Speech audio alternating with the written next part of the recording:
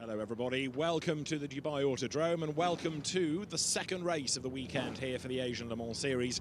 And we're getting towards crunch point now within the championship because there's this 4-hour race and then in less than a week's time we're back on track in Abu Dhabi with titles to be decided. So for many, today is a day of making sure that they can bank points and go away from here in a good place as far as the championships are concerned. Yesterday's race was an absolute corker. It was interrupted by a red flag, but that had the knock-on effect of really throwing all the strategies out of the window, and the brains trusts in the pit lane had to think on their feet and try and work out how they were going to get to the end of the race without dramas. Some got it right, some got it wrong. Penalties came post-race, and we also had a couple of teams late in the race with problems of their own, and we had some really good winners yesterday. In GT, a first win for 2Cs, in LMP3, a first win for Breton Racing, and in LMP2, a second win of the season for Algarve Pro Racing. Now a team positioning itself really nicely in the title race with effectively half the championship season gone. So our second 4-hour blast around the Dubai Autodrome, celebrating 20 years in its existence now, is set to get underway in a few moments' time. We'll try and grab one or two of the drivers on the grid before we go racing. Your guides for the next 4 hours, though, are already ensconced in their commentary booth, and they are Ollie Gavin and Graham Goodwin. Thanks, David. We'll get back to David, what he's been up to this morning, a little later in the show, because it's been quite an extraordinary morning. Good afternoon, good evening, good morning, wherever you are in the world. Welcome back to the Asian Le Mans Series, another double header of 4-hour race action. And Ollie, yesterday's 4 hours didn't run for 4 hours because of that red flag, but there's no less drama and action for that. Oh, it was action-packed throughout all of the classes. It was fantastic racing. Yes, that first sort of part of the race wasn't sort of maybe as it wasn't so many incidents in it, but once that red flag came out, then they did a little bit of a delay. But then once we got restarted and going again, it was just wheel-to-wheel action, non-stop, and yeah, it was a great race. Looking forward to it this afternoon. Absolutely. We'll see some of the highlights a little later. All sorts of tales coming from it. Great chase for the win by Algarve Pro Racing and others involved in that. LMP3 was all about chases for points and wins and podiums, but GT, the dramas there throughout the race, absolutely superb. And more to come. Yeah, absolutely. You know, whether it was the Porsches at the front with Manthey or with Origin, or whether we were looking at 2Cs, he ended up winning, getting their first big win in the Asian Le Mans Series. Fantastic stuff. Well, it's been a challenging circuit for a number of reasons. Very sandy, very dusty because of the construction that's going on around us here. It has always been a challenge here, but it's a quick circuit as well, and we're going to take a look in just a moment aboard the Optimum McLaren, commentated by, well, you, around the Dubai Autodrome. Here we are on board the Optimum Motorsport McLaren 720S GT3. Benji Goeth behind the wheel here at the Dubai Autodrome, 5.39 kilometres, 16 turns. Coming down the front straight here into turn one, about 250 k's an hour. Spotting the brake point nicely there, getting it down to about 115 k's an hour. A little bit of curb at the apex there, and then rolling through into turn two, plenty of curb there. I've got to be careful, oversteer with the rear. Then into 3 and 4, very fast right-handers, then before getting over these curbs here at 5 and 6, really threading the needle down into the lowest point of the racetrack here, the Dubai Autodrome, onto the brakes, turn 7. Speed down to around about 100 k's, second gear. Got to be careful of track limits there, and then through into turn 9. This banked left-hander, about 115 k's an hour, all important for speed up the main back straight. Careful of track limits here at the exit. A lot of guys got pinged there yesterday. Then coming down all the way through the gears into turn 10. Bumpy in the brake zone as we get onto the brakes into turn 10, about 265 k's an hour. Again, all the way over to the left-hand side and then down to first gear. Spotting that late apex there, no curb really, and back to the left for turn 11. Plenty of curb there. Again, careful of track limits on the exit, and then all the way over to the left-hand side again, braking hard and trying to wind the speed back here. Very tricky corner, hard to get back to the apex there. And again, track limits on exit is all important. Bumpy exit curb there. Driving up through the gears, getting up to around about 240 k's, just trying to straight line the brake point here for turn 14. Bumpy again, banked corner, down to second gear, around about 75 k's an hour, and then it's the slingshot through turn 15, bit of apex curb, careful of track limits again there on the exit, and then this downhill apex final turn here at turn 16. All important to get to that apex curve to get a decent run off, and there's another lap of the Dubai Autodrome. Great stuff, and we saw there, Ollie, challenging. Certainly that 3, 4, 5, 6, 7 combo was catching people out yesterday. Slippy, you could see in the background a lot of the construction that's going on here.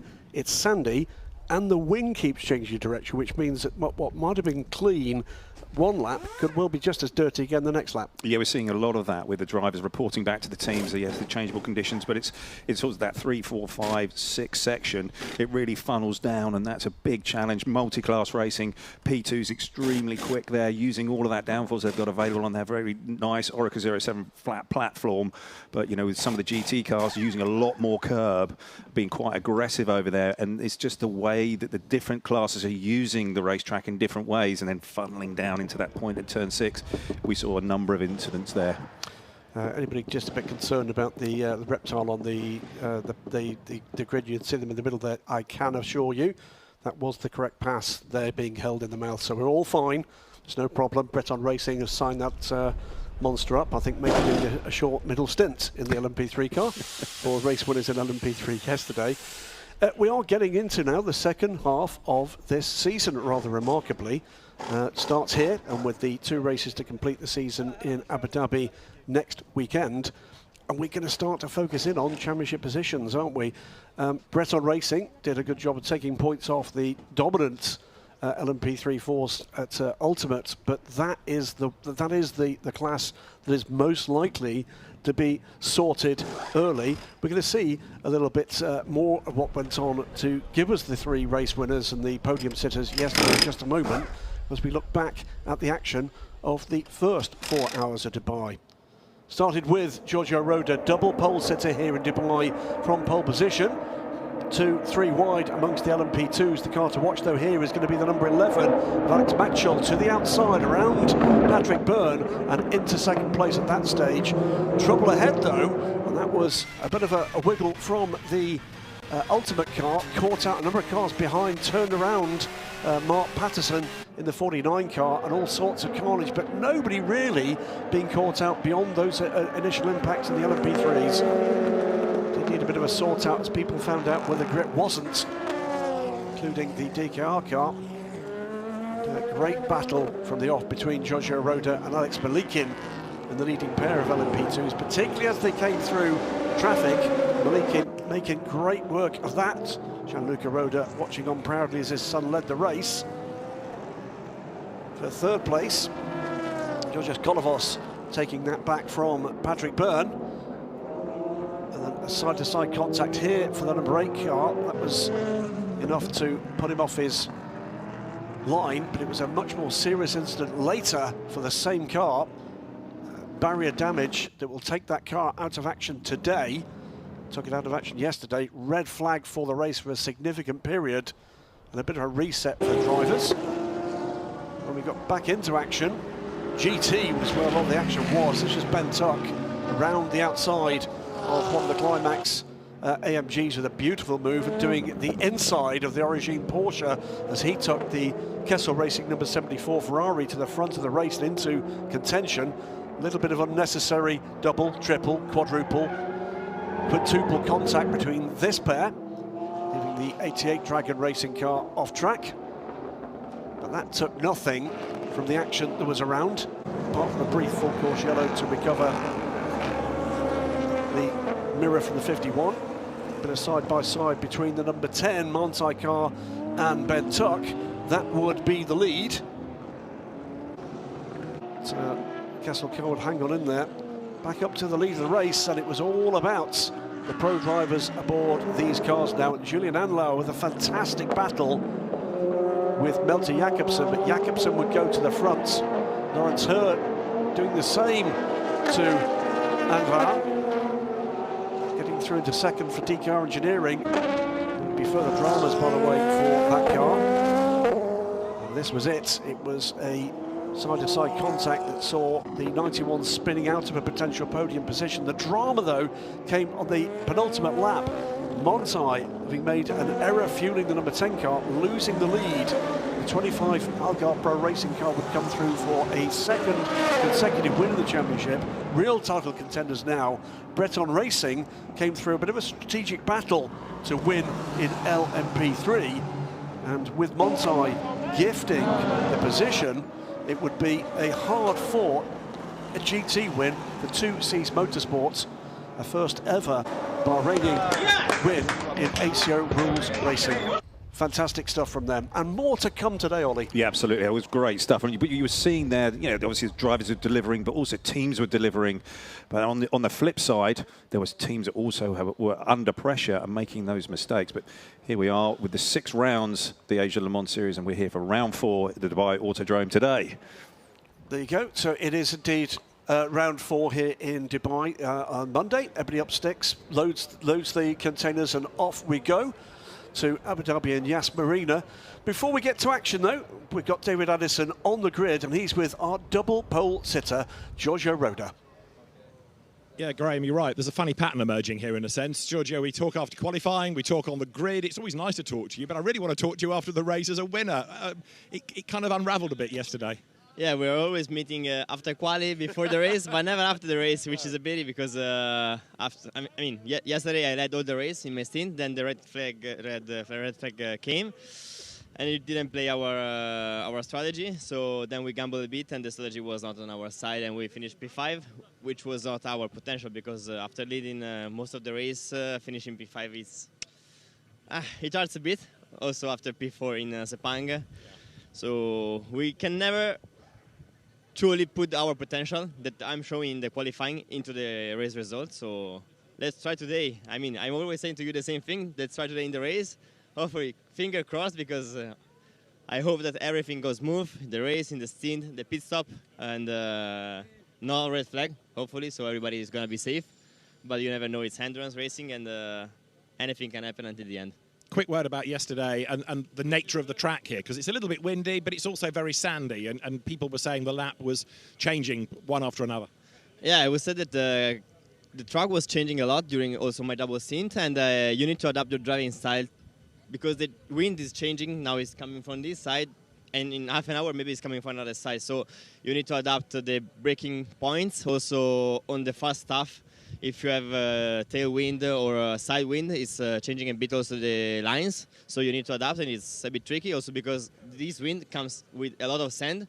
And after the race yesterday, the car was full of sand. And also my helmet, even if I'm inside, the sand comes through the car. But yeah, it's the same for everybody. So it's who is going to be the best, we will see after the race. Right, good luck today. See you on the podium, hopefully. Thank you. Finger crossed. Giorgio Roda then, starting on pole position. He has been the qualifying king because double poles in Malaysia backed up by double poles here. And as we said yesterday, Graham, no pressure for Abu Dhabi. Indeed, indeed. In fact, 5 out of 6 pole positions in the European Le Mans Series for Giorgio as well. Interesting to hear what he was saying there about having the sand actually all the way in the cockpit, but then also into the helmet. It just goes to show how fine it is. With getting through all those filters and getting then into the car and through and into the helmet and into the balaclava. I mean, there's Colin Ong. Yeah, Championship Manager Colin Ong and the local dignitaries on the grid. It's a big moment again for Dubai Autodrome. Big crowd here today. It is a big crowd. There are questions as to whether or not this might be the last for a while here. We'll get into that during the race when we get a chance to talk about it. But, you know, motorsport in this region is accelerating in popularity. There's no doubt whatsoever about that. And the depth of that is impressive. Jeremy Clark it will be. That's the only change I can spot in terms of the drivers starting. I think that's a smart move by these guys. He could be a force here at the start of this race. Get themselves just out there or at least in touch. And, bronze against bronze. And Jeremy Clark, by the way, has raced here before in Ferrari Challenge cars in the past. So he knows this circuit pretty well. Pure Racing were disappointed, ultimately, with their finishing position. Yeah, we saw didn't quite come together, did it? That last stint or the last time, the last sort of driver change, and Julian in the car just didn't seem to flow for him. And it was a tricky period in the car, and he had that contact with the number 9, and yeah, it just didn't work out. Yep, so Alex Malikin will be in the mix for sure to start this race. We've then got Harry King, but I think everybody's really keen to see just how well he can go if it gets down and dirty in the middle field. He did a great job, I feel. Yep. Alex Maxwell is the late addition, or re-addition, to the number 11 Proton car. He was right in the mix and, a forceful move to get into second place. Those guys yesterday, they had a drive time problem, though, didn't they? They had to come in at a forced sort of driver change with 45 minutes to go. Yep, Lawrence Herr there having a chat with Francois Perrodo by the 83 car that Francois will share with Mathieu Vazevier. Both of those guys drove well yesterday, I felt. Yep. So Francois knows the job ahead of him, knows that it's not about a spectacular first stint, it's about staying in the window and handing over the car in a good position and in good order to the two pros that he's using for his number 83 effort here in the Asia Le Mans Series. And they're in the mix, without a shadow of a doubt. LMP2, whilst APR are doing very well indeed, the 25 is still very open. It just needs one bad result from a car that's had good results to this point, and it can be very different. That is our race-winning car from yesterday. I mean, you know, in terms of pace, there wasn't really, once Molt got in the car, there was nobody could touch them. And they always seem to sort of migrate to the front, the APR cars do. And, you know, preparation, strategy, David Leach on the pit wall making the calls. And then the driver lineups they've got, really first class. Well, great example there. I saw Michael Jensen actually just suiting up there. Denmark, small European nation. Love motorsport, absolutely love it. With a massive, massive heritage in endurance racing in particular. Huge passion for it. And, you know, amongst the people that have been encouraging that, obviously Tom Christensen, Mr. Le Mans, and your mate too. Yeah. You know, Jan Magnussen, huge ambassadors for this. And what's that resulted in? Well, the 25 car's got a great example at both ends of the spectrum. Young professional, now testing ahead of his hypercar debut, Molt Jacobsen, and gentleman driver Michael Jensen. Talking about gentleman drivers, talking about people with heritage, there's few with longer heritage. The now 73-year-old Mark Patterson, now down with David Addison. Mark Patterson, here we are again. Yesterday wasn't quite the race you wanted. No, not quite, David. The guys tried extremely hard to get on the podium. I think we ended up 8-9 seconds off the podium with multiple 10-second mistakes, so all our fault, nobody else. It didn't start brilliantly yesterday. Spin at the first corner, dare I remind you. Plan for today? Today we're not going to take the sand pit. I'm going to go down the middle, and I've told the guy in P2 I'm going down the middle not to attack him, but to brake safely. Yesterday we were trying to brake on a really sandy, gripless spot. That wasn't so much fun. It was a good recovery yesterday. Yeah, we all did. We had to wind our way through 30, 20, whatever it is, 25, 28 GT cars, and that takes time. So we lost multiple places. We gave away 10 seconds that we should have earned. So our fault, my fault. Good luck today. Thanks, Mark. Thanks, David. That was good there, Mark, going back and reviewing things. And yeah, two endurance heroes in that interview, by the way. David Addison. David Addison, who I'm going to tell you now, did the Dubai half marathon this morning. This morning. He turned up while I was having breakfast with his medal around his neck, and he looked very proud. And he should be proud. Rightly so, absolutely. Yeah, I'm still not convinced he didn't do it on a moped, but oh, no, he definitely ran it. He definitely ran it. I mean, well done, David. It's on Strava. Strava doesn't lie. That is a highly impressive achievement, and we expect to be hearing very little indeed from him on air today. Oh, with nothing at all about it. Number 7, Graf Racing, third in LMP3. Alex Bekantsov will start the race. James Winslow, Danielle Frost from Singapore. You don't want to know what he just said. I know you don't want to hear what he just said on air. No, but Graf Racing in the mix. Unfortunately, were part of that tussle yesterday at Turn 1 that rather got in the way of what could have been an even closer LMP3 battle. This group, though, Jens Muller will start, Griffin Peebles and Theodor Jensen, yet two more of our Danish drivers here.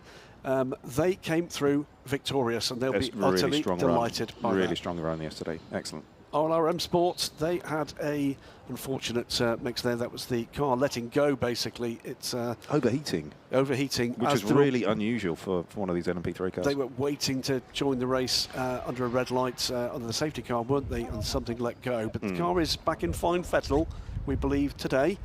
34 car.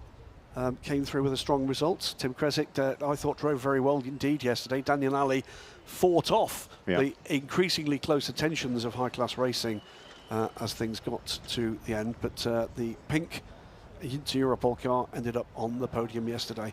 One of the star turns, without a shadow of a doubt, I think, for all three drivers in this car, number 74 Kessel Racing car. That's Dustin Blackner just suiting up now. He was epic in his stint. Ben Tuck, I think one of the stints of the season so far we saw from him, and Dennis Marshall came back into the car after there was a penalty mid-race that dropped the car back to 10th, I believe, and rescued a podium. Yeah. 3 stellar stints. Oh, it was a real fantastic team performance there, and thoroughly, whether that's the driver lineup or the actual Kessel Racing team, did a brilliant job. Minor change in balance of performance of the Ferraris. We'll get into that in the race, but you've got to look at that 74 car as a potential winner here, without a doubt. 87, Origin Motorsport.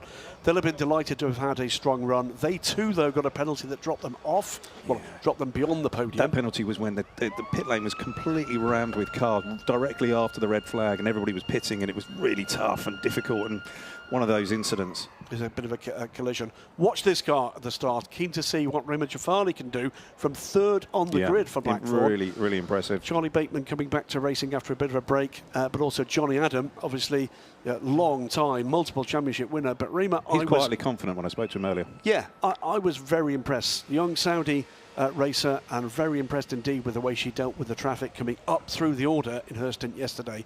The number 9 car had a troubled race, not always its own fault. Steve Jans, Anthony Bartone and Fab Schiller. There's potential here, without a shadow of a doubt, and there's potential too from both of these cars. The 81 was and still is our championship leader, despite retiring yesterday, and enough of a lead. And it will be Salikov to start the race, Payana and Stoltz to continue.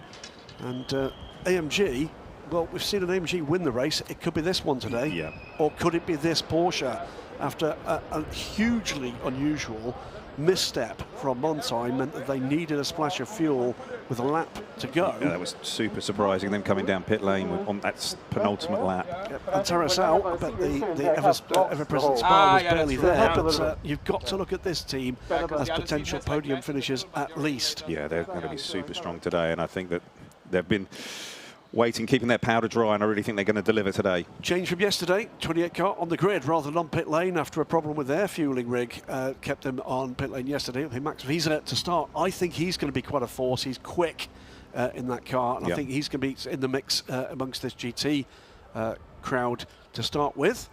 Solyarov in the 16 Winward racing car, and with the likes of Victor Scheitar, multiple ACO Series champion, and coming back to racing, great to see him back. And Mara Engel, absolutely world-class Mercedes AMG driver. Another car you can't didn't quite have the pace yesterday. Here's the 5.39 kilometre track here at Dubai Autodrome, and 16 turns.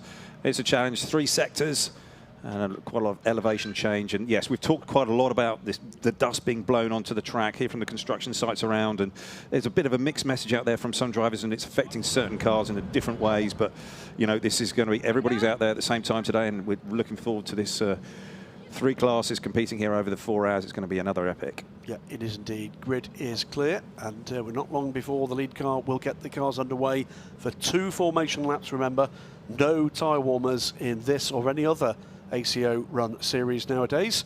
All Michelin tyres, all Pro-Am lineups, every single one of these 43 cars today, with the withdrawal here for the number 8 that was damaged in that hit with the barriers. That car will be back, or at least parts of that car will be back for Abu Dhabi. So we'll have an increased number of cars. That's for Dragon Racing, isn't it? They're locally based. Very locally based, like literally just outside the paddock gate. Yes. And they're here with the local Ferrari dealers and importer, and 100 guests enjoying their hospitality today for listening to us. Welcome to Dubai Autodrome in the Asian Le Mans Series. Great crowd. Really good to see all the fans coming in here. And families. I always love to see families at the racetrack, and it's great to see. Fathers and sons, mothers and sons and daughters coming in, and fan area just over there by turn 15. Yeah, the new Apex Garden with food trucks and entertainment for mums, dads and kids. You were over at the food truck, I saw earlier. I was. I don't go any further than the food truck. Yes. All the food groups over there for you. This astonishing Gibo from Porsche Motorsports Asia Pacific. I was, it's all right, Trudy's listening. She is, yes, and the Husky. But here they come through. What an astonishing array of GT cars we're getting used to in the Asian Le Mans Series. And should be said, Colin Long and his team, the Asian Le Mans Series, working hand in glove. Look at Lauren Heinrich there in the back of the Origin pits, with SRO in this region to build an infrastructure after the damage that was done to motorsport through the COVID years in the Asia Pacific region. 2 international organisations working together to build something with inner strength that can build race grids, series, championships, and an industry infrastructure for the future. Yeah, I mean it's phenomenal what's the Asia Le Mans Series has grown to now, and you know, it's another 4 hours here at the Dubai Autodrome, which we're all looking forward to, and you know, 43 cars on the grid here as we're just running through it in the P3 class here. We are not. It is going to be Proton competition, and AF Corsa on the front row, Pure Racing and Proton's 11 car in the second row, AF Corsa and Nielsen Racing on the third row, DCAR Engineering and Algar Pros 25, followed by the RD Limited and 20 Algar Pro Racing cars to complete LMP2. High Class Racing, Graf Racing front row for LMP3, with yesterday's winners Breton Racing and RLR M Sport ahead of both of the interior pole cars, and then the Ultimate 35, our championship leader, at the back of the grid. And then we get into the GTs. Kessel Racing 74, Origins 87, the 19 Aston Martin from Blackthorn, the number 9 AMG from Goodspeed, 81 the AMG from Ringwood, and the 10 Montai Porsche. And we catch up with this. 24th, 25th, AF Corsa's 28 Ferrari, the Winwood, 16 AMG. Both cars to watch at the start of this race, I feel. Climax from China, they're number 14. The 99 Herbert car, a poor race yesterday, will be looking to do better today for sure. They know how to win here. 2C's Motorsports are winners yesterday, and another AMG, the number 2 from Climax Racing. Then the Iron Dames, they had a strong race for most of yesterday. EBM's Aston Martin will not be that colour, but they're here too. QMMF from Qatar by Herbert Racing, the 46, alongside the 51 AF Corsa Ferrari. And then we've got the Tsunami RT, the 79 Porsche, 27 from Optimum Motorsport, one of the McLarens. Then the car guy Ferrari that was a winner in Sepang in the Prime Speed Sports Lamborghini. Car Collection Motorsports number 12, the 23 Absolute Racing Ferrari, getting to the back of the grid now. And the Proton competition number 60 Porsche Dragon Racing, sole representative today, the 88 Ferrari. And in the final row will be Optimum's number 77 McLaren and Montai EMA's Porsche in the hands of Ryan Hardwick. Yeah, that's that slipped past me that the 92 was all the way back there, but they were in the hunt yesterday and they're going to be in the hunt again today. I think that was Ryan having problems with track limits in qualifying and didn't set a representative second time. And the other car that's on the back row there, Morgan Tilbrook, the 77 car, they've been given a little bit of a break, got 10 kilos off, I believe, off the McLaren 720. And he'll be good. He's been quick in that car. I think both of those cars will be coming through. But it's set again for another 4 hours of intense action here. The P2 cars coming through turn 12. That was a spot where we saw a number of incidents yesterday. Going to be exactly the same again today. And I think that, everybody's lined up for another stellar 4 hours. Key to this race and success in this race is going to be stay out of trouble in these tricky first couple of laps while they find out where the grip isn't. Yeah, exactly. And no doubt, while the bronze drivers are in this first hour and a half of the race, these guys are just really managing the machines, managing what they've got resource-wise, and trying to hand the car over in the very best possible position for the pro drivers, and they can then deliver that performance at the end there, and ultimately, hopefully, that victory for that team. Wait and see. We're coming into the last couple of turns before the BMW pace car pulls to one side and this field goes under the control of pole sitter Giorgio Roda. The BMW is away and clear. Watch for what Roda does. Watch for Jeremy Clark. He was super quick in Sepang. Watch for Alex Malikin. He'll want to redress the balance from yesterday. Alex Matchell knows there's grip on more grip to the outside of turn 1. He used it yesterday. Naveen Rao right there, looking to go. We go at Dubai for the start of the second 4-hour race. Giorgio Roda with a clean getaway. Jeremy Clark is right there with him. Malik and Matchell this time goes to the inside, looking to get the lead. One Proton car and the other is going to make it there. Can he make it second again? He does it with a completely different line from yesterday. It's Proton. Now side by side, Pure Racing as the GT cars get away cleanly too at this stage. Yeah, it's wheel to wheel here, and there's a number of GT cars all sort of squabbling over that bit of tarmac, but I think everybody's through cleanly. It'll be just telling just to see if we can get everybody down and through turn 6 without any contact. That would be great if we can, and looks like it's keeping it pretty clean. The P2 cars now coming through into turn 9. So all sorted out. Where was the Pure Racing car gone? That's way down the order. He's had a moment. He has had a moment, and he's disappeared off We can't. Down in 9th. Yeah. So it looks to me like he's gone wide somewhere. Maybe a little bit of side-by-side, but he's recovered, he's in there. We can see him there, down in 9th, 8th position now. Giorgio Roda just getting away a little bit, about 1.2 seconds ahead of Alexander Matchell, so it's a Proton 1-2. They'll be happy with that. Everybody got away cleanly there. 2 or 3 wide coming down into turn 10. There's the AF Course 28 car, just nicest through turn 10 apex, but yeah, it's still sorting itself out. It's going to be wheel-to-wheel still for a number of corners. Leading the race, Rima Jafali, we said to watch her progress. She's done wonderfully well in the first few corners here. Looking, in fact, if anything, being held up a bit by Mark Patterson here. Dustin Blattner trying to get to the rear of that Aston Martin, but it is Giorgio Roda, Alex Matchell, Jeremy Clark, Georgios Kolovos, 1, 2, 3, 4. In GT, Rema Jafali, Dustin Blattner, Steve Jansen, the Getspeed car, but Rambo in the Origine Porsche. That's your 1, 2, 3, 4. Dustin Blattner going round the outside here, and he's going to get the move done on Rema Jafali. Nicely done. And Steve Jansen looking the inside here, and I think he might get that done as well. So from 3rd to 1st to 3rd to 4th. So just unfortunately got her offline, and that's what the dirty part of the track can do. She's got no grip to respond there. And this is Alex Malikin coming back up the order, past the number 20 car into, what is that, 8th position now. Maybe we'll get a replay here of exactly what happened to Alex Malikin, where he went off, because yeah, he's definitely stunted his progress for sure. There's the lead changing, and the 74 getting through nicely. Well, sorry, excuse me, he was already in the lead, and it was just the 9 and the 74. Oh, Iron Dame's got a problem. Yeah, there's been damage there, so that looks like contact somewhere. So is that contact by herself for Celia Martin, or is that into the back of someone else? It was super busy on that first lap. Concertina effect. Oh, it looks like a 16. Is that a bit of the bodywork of the... It was pink, so I think, you know, I think if I were an investigating police officer, it wouldn't take long. But exactly how, may well have actually picked it up from the track, by the way, may not have been involved in contact. But it was going a little slow. That will certainly be his witness statement, I'm sure. Giorgio Roda, Alex Matchell, Jeremy Clark, the 1, 2, 3, Georgios Kolovos just dropping off the back of this trio at the moment. I think Christian Reed is going to be very pleased indeed that Alex Matchell took that call, isn't he? What do I mean by that? Alex was not here until Thursday. Going in the box, the Iron Dames car. That's tough for them. Obviously, I mean, the front of the Porsche doesn't take well to contact. No, it does not. Yeah, it looks like that they've got some problems and issues to fix. Oh, wow. There goes the 27. The 27's had a big contact. That looks like its right rear is down, and most probably this could bring out a full course yellow. Side by side though, Jeremy Clark going up the inside of Alexander Matchell. He's going to make it into turn 1. He does it before the braking area, and Alex Matchell wisely, I think, gives him the racing room there.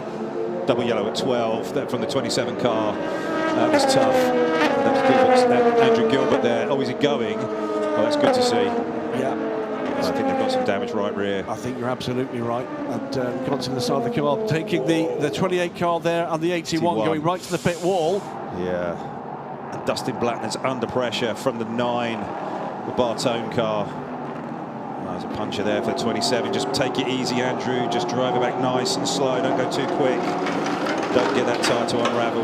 Just do way more damage. Yeah, front floor being changed on the Porsche. There's still debris. This could be steady, Andrew. Steady, steady, steady. You know, you're in these situations, you're just trying to get back to the pits as quickly as you can. And there's damage to the front of the 46 car, front right damage on the 46 QMMF by Herbert. The 77 looked like it had an issue as well, maybe a punch. I think it got caught up in that incident at turn 12. But back at the front of the race, 22, Giorgio Roda under pressure from Jeremy Clark. Another stellar start here from Jeremy Clark. I think they should stick to this. It works. Guys, number 50, do this. Jeremy Clark is on it. Yeah, and he's looking up the inside. No way through there. There's smoke ahead. That must be the 27 car. It is. Oh, Giorgio, I think he's given it up. Yeah. And Jeremy Clark just took advantage of that slower car there. A little bit of indecision there from Giorgio. And Jeremy's through into the lead. There weren't the yellows there, were there? No, I don't think so. We're going virtual safety car, and we're going virtual safety car at the top of the minute, and that will be for recovery of a number of bits of debris from 1 or 2 of the incidents here. There's front damage to the 77. Oh, God, these guys can't catch a break. So both the cars have been in trouble here. Both cars were around one another, weren't they? Yeah.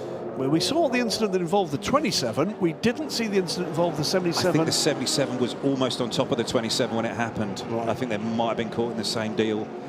Really unlucky. But damage as well for the Iron Dames, and damage as well. We will be deploying virtual safety car in 10, 9, 8, 7, 6, 5, 4, 3, 2, 1. What's going on virtual there? safety car. Virtual safety car. What's going on there? Wow. Well, if there was no delay. Turn 10, bear totally right, please. Turn 10, bear totally right. We will have marshals exposed. We have a bit of delay on our sound, so I'm not going to call that at all. Leave that to race control. But that was certainly opportunistic stuff from the GT cars on Mark Patterson. If I had to read that just sitting here now, I think that there was a mismatch there between radio. Turn 10, please bear right. Turn 10, bear right. We have marshals exposed. That's Morgan Tilbrook out of the car. I think they're done. I think it could be. That's rough. Really rough. All going to see it. Oh. This is the start of the race. Just looking at the background to see if we had any problems there. Didn't see anything at all that was problematic there. Right as well. So there's Rima Farley to the inside, taking the lead as they cross the line. Rima passing the car before the line? I don't think so. I think she was fine. I think she just judged it well. Yeah. No contacts that I can see there with the cars that we've seen in trouble. On board here, just the Manti car. That's the 10. Yeah.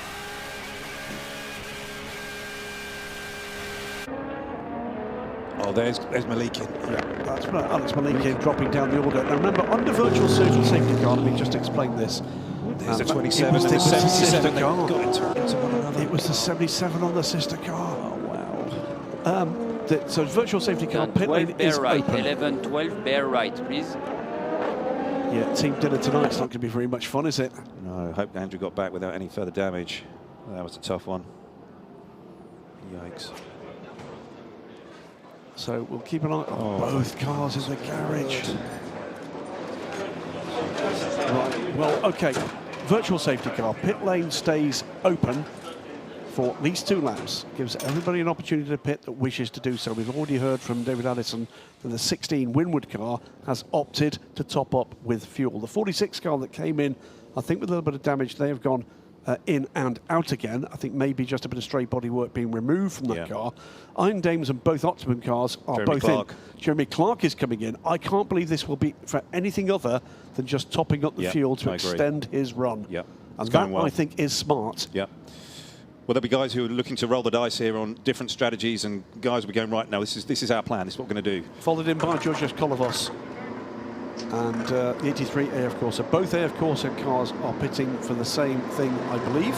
The old classic hand signals there from the mechanic. Absolutely. No on the tyres. Yeah, Pure Racing, they have decided to do the same. That's a smart move from them with a stumble at the start of the race. Gives them a longer run in this stint. Yeah. So what are they doing here? Coming in the background as well, 91 car. And so do the RD Limited. So just to explain here, Ollie, what they're doing is effectively resetting. They're resetting their stint, they're resetting on fuel. They can go as soon as we go back to green with a full fuel tank. Absolutely, yep. And these guys have got to do at least an hour and a half in the car. And so they're just trying to push that window a bit further on to when they can stop. And critically, they're doing that under safety car speed, which, look here, means they've got a full tank of fuel and have not been passed yet by the whole LMP2 field. If you do this under green, then that isn't going to be so. No. In comes the number 15 car. That will be safe, doing roughly the same.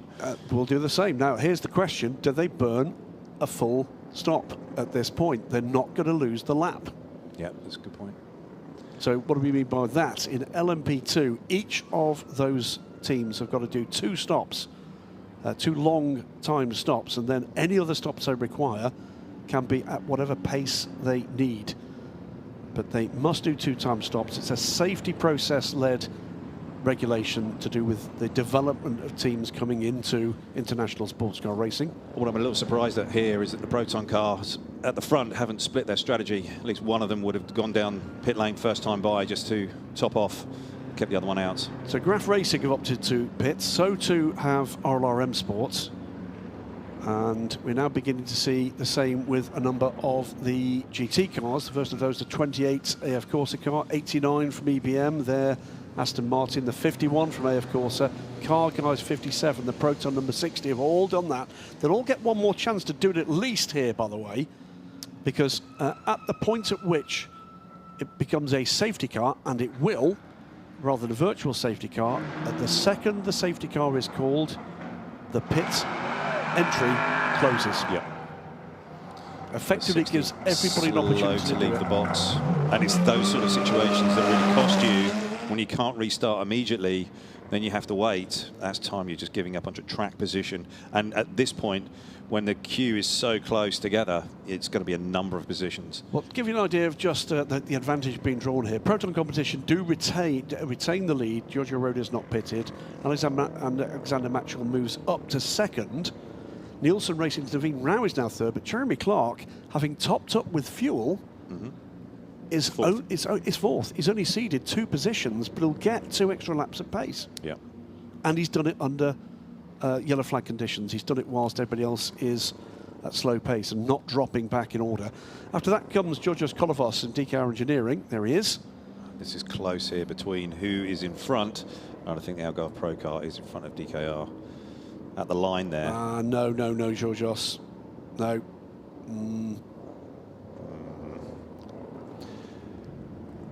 No. Let's see. Not our call, but I'm pretty clear on what happened there. So Algarve Pros 25 and 20, then the AF Corsa 83 cars, and then followed to complete the lineup Pure Racing and RD Limited, but those 2 cars have stopped too. Then we get into the melee. This is Mark Patterson in amongst the. Yeah, it didn't really work out for him at the start. He didn't. No. But he wasn't in trouble. He's been sensible here. That's what he said he would do. Measured approach, going down the middle. In now comes Giorgio Roda, so they're going to get this opportunity to do it. I expect most will. It's just a race in the pit lane now. And if he can get through cleanly with no issues, then he should be bringing himself back almost into the exact spot that he was in. And by the way, there is one advantage of doing this, which is they'll go one lap longer on the tank of fuel they've got. Naveen Rao's come down the pit lane. It is all the rest of the cars that chose not to stop. The only one I'm waiting for now is the 20. That's so all of the LMP2 cars will reset. 11 struggling to get going. Yeah, lost some time there. Pro Racing, what a day they had yesterday. Both cars on the podium. And another win, chasing down what they hope will be, I believe, a fifth rather, Asian Le Mans Series Championship. Yeah. Let's just see where these cars emerge as we come back out, the 25 and the 20. In comes Dustin Blattner in the leading car in GT. So what we've not seen is the other LMP3 cars pitting. So 2 of the 7 have, Graf Racing and RLRM Sports, both burned a long stop. Yeah, they did. Blattner's come down pit lane, but none of the other front GT runners have done that. So just to clarify what that means for LMP3, as the number 99 Herberth Racing car comes down pit lane, it means that the 7 and the 15 will only have to do one more time stop, potentially under green. Sure. Every other stop under green can be a quick stop. Here we go, 3-4 wide at one point. Great run to the first turn from Alexander Matchell. That was all about trying to get to the lead, but toughing it out with Jeremy Clark for second place. Seeing it, Mansour. Oh, this is the Orange car coming down into turn 1 on that first lap, but just giving each other enough room there. Nicely done, just keeping it clean. This is on board the 10 car and down and into turns. This is on board. Oh, this is 4. Safety car deployed. Safety car deployed. Malikin running wide, coming down into 5. Safety car on track. So pit lane car entry is closed. Keep 80. All cars to bunch up behind car 50. All cars to pick up the pace and reach the queue behind the leader. New leader is Jeremy Clark. That comes courtesy of the decision on when they took the pit stop. Giorgio Roda drops down, despite actually having a shorter pit stop. He's dropped back behind the AF Corsa car. Right. So that is going to be about how quickly they got up to or down to speed. They were seeing the light there that all the drivers were looking for as they're looking to come into the pit lane. If that light's on, you cannot come down pit lane. It's closed. Let's go down to a team that has assisted this virtual safety car process coming out, I'm afraid, in not too grand fashion. Bas Leinders from Optimum is with David Addison. What's that phrase about it never rains but it pours? Bas Leinders, not only is it the problem for one car, it's a problem for two. Part one of the question is what happened. Part two is what's the damage? Well, we don't know exactly what happened. Obviously, it was the second lap of the race, and cars are battling to fight for positions. And car 77 made good ground in the first two laps, and then there was a situation with the Porsche number 12, but it's not clear from the images that we have seen and that you guys have seen what actually happened. There's no cameras allowed in the car, so we can't review it. So hopefully race control has some more images and then we can see what actually happened. How bad is the damage? Because obviously they're both in the box. This is never a good sign.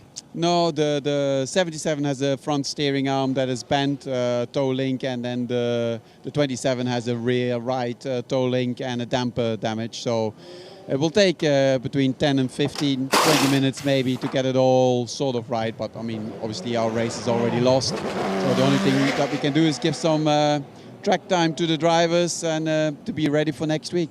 Bas, thanks very much. Good luck.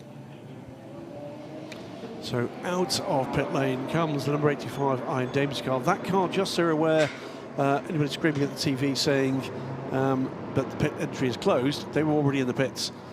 They've been on the pit lane for 14 minutes for repairs to the front of the car. We've not seen, Ollie, the incident that caused that damage. No, we're wondering whether it was, I think it was one of the Mercedes AMGs that had some bodywork attached. We're not sure whether that was just something that picked up or whether it was actually involved in the incident. But it had front bodywork on the front of it, so unless she'd spotted there been an impact, my guess is it may well have picked up stray bodywork on the circuit. Yeah. So we'll have to see if we can get that replay. The boys and girls in the truck will be having a look and see whether or not they can give that to us a little later. Under control now of the safety car. Let's call out the order. It is Jeremy Clark leading the motor race in the 50 car. There we have it. The teal-coloured AF Corsa Orica from Giorgio Roda in the 22 Proton. DKR Engineering, my apologies. Georgios Kolovos in the 3 car. Then the Proton number 11 of Alexander Matchell. In LMP3, yesterday's lead winners Breton Racing lead the race. Okay.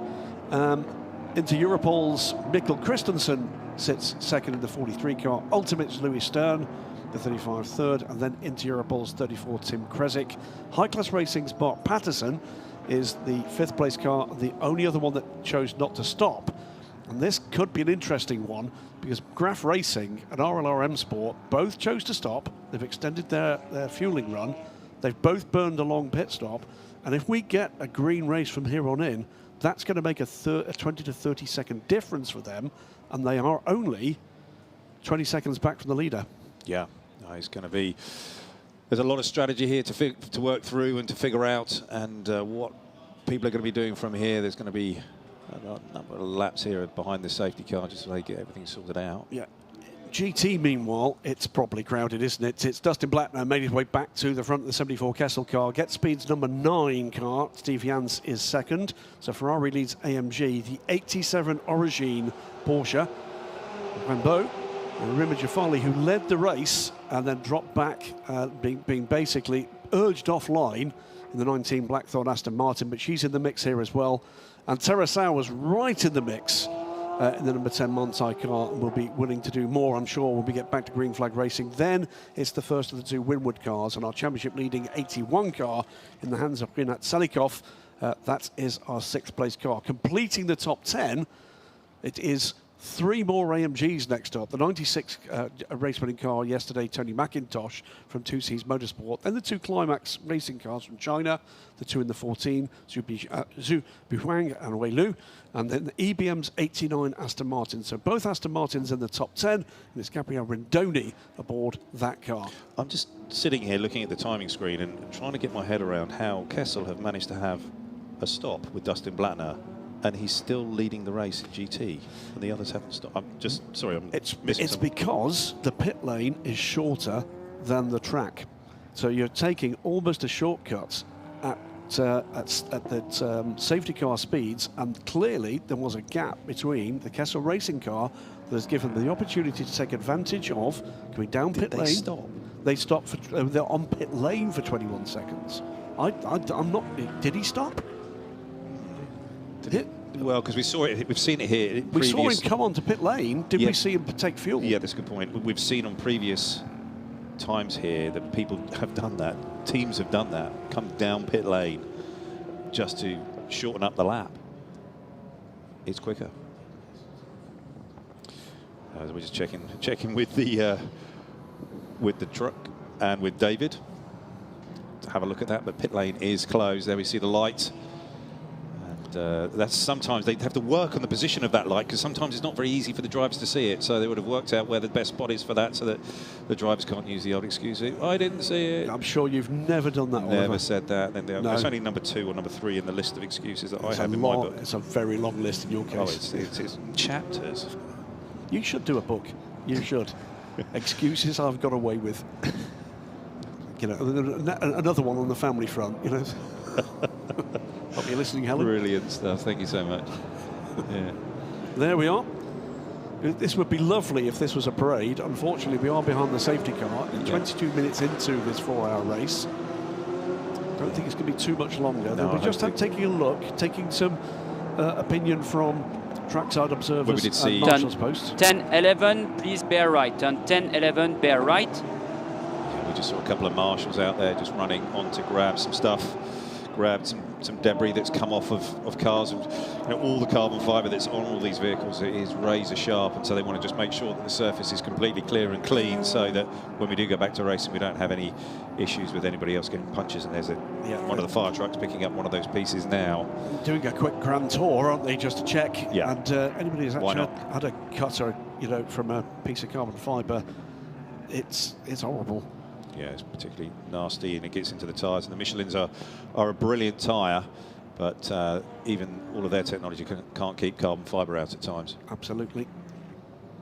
So don't think it's going to be too much longer before we get back to green flag running. Jeremy Clark has made his way back to the front courtesy of whatever strategy it was that AF Corse had put in place there, and whether or not Giorgio Roda had just a minor delay on the way in or way out the pits, but something has happened there that's cramped his style. Georgios Kolovos, by the way, has been on pit lane twice and is still third. And the second one was definitely him driving through pit lane. And he didn't get a penalty. So I think he has taken advantage there. I think that's what he's done. I think it's shortcutted the pit lane. Yeah. The track, rather. I saw Kendi just before the start of the race here, before I was coming up to the box, and he runs DKR, and I said, yesterday you guys did a great job, you know, you managed to navigate your way through with all that strategy, and he goes, yeah, it was a gamble, but we like taking gambles here. And it's one of the things that they thrive on it. They're always looking for the opportunity and the option, and Lawrence Spur also did a fantastic job yesterday. You know, the car was quick, and he's always feisty and loving a battle, isn't he? Yeah, 2 cars, in fact, in this field have taken 2 stops, and the second stop was 20 seconds. That's a drive-through. We have had no drive-through penalties. They have driven through to save time and distance. Yeah. I'll call that right now. So the lights are still on the safety car. We're doing at least one more lap here.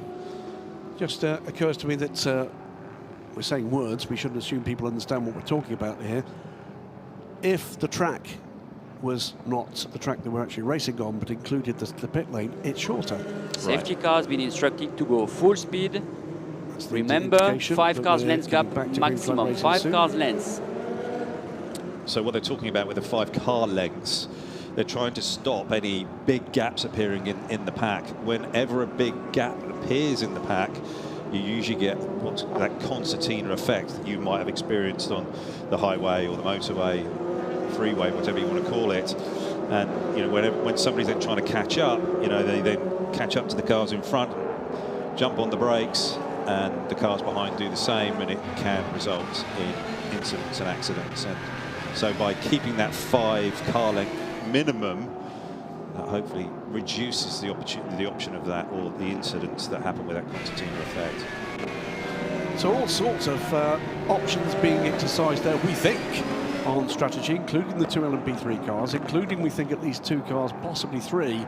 Is it drive time? Is it also a drive time thing for the drivers? What? Yes, because you reset, don't you, when you come in. So that's another good point. because that was one of the points that was picked up after yesterday's race, that there was a number of teams. We're seeing the safety car come in this lap, I believe. It is lap 3 of safety car, pit entry is still closed. It is lap 3 of safety car, pit entry is still closed. So to explain that, the safety car must complete 3 laps before the pit lane is opened again. They've already had an opportunity to pit before the safety car was deployed, Lights are out. Lights are out. Safety car in this lap. There we go. And away we're going to go. So after virtual safety car, pretty much 3 laps under the safety car proper, it's going to be Jeremy Clark to judge when he presses the loud pedal, and we get back to green flag racing for what will be well over 3.5 hours of the second of 2 4 hours of Dubai encounters. Round 4 into the second half of the season for 2024-25. Now can Jeremy time it right? I mean, he's been working on his tyres and his brakes, getting everything up to temperature, but that run down to turn 1 braking. Treacherous. It's going to be treacherous for these guys as they hit the brake pedal again that first time in anger. Green flag is ready to go. Jeremy Clark goes for it now. And he's got the run on Giorgio Roda. Nice and clean, guys, down into turn 1. Alexander Matchell in a position to take a look. I don't think quite close enough to take the position for Georgios Kolovos. Behind, though, there's 3 cars in close contention. Then the GTs I can see in the back of the shot. And here's Dustin Blattner defending to the wall. Steve Jans looking to the outside. Don't think he's quite got it there. Looking up the inside, the Origin car. Yeah, Dustin did a nice job there, just defending nicely, keeping it cool and smooth, and just getting everything back up to temp. You know, the team would have been talking him through where stuff was at. But here we are on board with the Origin car, a number of different lines as they come through this turn, section 4, then into 5. Look at how much curb they take here. They get really aggressive over those curbs. Can the Origin car just get up the inside of the number 9? I don't think so. Quite aggressive across the curbs there, also at turn 7. It's aggressive over the curbs, but really calm heads in what is a position where a small mistake can have big consequences. Everybody through, and through well. Back to green flag running, and away we go, Oliver Gavin. Careful there with the track limits at turn 9. That's where a lot of guys are getting pinged. Oh, this is into turn 10. BWT into Europol car on the Ultimate 35 machine in P3.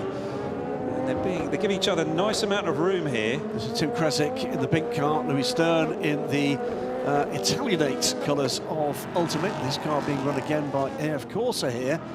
Just managed to hang on to that position. It's just backing them up into the GT battle. And Dustin's managed to just get a little bit of a break on Steve Jans, but I think these guys are going to be welded together for the next hour, I would have thought. Yeah, it's going to be a corker. Don't tune away. We're back to green flag running after that virtual safety car. Yeah, there's just running a little bit wide. We're going to see a car up the inside here. No, we're not, but he's going to get a bit of a run there on Steve. You can see that the Porsche does get a nice rotation through turn 14. We're looking a little bit further back with the AMGs. That's Mark Patterson, who's just, again, trying to get himself going. He's just holding up a few of those guys in a GT battle. Where there were 3, there's now 4 in Jafali on the rear end of Rambo. So there's going to be 4 cars in this lead battle for GT as we start lap 11. Jeremy Clark leads by a second and a half, pulling away a little from Giorgio Roda. You're missing nothing in terms of the on-track battles and action there. Here, it is a battle for the lead. Dustin Blattner pushing on, but needs to be mindful of needing to defend as well. Yeah, and I think that he's just hoping that those P3 cars are just going to stretch their legs and get away so that he can just not have any aero wash and really get that front axle working properly. You see the P3 cars here, they're all hunting for the nice smooth brake point coming into turn 10. You see that the ripples in the tarmac there that are causing a number of these P2 cars some issues. This is coming off of turn 9 here, and this is the spot right there where a lot of track limits were called yesterday for a number of cars. And they're going to be all out. The teams are going to be uber aware of that because a few cars have got penalties. Oh, on the inside, Origin, nicely done. But is the Steve Jans going to be able to get the cut back up the inside? And I think he is round the outside. But oh, But is this compromising this pair? Where's the Aston Martin? Is right there, and also closing in the Winward Racing 81.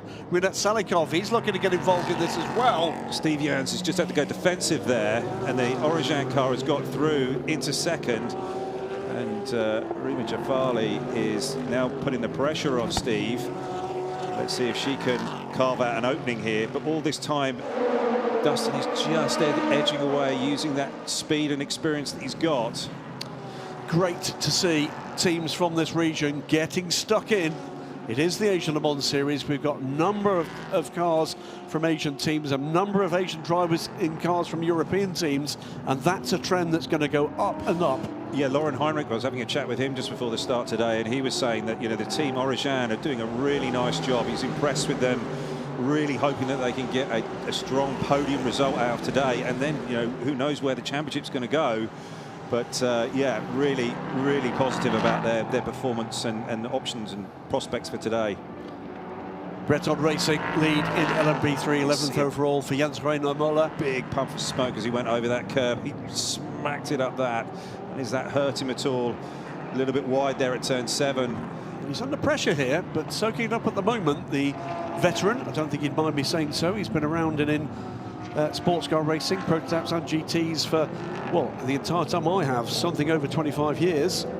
Fred Pourdat here, under a little bit of pressure there from Michael Jensen. Very different from yesterday. Fred, you'll recall, spent most of his first stint trying to get by the Algarve Pro cars. It's the other way around here. Jeremy Clark, by the way, fastest lap of the race last time around, quicker again this time. The lead extended over 3 seconds. He's under pressure here, isn't he? Yeah. From the 25 car, Michael Jensen. Yeah, Michael, I think he's quicker, and I think that car is quicker. I don't think RD have managed to nail it as well as they did at Sepang. And that 25 is a quick machine, particularly in the hands. Well, Michael's, I think once he gets by Fred, and he will do in a lap or so, I'm pretty sure he's going to be able to stretch away from him quite easily. Michael's first season in LMP2, he's part of the LMS LMP3 championship winning crew this past year, and he is growing in confidence. This is all about building up the opportunities here ahead of a Le Mans run. Meantime, we're going to go back to David Addison, and he's picked up the Iron Dames and Sarah Bovey to explain what went on in the first part of the race. Sarah Bovey, you've had to be very patient, waiting for us, but also looking at a car in the pit box with a lot of damage. Did Celia tell you what happened? Yeah, unfortunately we haven't seen on the images, but it looks like, well, you know, it was in the start, everybody is quite packed. It looks like there was a car maybe spinning or half spinning in front of her, and she was so close she couldn't avoid the incident. I mean, I've been taking quite a few starts. I know it's not always easy, so obviously it's a shame that the damage was so big that we had to lose, like we are around 4 laps down now. But now she's back on track. It looks like the car is driving okay, so we're gonna keep pushing to build some experience, go to the end of the race if we can. And yeah, you know, like that's, of course, we're always on races to fight and to do some good result, but sometimes it's like that, and you have to just keep pushing to get better with yourself. What was the damage? We saw them working on the floor, and there was bodywork. I think there was a little bit of everything, to be honest. For sure, we are very lucky that our crew could fix it in like as fast as humanly possible. For that, we know that we can always count on them. They did a great job, but yeah, I saw a little bit of everything going on there, to be honest. So I wouldn't say a list of everything, but yeah, clearly it was not just a little hit. I think it was a bit more than that. Sarah, thanks for your time. Thank you. Yeah, good to hear that from Sarah, and yeah, really bad luck for them, tough luck. We're just watching here the battle with Naveen Rao in the 24 Nielsen car and Alex Malikin, who's putting him under significant pressure, but Naveen's feisty. Yeah, he's had a very strong weekend so far. Yeah, he has, and he's not afraid to get the elbows out, and he's going to make, whoever it is trying to pass him, he's going to make them really work for it. Watching Fred here, still trying to fight off Michael Jensen. Is Michael able to put the pass on him? No, not quite close enough. Well, Michael's confidence levels are just going to be on the up and up. He's loving the car, as most guys do. Lead in change. P3. Yeah, 43 to the lead. Mikkel Christensen goes to the lead on Jens Reiner Muller. And I think it's 2 Danes again. This is, I think, earlier on in that lap, and I think, oh, Alex Malikin, Yeah, Malikin and Naveen Rao not having that, was he? And, no, definitely not. Like I say, he's not afraid to get his elbows out, is Naveen. That's great to see. Still side by side into 12. Yeah, nicely done. And that's a long way around. You're not going to get around the outside of Naveen there. It's worth saying, you know, we're watching this, you think, But the reality is, he'll be loving this. He'll be loving that close contact on track, but with room being given. That's what these guys do this for. It's racing. Completely. Yep, absolutely. Love it. This is Celia Martin trying to get a lap back of those 4 that she's lost. And out comes one of the 2. The 27 car. Oh dear, oh dear. It wasn't really very necessary. I mean, she's a number of laps down, and sticking your nose in like that and putting the paintwork on another car, another Porsche like that. I'm sure she's going to win many friends. Oh dear. 27 car it was. Benji Goethe has rejoined the race after nearly 30 minutes on pit lane for the 27 car in that McLaren on McLaren incident. And here's Fred here with Michael Jensen still going at it. And can Michael now get the run down and into 16 and through this apex here to get the drive off? That's where he really needs to focus. Getting the good, strong drive off and picking up the toe. He's learning, isn't he? This is the pass for the lead here in P3. Got a good toe there, up the inside. And he got the deal done really before the brake zone. He did. Well done before the brake zone. He doesn't want to nowhere close to having an opportunity to get the undercut. In the meantime, this is the 49 car. And I think he's just been passed by Alexander Bekantsov. He has. Bekantsov making his way back up the field, and the sharp contrast here is Bekantsov in a car that has already pitted. Mark Patterson has not. Yeah, Mark's a little bit less racy here today.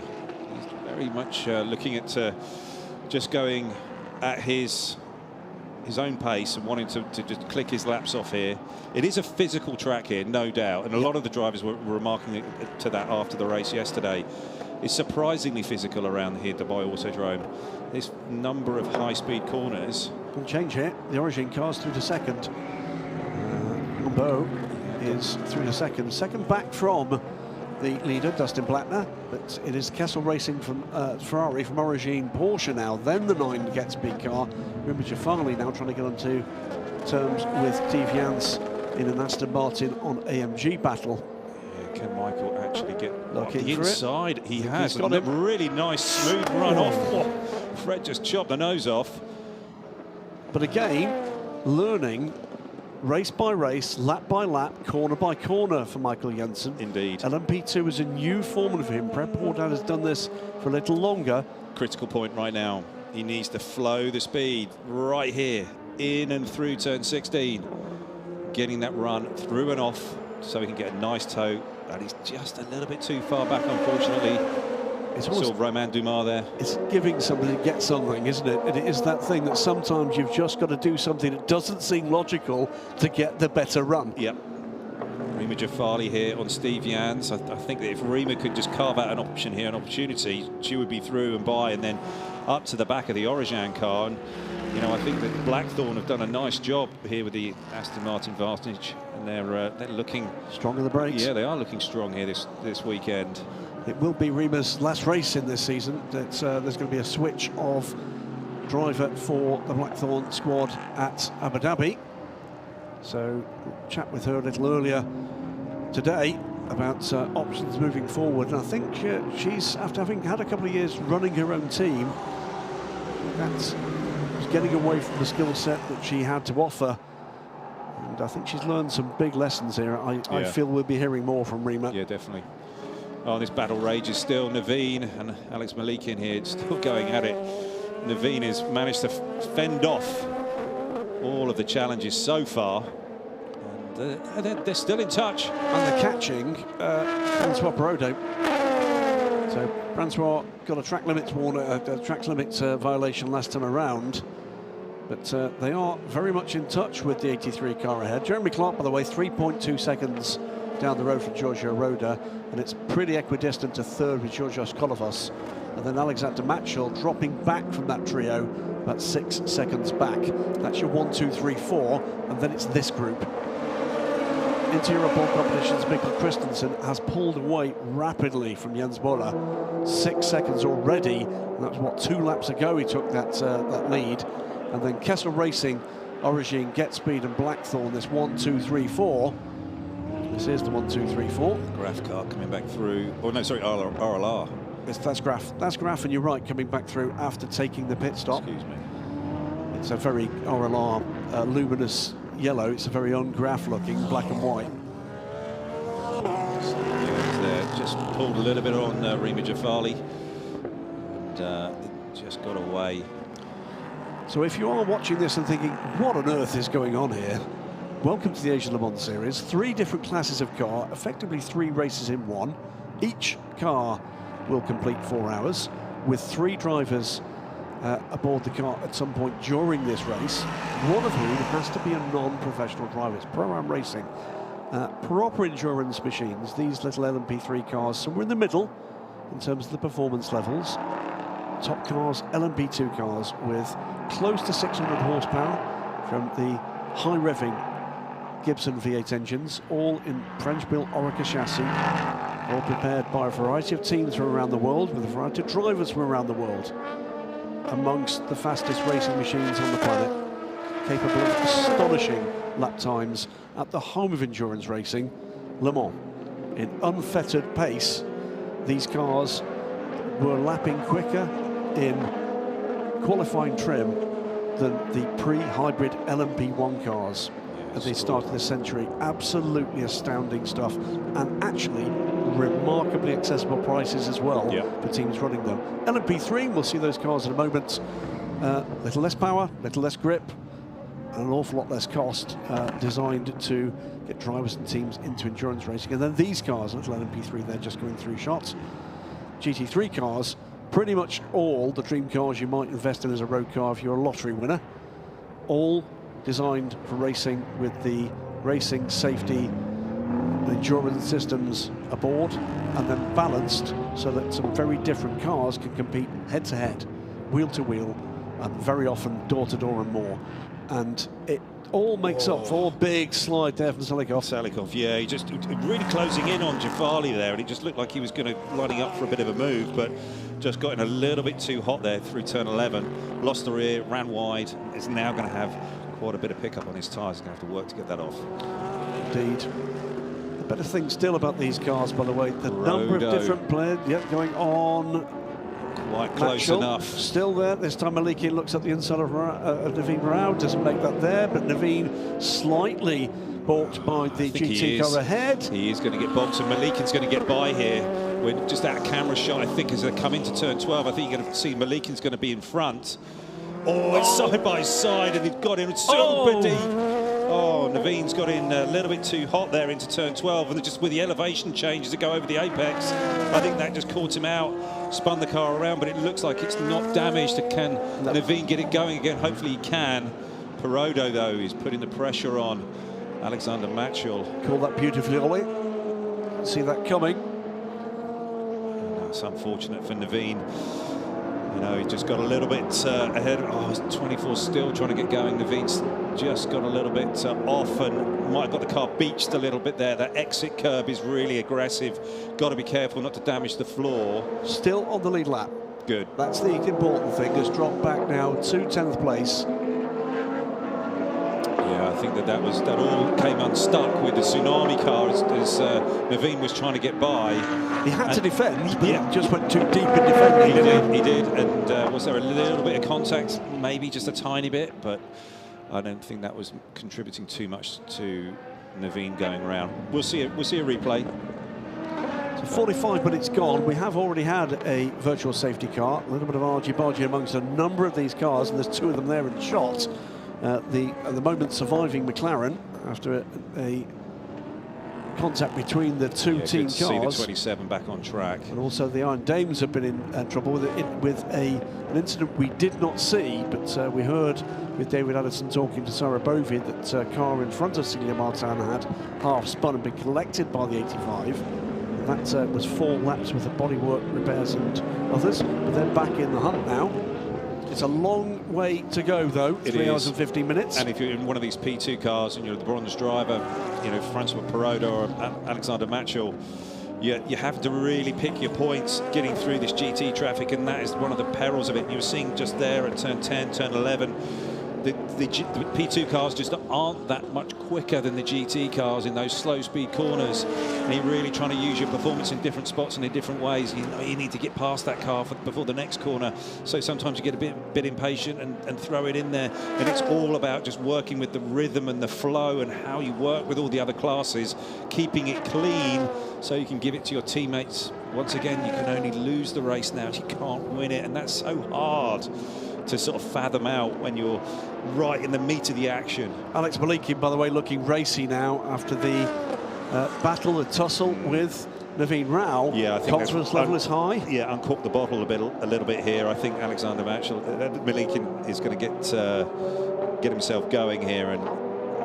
I think he'll be able to get past Perraudot relatively quickly. I'm sure there's some active encouragement in his earpiece. He won't need much of it. The EBM Aston Martin just delaying, just offering the challenge for Perraudot. Back up the inside here. That's helped the 91 car, no doubt about it. Is he going to get enough of a run here to have a crack down the back straight? Yeah, I think he is. Sizing him up. It's just all be about the flow through turn 9. Is Perraudot going to get held up by that car collection car? And Malikin has done a nice job there. Not quite close enough, maybe, but can he pick up the toe? Doesn't look like it. No, not quite there, is he? He's going to try. He's going to try and worry Francois to try to make him make an error, but he is.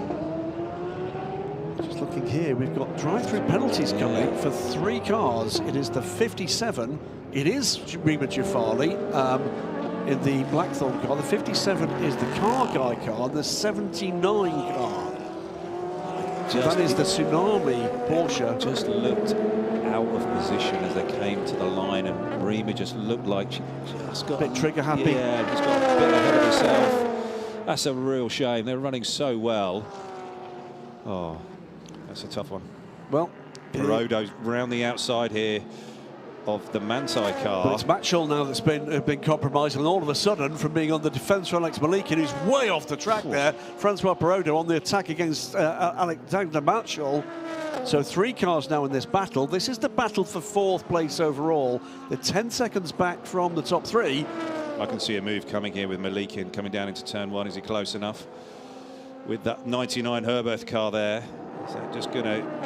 Perraudot's got up the inside. The 99 Herberth saw him. Nicely done, and actually it's really not worked out for Malikin. He's now going to have to go around the outside and up the inside into turn 3. Just eases the pressure a little bit, but there's another GT car there, the Climax car, 14. Just nicely done, giving them the room, but he's running wide. Cool. By being nice, you end up on all the marbles running off. Which is exactly what we've been talking about, doesn't it? There's a racing line that is getting cleaned lap by lap, as long as the wind stays in the same direction. Yeah. Off that, and it's like being on rollers. Exactly, and that's just a classic example of it. Just 14, trying to be nice, trying to be good. Oh, that's 27's back in the box. And they sent out. I saw that they sent out Benji Gove just to sort of like shake it down and see what was up with the car and see if it was right, but clearly it's not. Again, traffic is going to play a part here. It's the 28 Ferrari that's in the mix here. Can he use him as a pick? This is almost like a repeat of what happened here with Naveen Rao. He's got a better run here, but he's going to have to allow the 83 to the braking point first. Brad tries around the outside, certainly trying to worry the car into a mistake. Yeah, and Malikin's just using his experience here, and he's really worked so well with the P2 card. Is he looking for the move up the inside? Perraudot's giving him the space. Is he going to be able to get the move done up the inside? Whoa! Malikin is punchy. He's looking for the options, but Perraudot, he's no mug. He's no fool, is he? He's just kept his head here, hasn't he? And this is one of those skill sets that does come with experience at this level. When you're not a professional driver, is not allowing any tactic, any aggression to put you away from your plan. Yeah. And, you know, Malikin's clearly quick. That car, the 91, really nicely under him. But he's using a few tricks, trying to sort of worry the cars in front. But Perraudot's fending him off, and whatever he's being sort of thrown at him, he's got an answer. So using all that experience, he's got a 2C's car, he's just getting through and past, nicely done.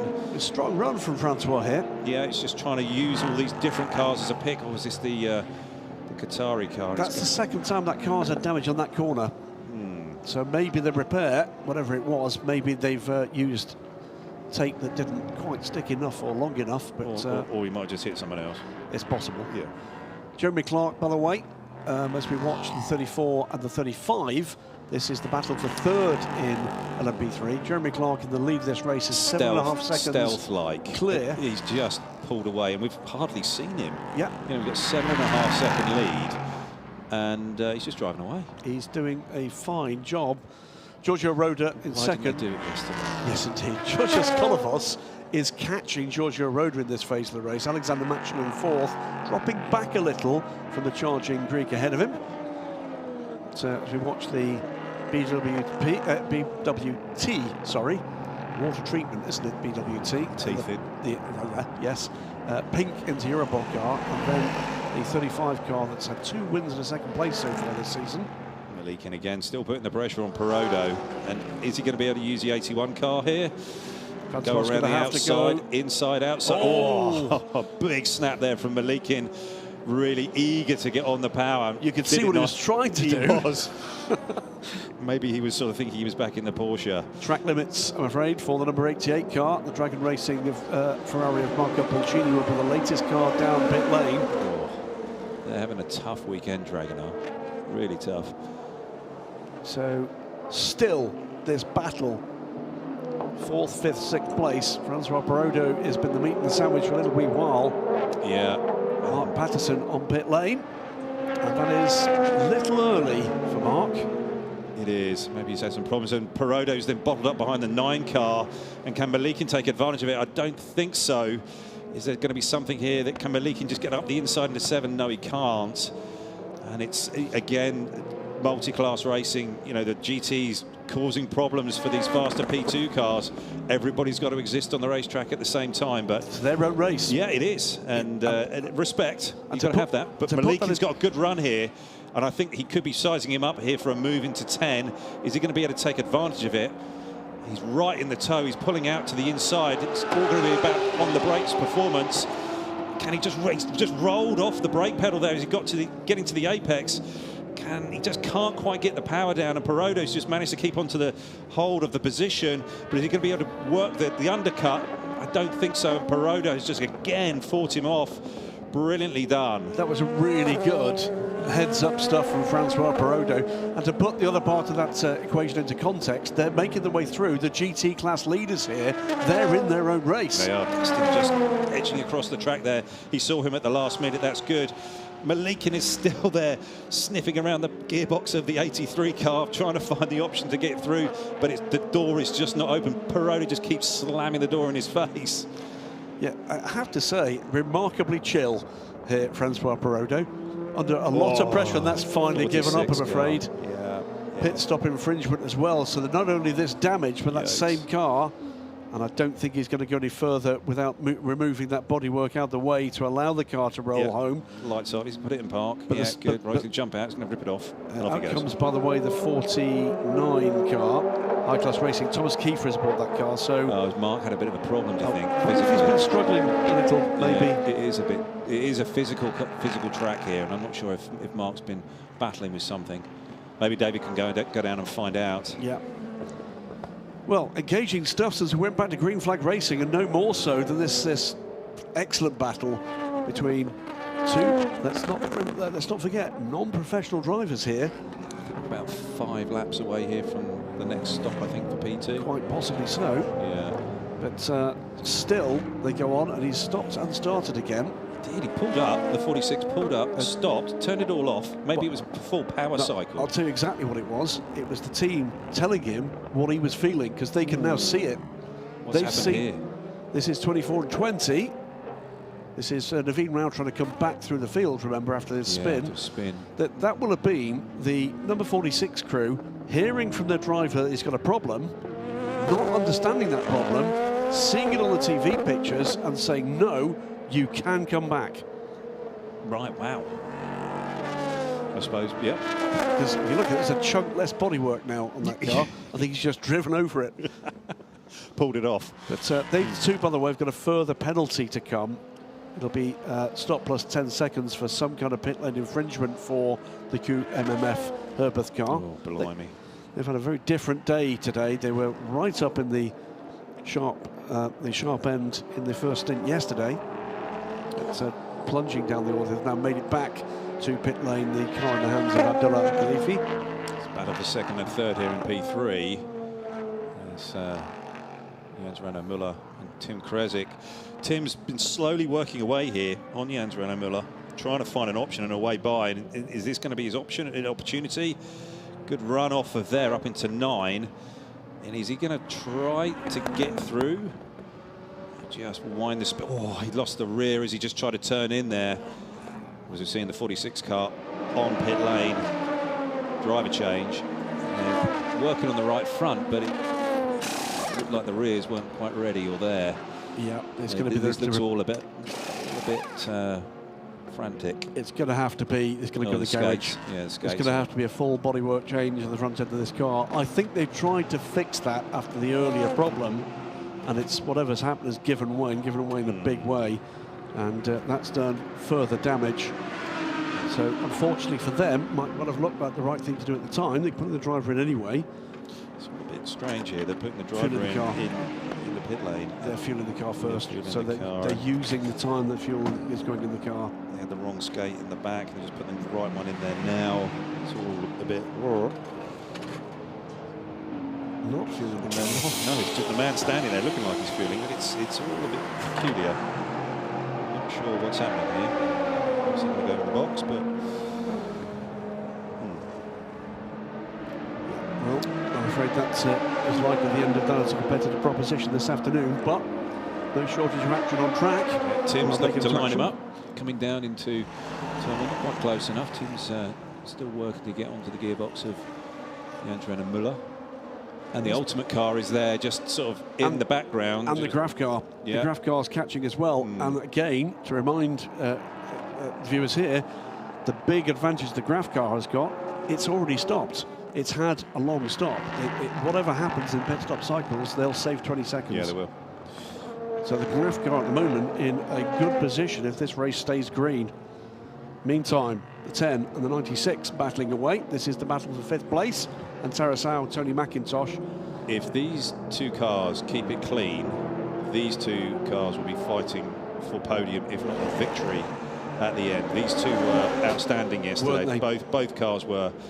Yeah, the 10 had a bit of a snafu there with the fueling right at the very end, but I'll be massively surprised if they make that mistake again here today. Yeah. A team like Manthey just don't do that. Yeah, it was just a bit of an issue. What a result, though, for 2C's Motorsport. We're saying about the boom in interest in international sports car racing in this region. There is coming through. Yeah, Bahraini-owned team, 2C's Motorsport.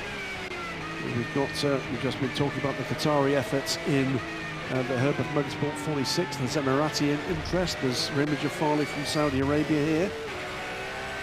New facilities all over this region. New efforts coming.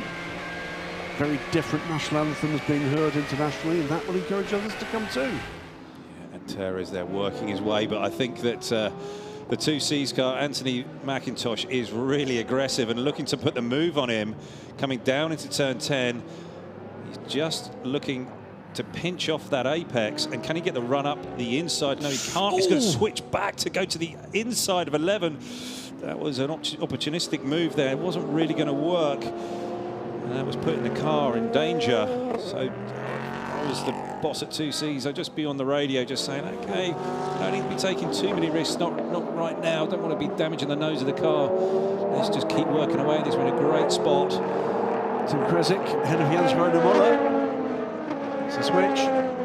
So it's into Europol 1-2 now. 43 and the 34.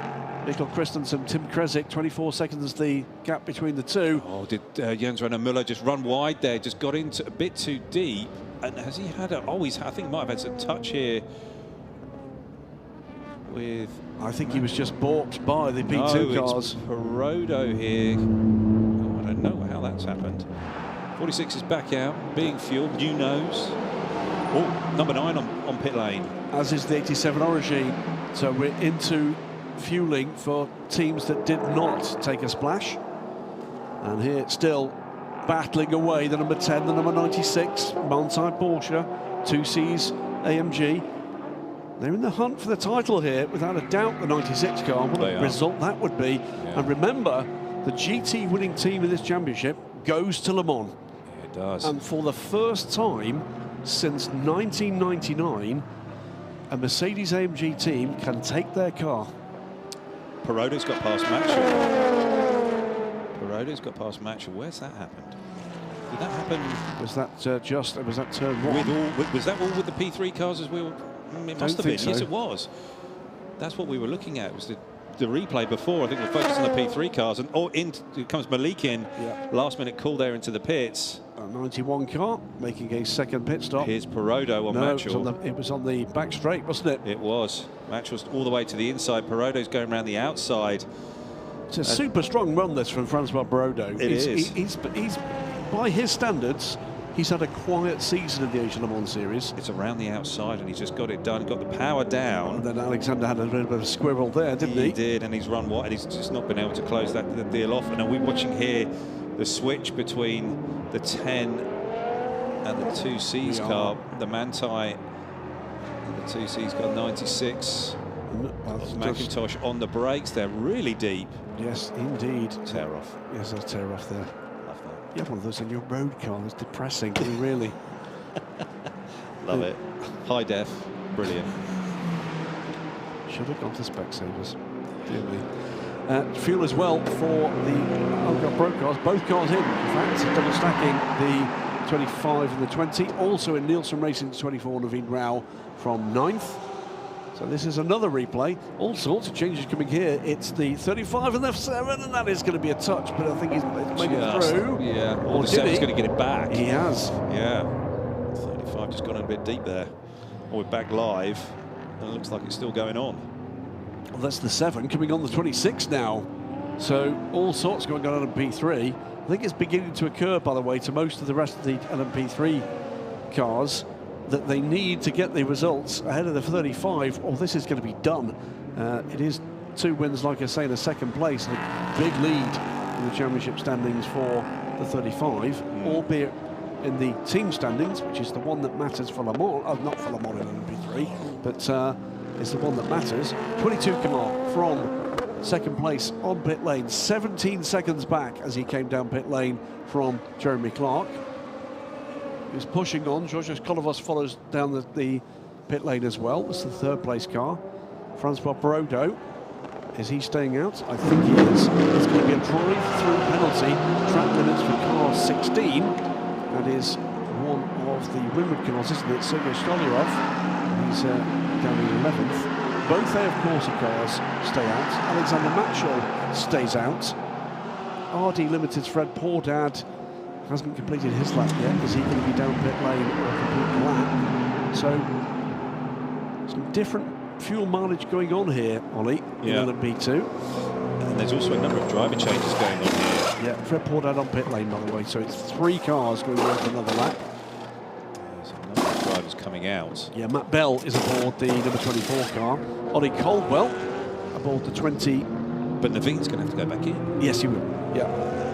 Ollie Caldwell in the Algarve Pro Racing number 20, and Valeria Rincella, now a double raceman in the Asian Le Mans Series in the 25. Pure Racing have got Harry King aboard the car now. So nearly every single car. Single stinting. It's a bit stinting a tiny bit, isn't it? Because they've had the quick stop under the virtual safety car. Are they seeing that the bronzes are struggling and not being able to do a double stint? It's warmer. It is. You know, and these P2 cars are so physical. They're recognising that the performance is just dropping off, and they need to do a driver change, and then they'll refresh, get the bronze ready to go again, and also back out in the car. Also got a group of GT cars on pit lane. It is the Winward number 81, the 10 from Manthey, the 92 from Manthey, and the 12 from Car Collection pitting. From Speed Sports, Lamborghini also follows them down pit lane. Kessler Racing lead, Max Visa is now in second place in the AF Corsa Ferrari, but he is 21 seconds back from the Kessel car. Ralph Byrne up to third. He's a further 3 seconds back, and then Riemann Jafali is fourth. Remember, after that drive-through penalty. What are you watching, Ollie? Yeah, one of the perils there of what the crews have to work with here. If they get the air hose caught on the rear wing, they then can't get to the that rear wheel, and so they have to run back and untangle it all, and that's one of the perils that you have here with the size of the vehicles and the way that the booms work here in the pit boxes. The 22 car and the 3. Both with new driver support. It's Vlad Lomko in the blue, black and silver work prototype car. Everybody's gone for a single stint. Yep, Jan van Utrecht it is. Jan fired up this weekend. Finished over the line, the winner in LMP2 in the Rolex 24 Hours, and then his team, Tower Motorsport, had that taken away for a technical infringement. And he's mad as hell about the price of postage for a Rolex watch back to the United States. Good grief. I'm sure I'll be posting it.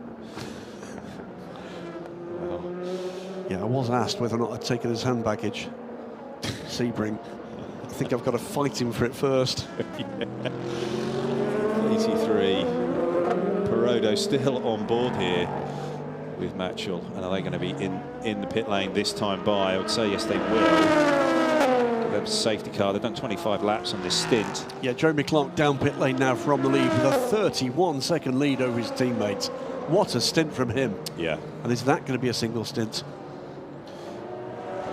To see both cars coming down pit lane here, and so is that the Climax car following them in, I believe? That is, I think, Winwood. the Climax car. Yeah. Let's see. Someone pops up first here. Jeremy Clark is out. He's out the car. I think that is going to be Patrick Byrne aboard the car now. Yeah. It is the 16 Winwood car on The pit lane. 14's getting into the 57. They're turning it around. Just rolled off the face. Oh, the 57 so nearly got caught by the 92 there. Yeah, Takeshi Kimura coming off worse there. Yeah. But, we'll wait and see what they say about that one in race control. So top 3 cars. The final 3 to have a routine pit stop in this cycle. AF Courses 50, AF Courses 83, and the Proton number 11. Jeremy Clark, Francois Perodo, Alexander Matchell, 1, 2, 3 coming into this pit stop cycle. Pure Racing Harry King aboard now, the first of the full pro drivers. He could, if he's done a good last couple of laps, he could come through here to being a lot closer to the lead. Just waiting for the 50 car to clear pit lane. Hasn't done so far. Not yet. Isn't going to do so in time to stop the 91 car. It's going to be the 91 car going through to lead this motor race.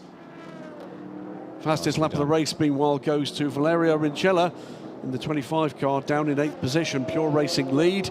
Out comes the number 50 car, just ahead by the look of it, the 22. Yeah, he's going to have his mirrors full here. A couple of cars going to be up to speed, tyres hot. And he's going to have his work cut out here, Patrick Byrne is, while he navigates his way past the Kessel car. By the time he's got to turn 7, he's going to have both the DKR car and the Proton 22 all over him, and he's cooked. Yeah, didn't stand a chance there. Second fastest lap of the race in succession from the 25 car, Valerio Rincella, a 1:48.3. That is some lap. 3 purple sectors. Impressive. All sorts going on. Harry King leads the motor race. David Addison has made his way down to the Pure Racing garage with TF Sports, and he has the first driver, Alex Malikin, with him right now. Alex, it was a tough start to the race. You lost some places. What happened? Yeah, it was difficult in the start. It's not a lot of space for everybody. And I was inside, and I think I catch a lot of dirty air from cars. And I lost my rear completely. The good news that I saved a car and not big crash, because it was close to wall if you cannot manage this. So, but car without any damage, and I came back a little bit. A few position back, but it's not easy to overtake other cars with dirty air. But also, with minimum risk for damaged car is very important, because the race is so long, and car is fine, car balance is fine, and long race in front, so we have some chances. Was it a spin or just a big slide that you had? No, it was just slide, it's not spin, but big slide and very high speed. So, so now Harry is in the car. On that last pit stop, was it tyres and fuel or just fuel? To be honest, I don't have this information because I only jump out, so I needed to ask my engineer. I don't have the whole picture. But Harry did a good job yesterday. Car's got good pace. Yeah, Harry is a good driver, but now we need to be very smart with fuel saving, with working with the engineer on the radio, and it's a challenge for him, and I believe he will do a good job. Excellent. Thanks, Alex. Just seen a change there in second and third. Job van Oete got past Vlad Lomko, held up by a bit of traffic coming through turn 6 into 7. Job van Oete just leapt on the opportunity and was ruthless with his pass. Good question from David there about the tyres. I was trying to work out, by the way, how that switch came with Proton competition. With AF Courses 50. It's a long stop for AF Course, 1 minute and 36 seconds. And that's more than a full service stop. So they've had a problem in that pit stop. Yeah. But it was only a minute from Pure Racing. I think Harry King is out there on old tyres. Yeah. So confirmed, thank you very much from David. And to my right here, it was just fuel. So Harry King is out there on more than stint old tyres. Yeah, that's going to be tough for him.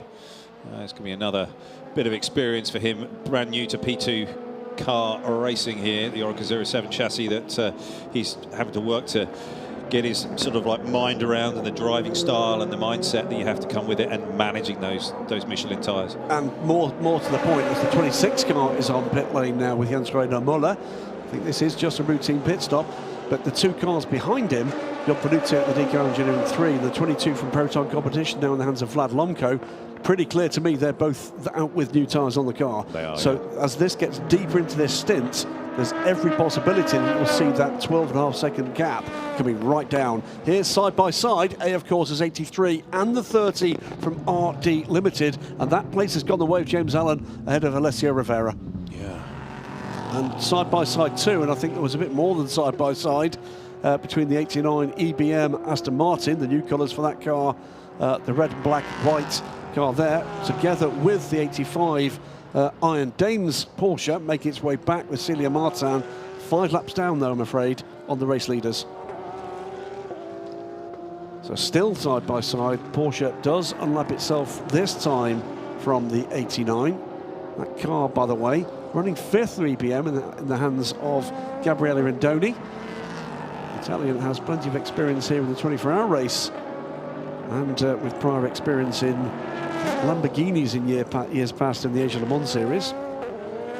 In comes the race leader, Mikkel Christensen, and as David reminds me, Super Trofeo ace as well with Lamborghini.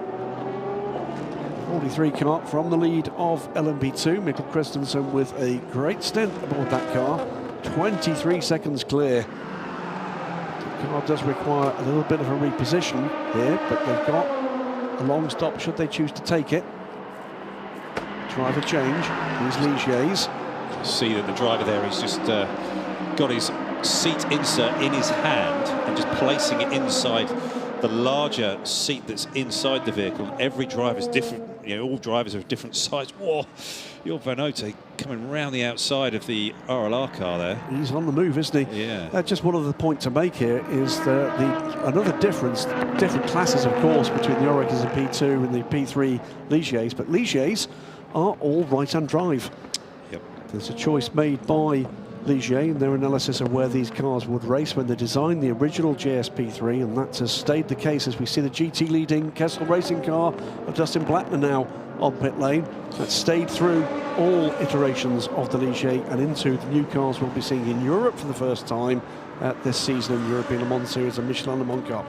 Yeah, done a nice job there, saving some fuel and getting that car back into the box. Led the whole way, except for maybe the first half a lap. So Van Oete is aware of the opportunity that the tyre advantage is giving DK Engineering, and he's looking to exploit that right now.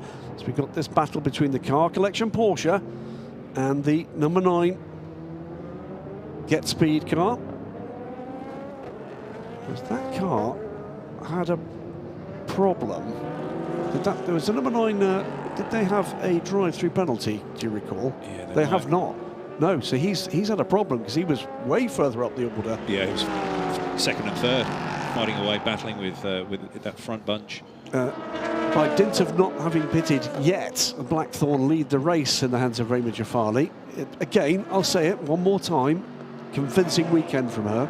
Yeah. Hope we see more of her. Yeah. Castle Racing, AF Courses 28 Ferrari and the 89 EBM Aston all on pit lane as I speak. The 99 Herbert Motorsport, Rolf Byrne has done a nice job. They're far closer to the front here this week, this race today than they were yesterday. Yesterday they're a little bit distant.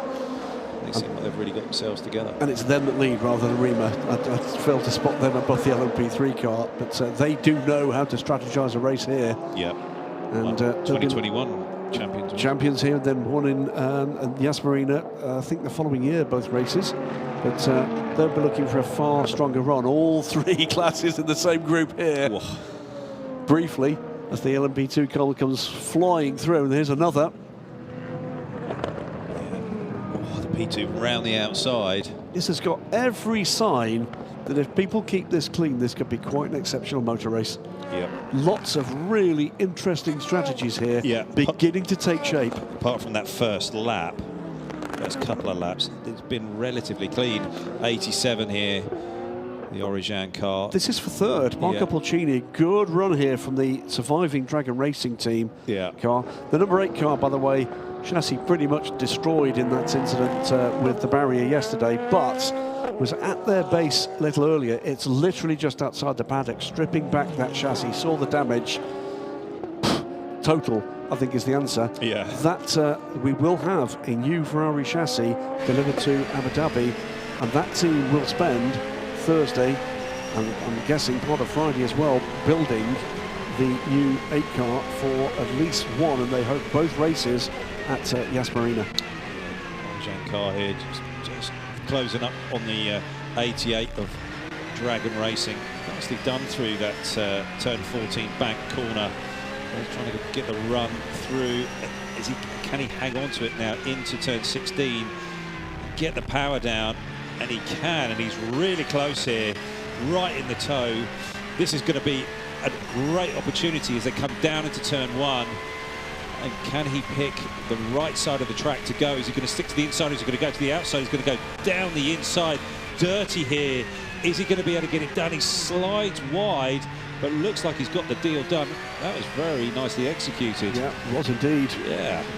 We'll say, by the way, Harry King has got his hands full. They're going to watch the external camera view. Yeah, and he did a nice job there. 88 gave him some room. But he got the braking done and nicely judged and nicely executed. Yeah, Harry King is losing ground to a charging Job van Utrecht. It's at 151.0 for Harry King on the older Michelin rubber. On the new rubber, Job van Utrecht 149.3, so better part of 2 seconds quicker. The gap that was 13 seconds down to 7.5, and closing at that sort of rate lap by lap. Yeah, that's going to be hard to fight against. But the job is clear.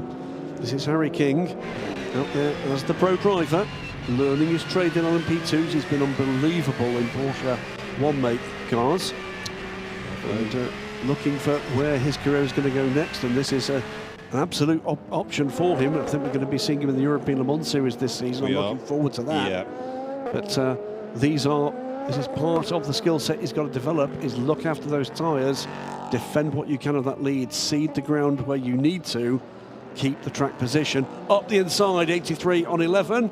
Oh, but he's not giving it up though. Round the outside goes Jonas Reed. And that's with Alessio Rivera. Yeah, Alessio Rivera is not going to take that line down. He's going to fight back. Can he get the run through? And he looks like he has, actually. Jonas just went in a bit deep there, coming through 16. And Rivera has just got the power down. It's a bit of a drag race down to turn 1, but Rivera's got the inside. Ahead of them, James Allen trying to put distance between himself and Alessio Rivera, because it will be Rivera that comes through turn 1 with the advantage. Jonas Reed, another young man, learning his trade in P2 cars. He's had a race win in Europe. Davide Rigo, we were seeing in the back of it? I think so. Yeah. And Jonas, son of Christian, third generation of the Reed family involved at Proton competition. 50 again, going a little slow there. That's Patrick Byrne. Position. It was. Seemed like it just was a little bit. He run wide. It's, yeah, we're still just trying to unpick that. Yeah, Patrick was. Looks to me as if the RD Limited car's left-hand dive plane has come astray, is out in the airflow. That's not going to help them. No. So close contention here. This is the battle between, what is that, 4th and 7th, with then the Alcar Pro Racing cars in the hands of Valerio Vincella and Ollie Caldwell closing on this group and closing pretty quickly. Now that was Patrick Byrne going off track. Yeah, it was down there at turn 6. I thought there was an issue. That's why. Oh no, sorry, turn 1. I'm sorry. Excuse me. That's why he was off colour there. Yeah. And he was just trying to get his tyres cleaned up. I'll say that Vincella has already made it to the back of this group, and there is his teammate Ollie Caldwell there too. So it's going to go from a 4-car battle to a 6-car battle. The majority of the LMP2 field involved in that. Harry King is beginning to just reduce the damage here. It's now 6 seconds, the gap. Side by side, meanwhile, between the car collection Porsche and the number 96 from 2C's Motorsport. This is for 7th, and that position goes the way of the AMG. And who's aboard that car? It's still Tony McIntosh. Yeah, still got a little bit of time to run here. The drive time is fully completed. Basha Mardini has not had a full fuel stop yet in that 12 car, so is he on a fuel saving run here? Tough to get this far. This is here's the change. This is the change. Vincella on Jonas Reed. Yeah, making a name for himself here. We've seen this before, you know, with young drivers coming into the Asian Le Mans Series, finding their feet. And I think both you and I can remember one young man that did that in spectacular fashion, and look where his career took him, Franco Colapinto. Yeah, Franco's done an amazing job. Now he's the reserve driver for Alpine in F1, and he was amazing talent. Really fantastic. Great to see this LMP2 formula with this Pro-Am opportunity, offering opportunity to truly talented youngsters coming into the sport. And well, looking down the order here, Harry King, you have to rate amongst that. Jovanuta has certainly been one of those through P3 and P2. James Allen the same. Jonas Reed we've been talking about. Ollie Caldwell too. And then we've got the likes of Milton Jakobsen, names to conjure with, and finding their feet on the international scene. Yeah, Malt's a very special talent, somebody that's going to have a great year, I feel, with Peugeot. If that car in the off-season development has taken a step, it's going to be We will interesting be deploying virtual safety car in 10, 9, 8, 7, 6, 5, 4, 3, 2, 1. Virtual safety car, virtual safety car. Going off the track. Now, not quite sure why, but it's, well, I'm sure we'll find out very shortly. That was the 35 Bear car. left 13 and 14. Bear left T13, T14. So T13, T14, bear left, that would indicate at least we have debris. We've not seen an incident. On the start-finish straight, bear left as well. 13, 14, main straight, bear left. We will have marshals exposed. We are collecting debris. Yeah, debris it is. And again, to explain, well, why would you do that and interrupt the motor race? Well, it's pretty much all carbon fibre, and carbon fibre and inflated rubber tyre do not mix well. So Celia Martin, by the way, just been in and out just as that virtual safety car was deployed. Again, to explain, you will not see the safety car at this point. That is not a safety car. That is a vehicle to assist the marshals in recovering those bits of debris. You can see a part of it there. Turns 11, 13, 14, main straight, bear left. So Grim Boursier, our race director, making it clear what he expects from each of the crews under this virtual safety car. So virtual safety car will bring the field under control, reduce speed, pit lane will remain open. So if you want to pit or need to pit, you can. There will be a safety car deployment following this, and at the point at which the safety car is deployed, more debris there as you can see, at the point at which that is deployed, at that point pit entry will close. If you're already on pit lane, no problem, but you will not be able to do so from that point forward. So at least 2 laps. Here is the number 10 Monty Porsche, first taker in the hands of Antares out. Antares will stay aboard by the look of things. Safety car will then be deployed, bring the field under control, and at the discretion of race control and the race director, we'll then go back to green flag racing. That can be remarkably quick, and probably will be in this instance. We're not in the position where there is a car needing to be recovered. It's pick up the bits. Yeah, just for safety of all the marshals out there on track. Watching the 91 car come on pit lane. Harry King's going to stay on board, just topping off the fuel, and they are going to go for tyres here, using this opportunity to make this tyre stop. Fuel and tyres. That's smart. It is. It is. The guys here at Pure Racing, supported by TF, they've been sitting thankful of this opportunity. They go to work. The car's just a little bit slow coming up in the air. Just getting the air into those jacks. And these guys are skilled. Leader's gone with this stop, by the way. DK Engineering's Van Uitertz leads the race, but the loss of time is tiny compared to doing that under green flag racing. Also in the 83 car. Yeah. So Harry King, of course, stays aboard. He's not done a full stint yet aboard the car. Alessia Rivera, I'm sure, will be the same. And looking here, this might just be fuel only for, of course, at 25 too. Yeah. And RD Limited, James Allen. So it's another throw the dice, and here they all come. Now, my guess would be, if you've not burned a long stop in LMP3, you do it now. But equally, there might well be teams, and Graf Racing from the lead, by the way, Alexander Bekantsov. Is he going to burn? I think they've already burned the long stops, haven't they? Yeah. The 7. Yep. In comes Matt Bell in the 24 Nielsen car. Been busy just rebuilding. It's a new nose section, I think, for the RD Limited car. It is. That was the car I was saying had that the had problem, yes. The broken dive plane. So they've decided to fix that in this opportunity while they're losing less time. Had a problem with the front, the nose section. Sorry, my apologies. It's not the RD Limited car. It's the Nielsen car. They've gone for that. Because I've just seen the RD Limited car pull out, and I could clearly see the dive plane flapping away in the airflow. So it is Nielsen that are switching. So I wonder if there was damage when the rotation from... when Naveen had his moment at turn 12 with Pure Racing. So Graf Racing still on pit lane, lead the race from Ultimate, Breton Racing, then the 2 interior bowl cars, High Class Racing and RLRM Sport, a little further back down the order at the moment. But bear in mind, this field is going to close right up when the safety car is deployed. That won't be too much longer. Pretty much the whole field, with the exception of the 2 leading cars in LMP2, has taken the option to pit. Haven't seen the 20 Elgar Pro car down pit lane yet either. The Origin car sitting there on their limiter. All of these teams will have these their speed limiter that the drivers can just sit there and hold it at that 80 Ks, so that it is even and fair for everybody.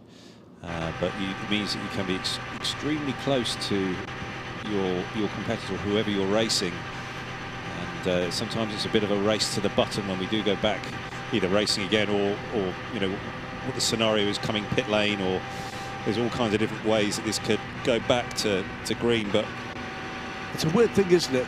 80 kilometres an hour in real world motoring, it's not slow. No, but in racing it's... But it looks almost funereal in racing terms.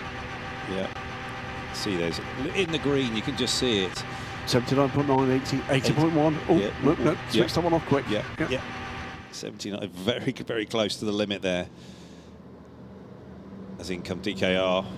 and the 22 Proton car. So the two leading cars now in, and these are pretty critical stops.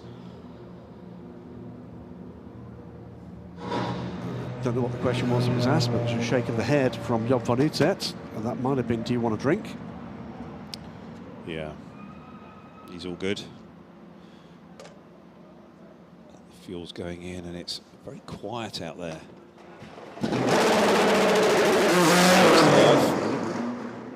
Not quiet. Yes. Everybody's using it as the option. The 22, is it managed away? to... Yeah, it's just right in behind. So good clean stops from both teams by the look of things. Job van Uitert and Vlad Lonko stay aboard. In comes the 57 car guy, Ferrari. Kamira Sanic was that came in that car, and that's the car that was tagged into a spin earlier in the race. Are some of the runners here in GT going to use this as the opportunity to change? There's Pure Racing in the background, so it will do a stay. driver change. So the difference in position here is simply that Harry King took the tyres. 20 seconds longer for Pure Racing on pit lane than the two leading cars. So he's ceded that position, but will come out now with a full tank of fuel and fresh rubber. There's Julian Andlauer. Here's a question for you, Ollie. Fresh rubber, under virtual safety car, then safety car, how much heat can you get into those tyres? That's tough. That is really tough. You're having to drive around at this 80 k's an hour and you can really get very little heat and performance into the tyre and get it in that window. I mean, yes, it's warm here today and the track temp's going to be up there sort of like 40, 43, 45 degrees C, but still that's far from racing performances. And so what tends to happen is tyres get that little bit of temperature in them, and then those tyres then act like a magnet to any other bit of debris, or it's like a sticky thing, that sort of thing that you might clean your clothes with, to get the fluff off, and that's exactly what the tyres are like. It's just picking up every last little bit of debris, and when you go to then take the green and restart, you've got to clean all of that off and get really back to the meat of the tyre. That's where all the performance is, because all of the debris that you've picked up, it's of no use. It might look like, okay, it's just rubber, but that is used up rubber that's got no goodness in it. Safety car deployed. So that is the end of the opportunity for any of these runners to come down pit lane, and that comes, by the way, as most of the leading group in GT. Car 3, you're the leader. Keep 80 kilometers per hour. All cars to catch up the queue behind the leader. So decal engineering being told. You are the leader. Keep 80 kilometers per hour. All cars to catch up without overtaking each other. And is this going to be critical? Some of the GT runners have been able to get into the pit lane. Some others didn't. And some of them haven't. Some of them managed to get in and to change drivers. Justin Blackner did not. No, he didn't. And that Herberth car, I think, has managed to do it. Yes, the 99, Robert Renauer is in there. And so did Origine, so did Winwood. Lucas Stoltz is aboard the car. Yeah. That could be a critical moment, couldn't it? Because they're going to have to make that change under green, and that's going to be very costly indeed. Yeah. And just did not quite work out for some of those teams who it's just in the cycle of where you are on the track and whether you're able to get round back to the pit lane before it goes to full safety car. And with the clock ticking over, it needed to get past that 1 hour and 30 minutes for drive time. Well, so now we're going to have to see how this shakes out, but there's going to be a number of cars going to be taking this restart after the safety car comes in. Some are going to have their bronze drivers, and other guys are going to have their silvers in, ready to go and fueled, and that's going to be a big difference. Well, Dustin Blackner, Max Visa, Steve Jans, Relu, Marco Pulcini are all still aboard their cars and did not manage to pit under that cycle that I saw. They're going to be on the back foot. They are indeed. By the look of it, Monza is still with Ryan Hardwick at the aboard the number 92 car. Enjoying the sights of Dubai Autodrome while we wait for this race to get back under green flag conditions. The safety car will be waiting this train under the control. Here comes the BMW under the control of Job van Uitert. Let's all start thinking about your eligibility to pass around. So what does that mean from Greg Boursier? Car 3, you may speed up, catch up with the safety car. Car 3, you may speed up to catch the safety car. So having obeyed the instructors stay at 80 kilometers an hour, Job van Uitert now being told by Greg Boursier he can join the safety car and must remain behind it. What does pass around mean? It means that if you're in this queue and that your class leader is behind you, remember 3 classes in this race, then you may, under instruction from the safety car, the race director, you pass the safety car and come round to join the queue. Well, under safety car, let's go back and have a look at all the action for the first 90 minutes of this race in Dubai. Start the race, and again, close-knit group of LMP2 cars led by our now quadruple pole setter Giorgio Roda. Under pressure though from Alexander Matchell. Looks as if the teammates to Giorgio Roda might make it through, but no, a 50 car did make it through in second place eventually. Clean start as well from the GTs, but running wide came Alexander Malikin, dropping the Pure Racing car to the back of the LMP2 order. Close-knit thing, as we can see from the position of Antero Sao, but it was trouble early on for Celia Martin after a half spin, and the Winwood car picking up loose bodywork. 22 and 50, toughing it out as there's trouble for both of the Optimum cars coming together on track, and looking like both of those cars might well be out of the race. Really close run stuff as the 50 car underneath the number 11 to take second place at this stage of the race. Fine run from Jeremy Clark in the number 50 car. Celia Martin, meanwhile, into the pit garage with damage caused by a spinning car in front of her, and I think I've spotted, by the way, what that was with the shot of, again, of the AMG. That's the emotion on the face of Sarah Bovey. Side by side for the lead in LMP3 between yesterday's winners Breton Racing and the Inter-Europol number 43. There is the damage to the number 46 car, the QMMF by Herbeth machine. Great battles up and down the order. Naveen Rao with Michael Jensen toughing it out in the middle order. And similarly, Alexander Matchell and Francois Perrodo also going to battle here. Alexander Malikin, meanwhile, making his way back up the order. Turning that car over to Harry King. Still battles amongst the classes, and a bit of a brush there between the 35 Ultimate car. Graf Racing's Alexander Bekantsov taking advantage. The switch to Patrick Byrne after a great run from Jeremy Clark. 22 and the number 3, Jan van Uter, make his way past Vlad Lomko for what would be second place at this stage. He'd go to the lead.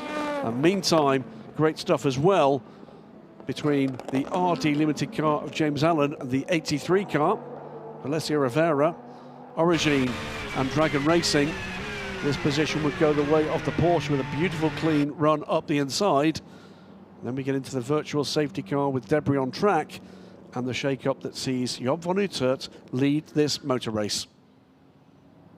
So back live and under the safety car now. This is the overall classification, 41 laps complete.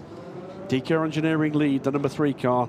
22 Proton competition for the 91 Pure Racing car on fresher rubber than the 2 cars ahead. LMP3 led by Graf Racing ahead of Ultimate, and Breton Racing with the 2 Inter-Europol cars behind. And then with a bit of a mix-up here, bit of a shake-up with the teams able to get to pit lane. Herbeth Motorsports number 99 leads the race here ahead for the 74 Kessel Racing car, 28 AF Corsa. So Porsche from 2 Ferraris and then 2 AMGs, and the locally based Dragon Racing car.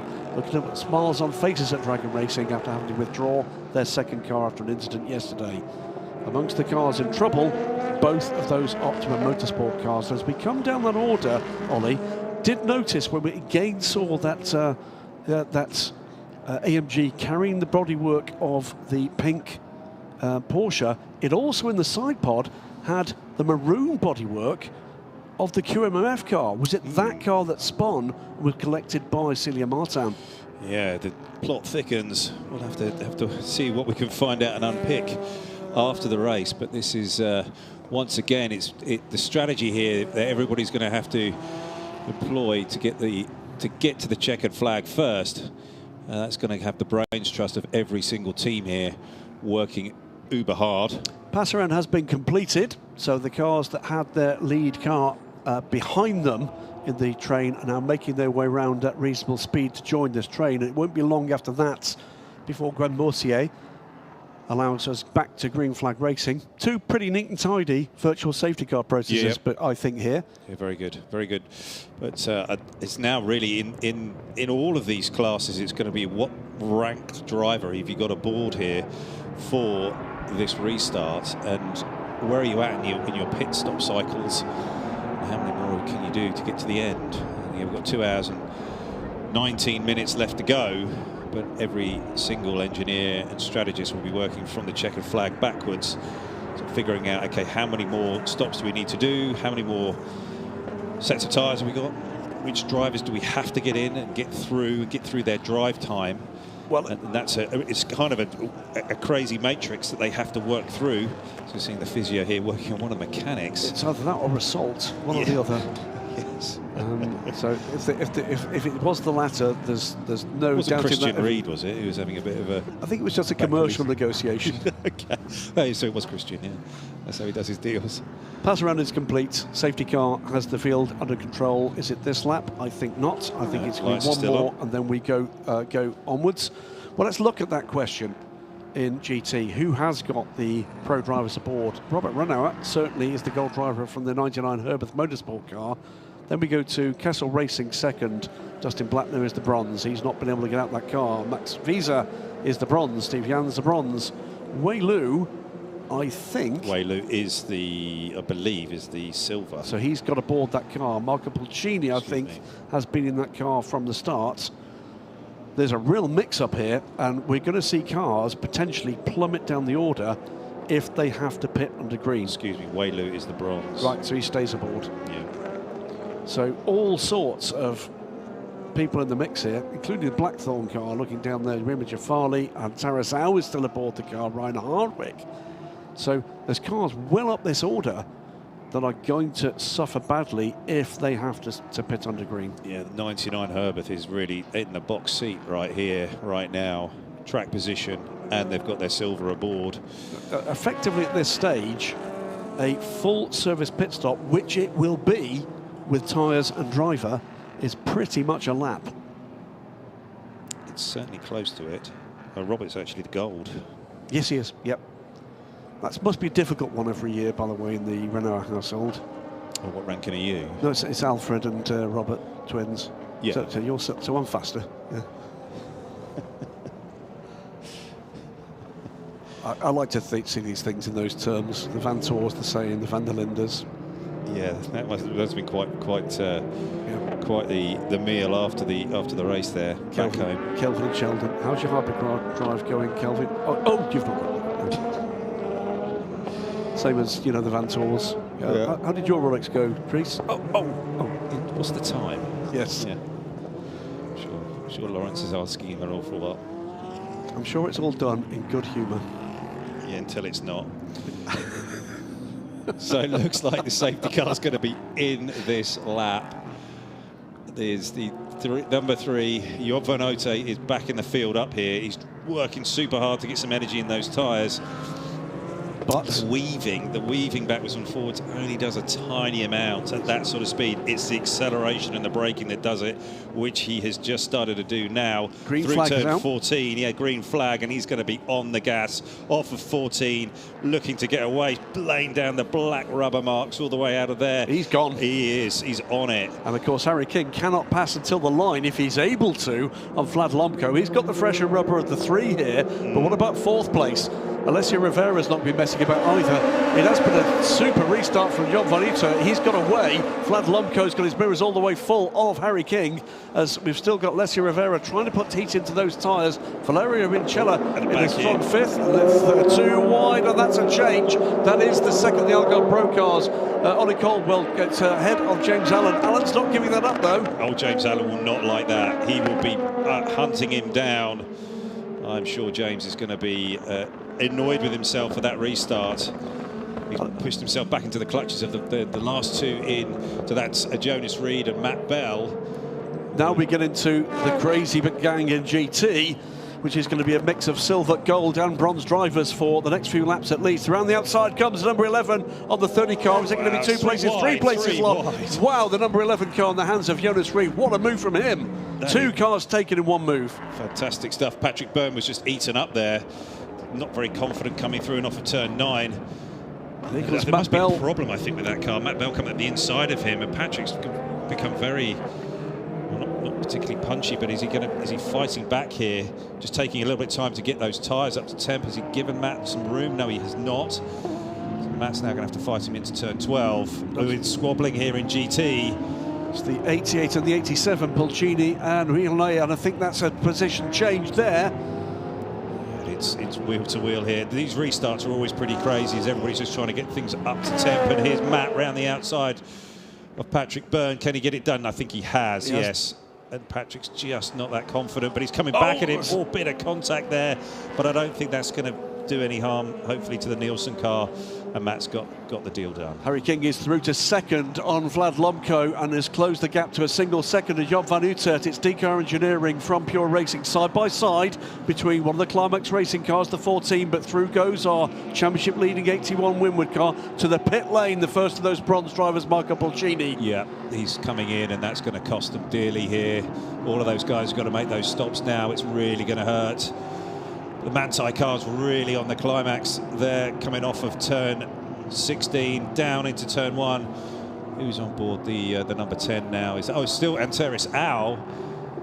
Yeah, is he looking to make the move here up the inside? 92. That's the 92 of Ryan Hardwick. That's okay. Yeah. 92 of Ryan Hardwick, who doing a fine job here, by the way. In comes the 57. Well, let's, in the meantime, while this mayhem continues, Milton Jakobsen has taken time out from his chill zone and he's going to have a chat with David Addison. Well, Jakobsen winner yesterday, and things are going okay now, I think. Yeah, like you said, we had a great start to the weekend yesterday, collected some important points for the championship, and Valerio is right now in 5th position. 4th now, actually. Oh, he overtook the AF courses, so things are looking good. Now, you've just been watching this restart with me and saying it's crazy out there. Yeah, it's always exciting to watch from a distance now. Obviously, you prefer to be in the car, but it's always good fun to watch your teammates battling nicely out there against the other competitors. But it's still a long race, not even halfway yet, so lots of things can happen still. Now, it was a great win yesterday, as I say. Bearing in mind you hadn't had much time in the car, just explain the story of why you got here so late. Yeah, I was unfortunately stuck in Lisbon airport for the moment because we had a test on Thursday with Peugeot with the hypercar, and then I was supposed to fly out Thursday night, but then the flight got cancelled due to technical failure. So then I had to get on the next flight on Friday and didn't make it here till the night between Friday and Saturday. And you still won the race. Good luck for the remainder of today. Well done. Thanks, Malt. Spectacular action in the LMP2 field. It was Harry King looking to go for the lead with Job van Utrecht side by side. Almost contact, almost the lead change. And then 3 wide as well further down with the 2 Algarve Pro cars also involved in the battle. It's come alight. Yes, it has. Job van Utrecht is just using every bit of road and every bit of performance in his Oreca 07 DKR machine. But Harry King is absolutely on a tear, using all of the performance of those tyres. He's looking to go round the outside, and is he going to be able to get it done? I think he's done the high and wide move. He's done it. What a great move there from Harry King. That's the tyre advantage and the confidence advantage going there. Harry King to the lead. Back to the lead go number 91, the Pure Racing Oreca. DCAR Engineering still in there, and all the way back down the field. There's damage at the front of one of the 2 Algarve Pro cars, the 25, I believe. There's dive bomb moves everywhere, it seems. The 20 is there right up behind the 83, and they're trying to find a way to exist in the same bit of tarmac and real estate together. It's Alessio Rivera fighting off Ollie Caldwell. Ollie met him this morning over a bit of breakfast, and he's absolutely loving his P2 racing, particularly with Algarve Pro. And here we go for the replay. Harry King around the outside of Job van Utrecht here, and he took that high and wide line and it just absolutely paid off. He just rolled the speed through the centre of the corner, and what an exit. Just Brilliant able to stuff. get more effective traction. Drive-through penalty for car 88. Oh, my word. Drive-through penalty for car 14, Climax Racing car. And it's plus 10 seconds as well for the number 92 car for a full course yellow infringement for Ryan Hardwick. So penalties coming thick and fast. Was that the 88 serving that penalty, or has that come just now as it's left the pit lane? Come as he's left the pit lane. Oh, my word. Track limits for the previous driver, which is doubly irritating, I'm sure, for Marion Angeli. Love that. Side by side between the 14 and the 96. 14 has got to serve a drive-through, by the way.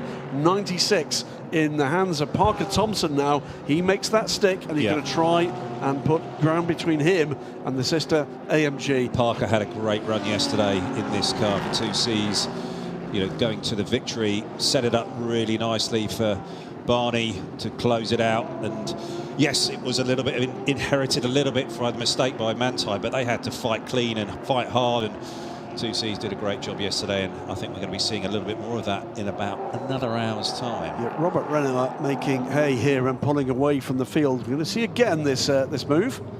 Yeah, it was nicely done around the outside.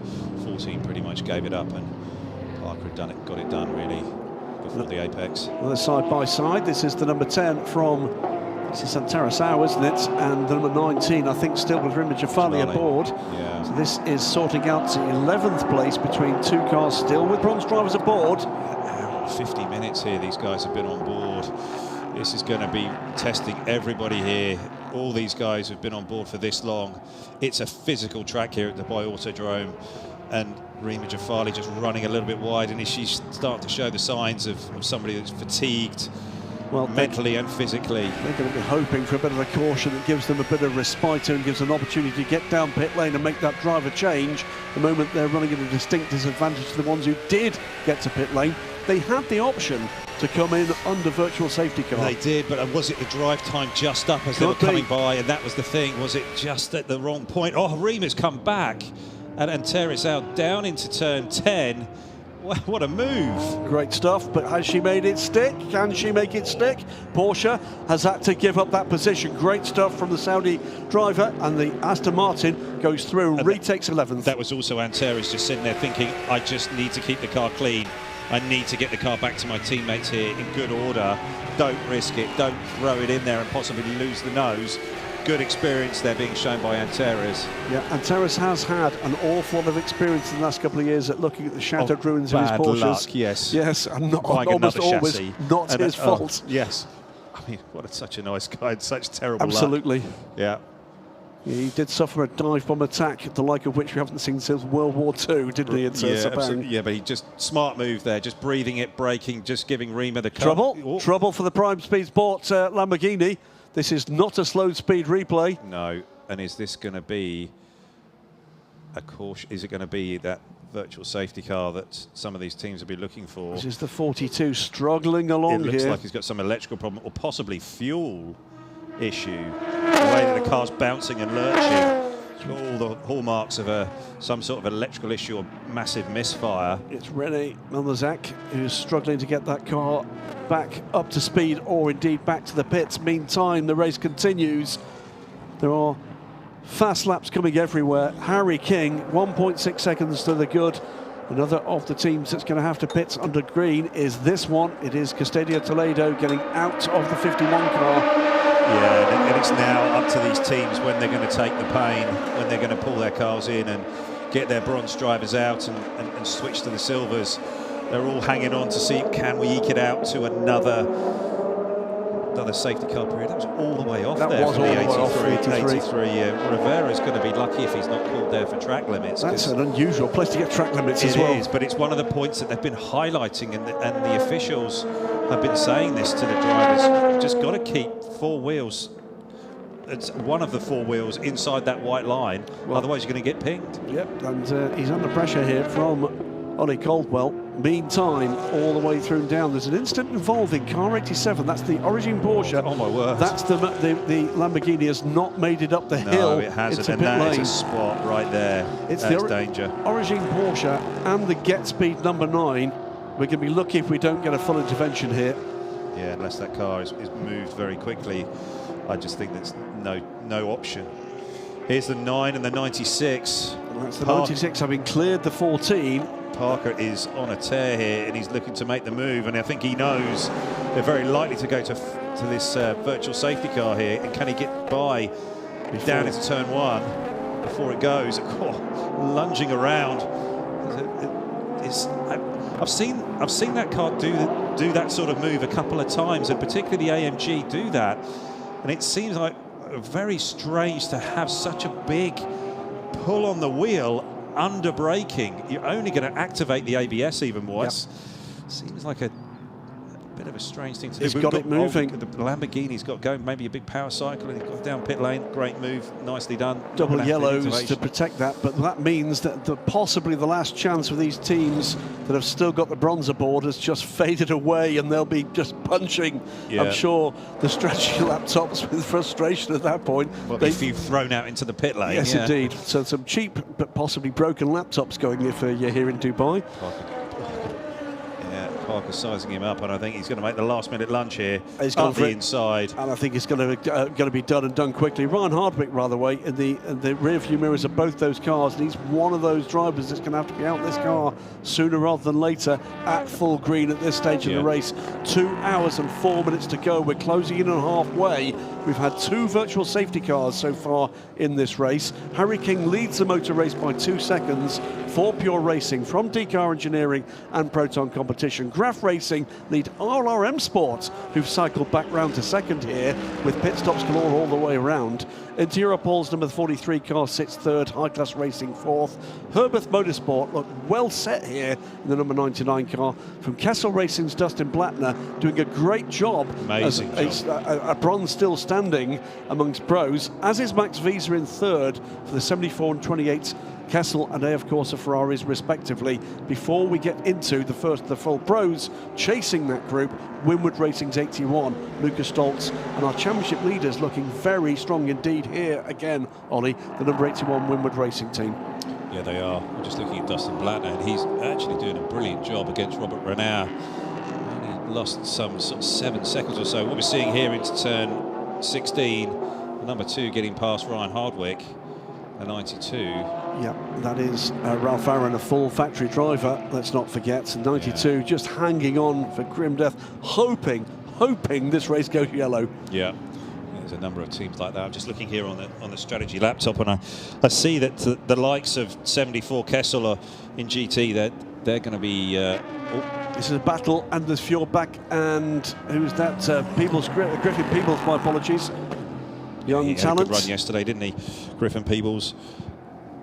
Got the win, and this is the 49 crew trying all they can to keep in this title battle, not wanting to cede a single position. Anders Fjordback, highly experienced, has raced here in an array of machinery, LMP2, LMP3 now, and GT3 in his time. And Peebles has gone and taken that position. Breton Racing up to 4th ahead of High Class Racing. Yeah, just to finish that point on the strategy, I think that 74 and Dustin Blattner could go for about another 15 laps here if he needed to, before he's going to have to stop again. So they're going to take the pain here and just see where Dustin gets to, and if he's not dropping too much pace, they'll just keep him out, and physically if he can handle it. He'll lose more time on pit lane than he will out there at this stage.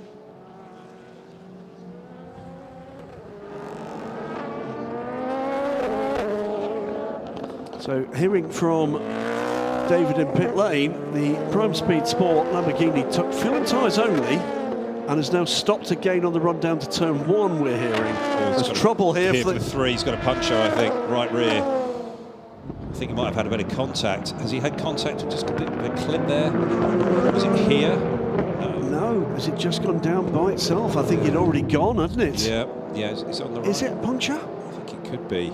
Let's see. Just seemed a bit low, and it was bottoming out. Let's hope it's a puncture, because the alternative is worse. Yeah. Drive-through penalty, meanwhile, for car 88, causing a collision. Left front in the air, which means that the right rear is down, unless it's some form of failure. Yellow at turn 2, and that is, we can see now, the Prime Speed Sport Lamborghini. It's again power cycling that car. It's a little bit crazy going for fuel first on the 3 DKR car. Yeah, they'll always do that anyway. Yeah, they will will go up on the jack, so let's wait and see whether or not it is a tyre or the dollies that are offered. I think that they're going to have to do something about that. It's the dollies. It's not a tyre. No. It's worse. Yeah, that tyre's got some air in it, and going in the box. That's rotten luck. DKR Engineering, this immaculately prepared old lady 2017 chassis 5, I believe, in what is now close to 120 Orica 07 chassis completed and delivered. Astonishing record for this car. It really is. Let's see. Here we are in the battle, and this is second, third, and fourth, I believe, in GT. It is in his notes now third, fourth, and fifth. Lucas Stoltz has got past Dustin Blattner. Got past this group. So Lucas Stoltz, it's now 2 pros leading this order. Yeah. These are 3 bronze drivers battling away. Rima Jafali dealing with the flying P2s coming by. That's the 83 and the 20. Leslie Rivera and Ollie Caldwell still battling away. This is for 4th. They're just 9 seconds off Harry King. Ollie Caldwell's caught him up, hasn't he? He has indeed. He was a few back.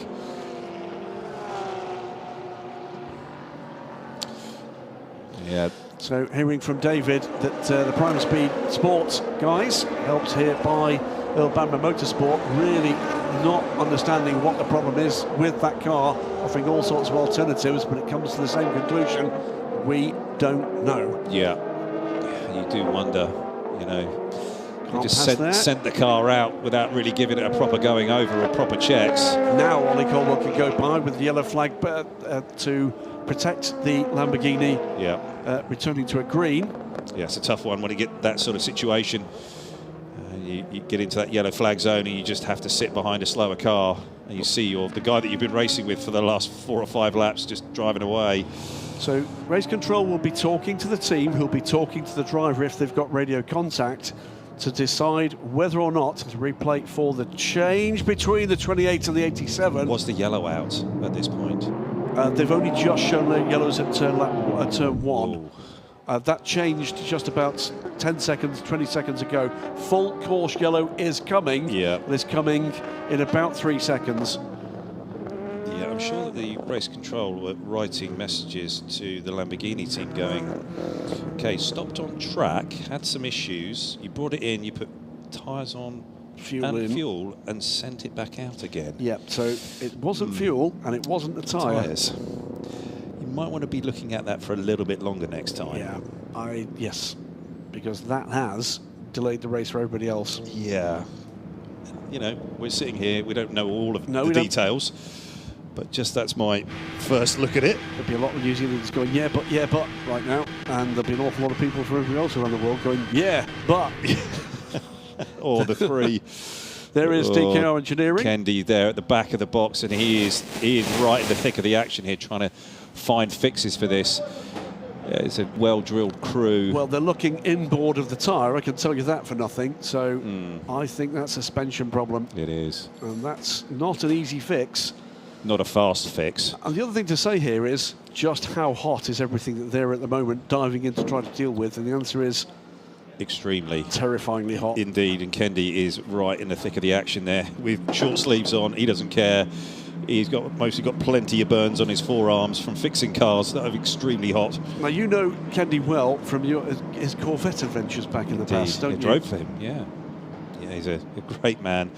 Always so generous with his time, always smiling, always happy, always looking for the next event, and somehow, by hook or by crook, he's managed to sort of make it work over those years with Corvette. But here's the Lambo being towed away. You can see the car in front is a Toyota. To reinvent an advertising. Oh dear. Yes, I'll take the check. Thank you, Toyota-san.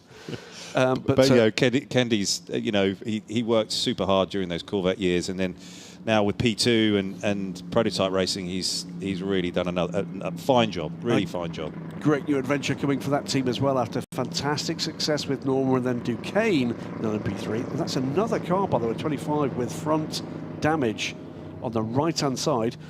That DKR Engineering, after multiple championship wins in LMP3, are switching to the new Ginetta for the European season with a car apiece in the European Le Mans Series and the Michelin Le Mans Cup, the new G61. And Kenny was telling me earlier this week they do intend to put 2-car entry in for the blue ribboned LMP3 race, the Road to Le Mans support races at the Le Mans 24 Hours this year. So Ginetta back there for the first time in a number of years with this Gen 3 option. And indeed the Michelin Le Mans Cup, as the car's coming back to out. pit lane. Yep. That's great news. The Michelin Le Mans Cup this year that supports the European Le Mans Series will have examples of all 4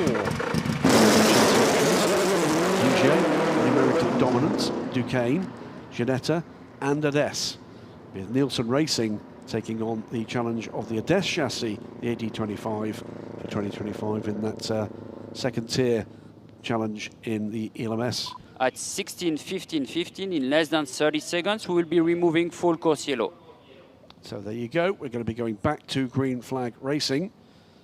And there's been all sorts of reshuffles. We'll then find out whether or not race control agree with the teams on who pulled the pin first. We will be removing full course yellow in 10, 9, 8, It's got some damage 7, that's going to hurt. 6, 5, 4, 3, 2, This transition 1. back to racing is always full course tough. yellow is removed.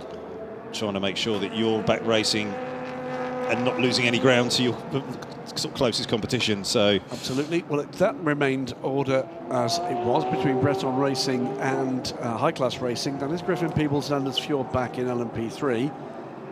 The DKR car, by the way, cycled back down to 13th place and has lost 2 laps in that trip into the garage. And with no other problems in LMP2, that's costly for them in their championship hunt. Harry King still leads the race, 2 seconds to the good for Vlad Lomko for Proton competition.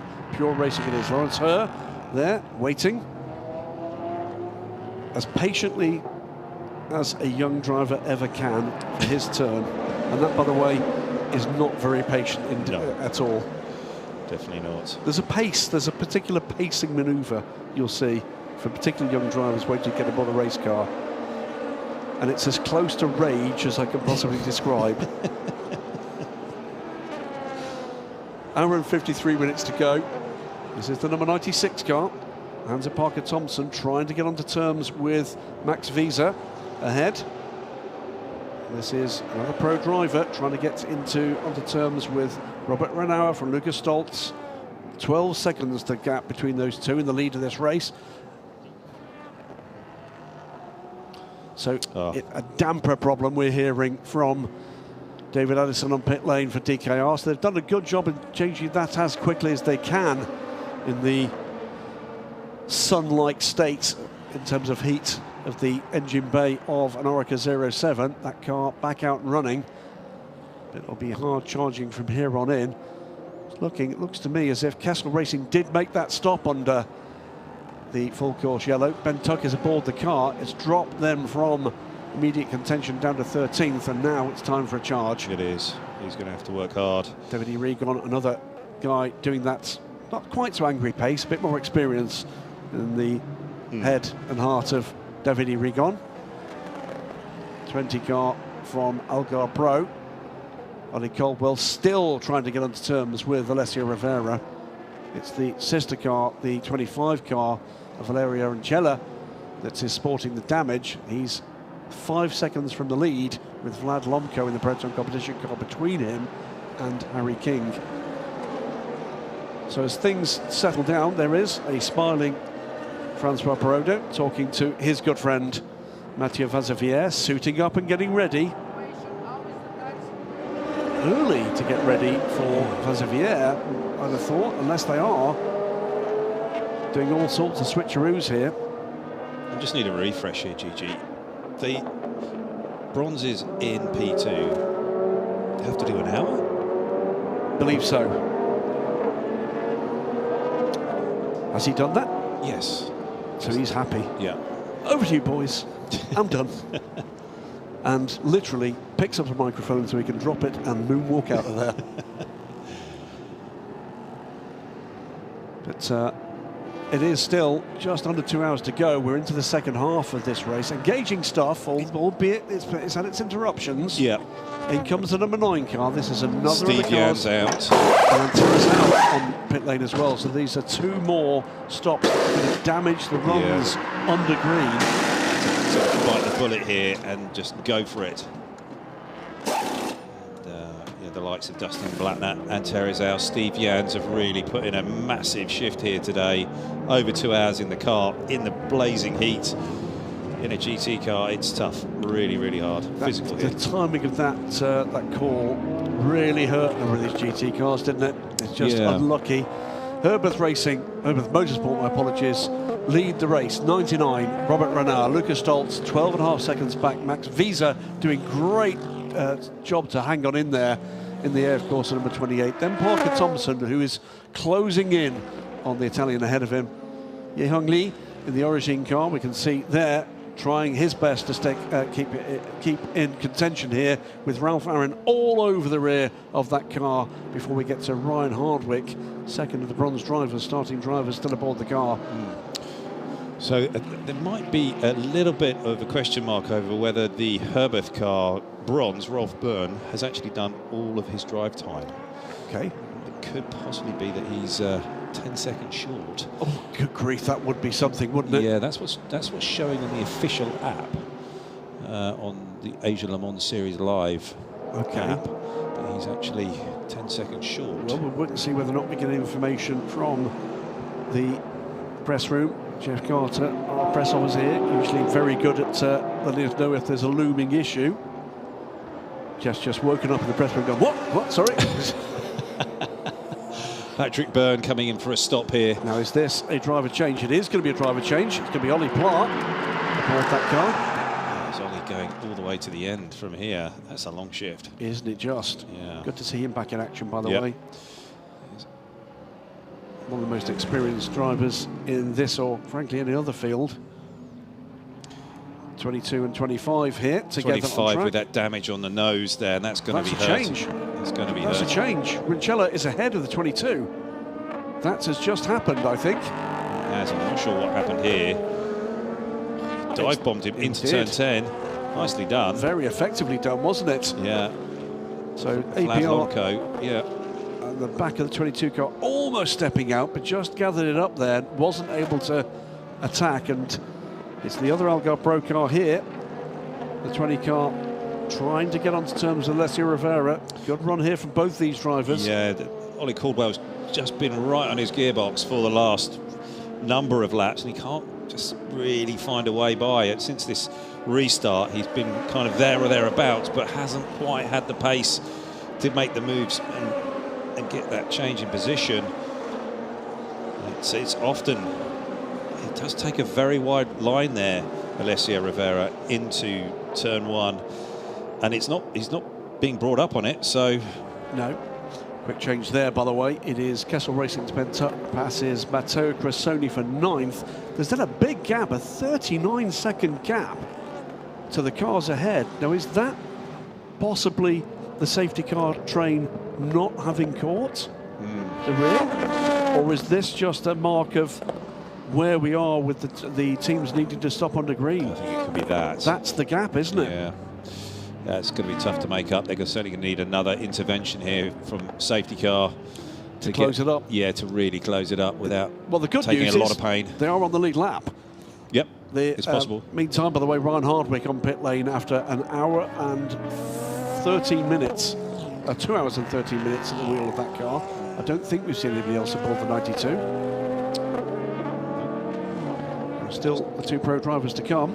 Yeah, that's been Ryan throughout the race. Well, this is going to be good practice for him for the WC program to come.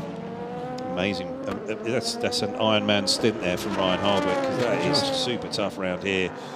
Maybe David could go down and find him. Parker Thompson, by the way, is now through into 3rd place. We need David to do a few more steps. Hasn't done enough today. Yeah, no, just a half marathon and 4 hours on pit lane. He's barely breaking a sweat. Yeah, come on, he's an athlete. World class. Great entertainment here on track. Rincella is stretching away from Lonco. He's another find, isn't he, this kid? Yeah, he is. Looked after, as I said earlier, the weekend by Marco Ciocci. That's again Rivera taking a line way off track, and it's not going to be long before that is noticed. Yeah. The team need to get on the radio and just tell them just stop doing that. Yeah, it's it will attract attention eventually. Super slow-mo there with the two Oricas and the Aston Martin. Yeah, who's on board the Aston now? It is Charles Bateman aboard the car. Charles coming back to racing after a little bit of a gap, and he'll be learning his trade, but times are pretty good at the moment. We've got a 10-man tie here up behind the AF course. It's 28 car. Joel Sturm. Yeah, Joel did a nice job yesterday in this number 10. And Manuel Franco. Yeah, Manny Franco doing most of his racing in North America. Joel Sturm, the reigning WEC LMGT3 champion.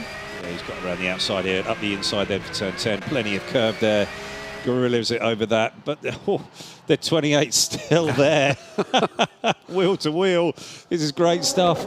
Manny Franco, quite some racer as well. Yeah, not giving up, is he? No.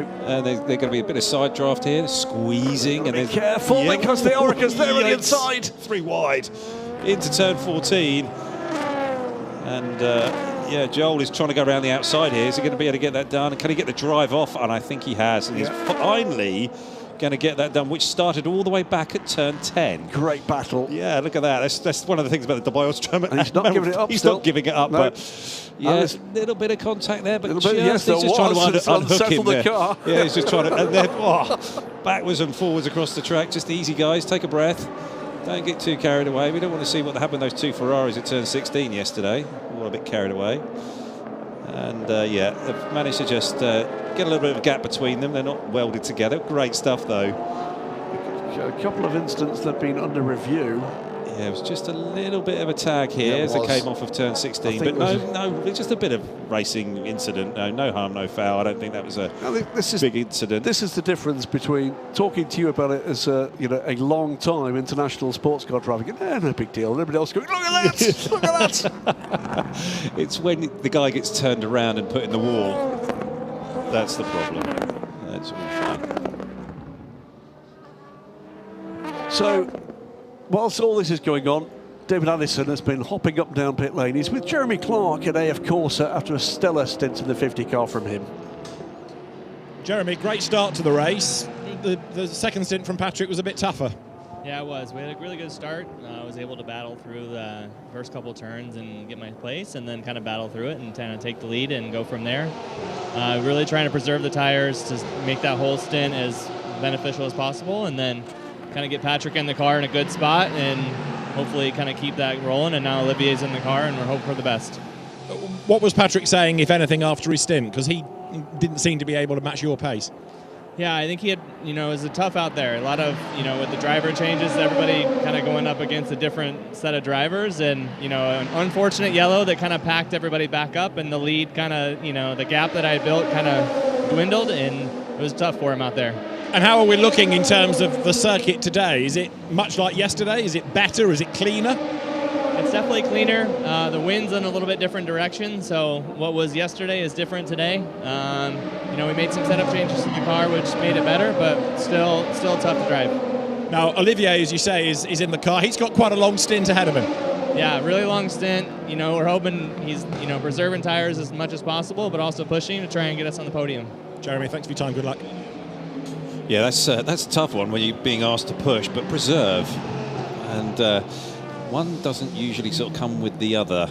But Jeremy did a great job in the car. And, I don't want to highlight, a bit of a mismatch, but, Jeremy is doing a phenomenal job, but Patrick does seem to be struggling somewhat in that AF number 50. What a race here. We've got Alessio Rivera and Ollie Caldwell still going at it here. This has been raging for a number of laps. Can Ollie finally get away past and through here? It's a bit like one of those kind of medieval jousts, isn't it, where you've got two guys in armour battering the heck out of each other and see who falls over first. It's been going on for lap after lap after lap, engaging and really fair stuff. It is. Cracking stuff. We'll do both of them the power of good, I'm sure. It's been over 20 laps that these guys have been going at it. Yeah, some of it's been under caution, but they are yeah, definitely enjoying their cars, enjoying their racing, and really at peak performance. The 50 car, interesting, isn't it? Jeremy Clark, I mean, a properly high-quality bronze, without a shadow of a doubt, but with very limited experience. And then you've clearly taken to the Oreca 07 chassis and the P2 format, and how he's driving it really seems to suit his driving style.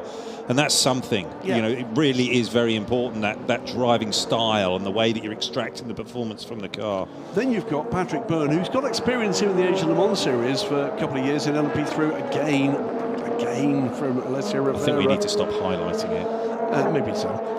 Yeah, they'll be saying, please stop saying it on there. They go, listen, I'm repeatedly told, by the way, by Eduardo Freitas, no, we don't watch, we don't listen. He doesn't listen to you. He most certainly doesn't listen to me. He completely switches off. The point I was going to make about Patrick Byrne is he is a silver ranked driver because of his past experience. Yeah. Okay. Yeah. But it is fair to say that when you look at some of the hot shoes that come to silver ranking in the Asian Le Mans Series and beyond, it's not a fair comparison. You're talking here about, you know, 17-year-old amoeba that kind of come in and, you know, having done Formula 4 and, you know, done it for a couple of seasons, and they come in against a guy who is really a gentleman driver with experience, and it's not really a fair fight. No, it doesn't seem. It does seem a bit of a mismatch at the moment. It is a mismatch, and I think they'd recognise that. They're both actually very able drivers indeed, but they're not well served by this ranking. Jeremy is, because that's what it should be. It's someone stepping up the order, not a factory driver or a professional driver by any mark. Patrick, a more old-fashioned silver, if you like. He's a very good non-professional driver, but he's not as good in these cars as some of these young professionals are.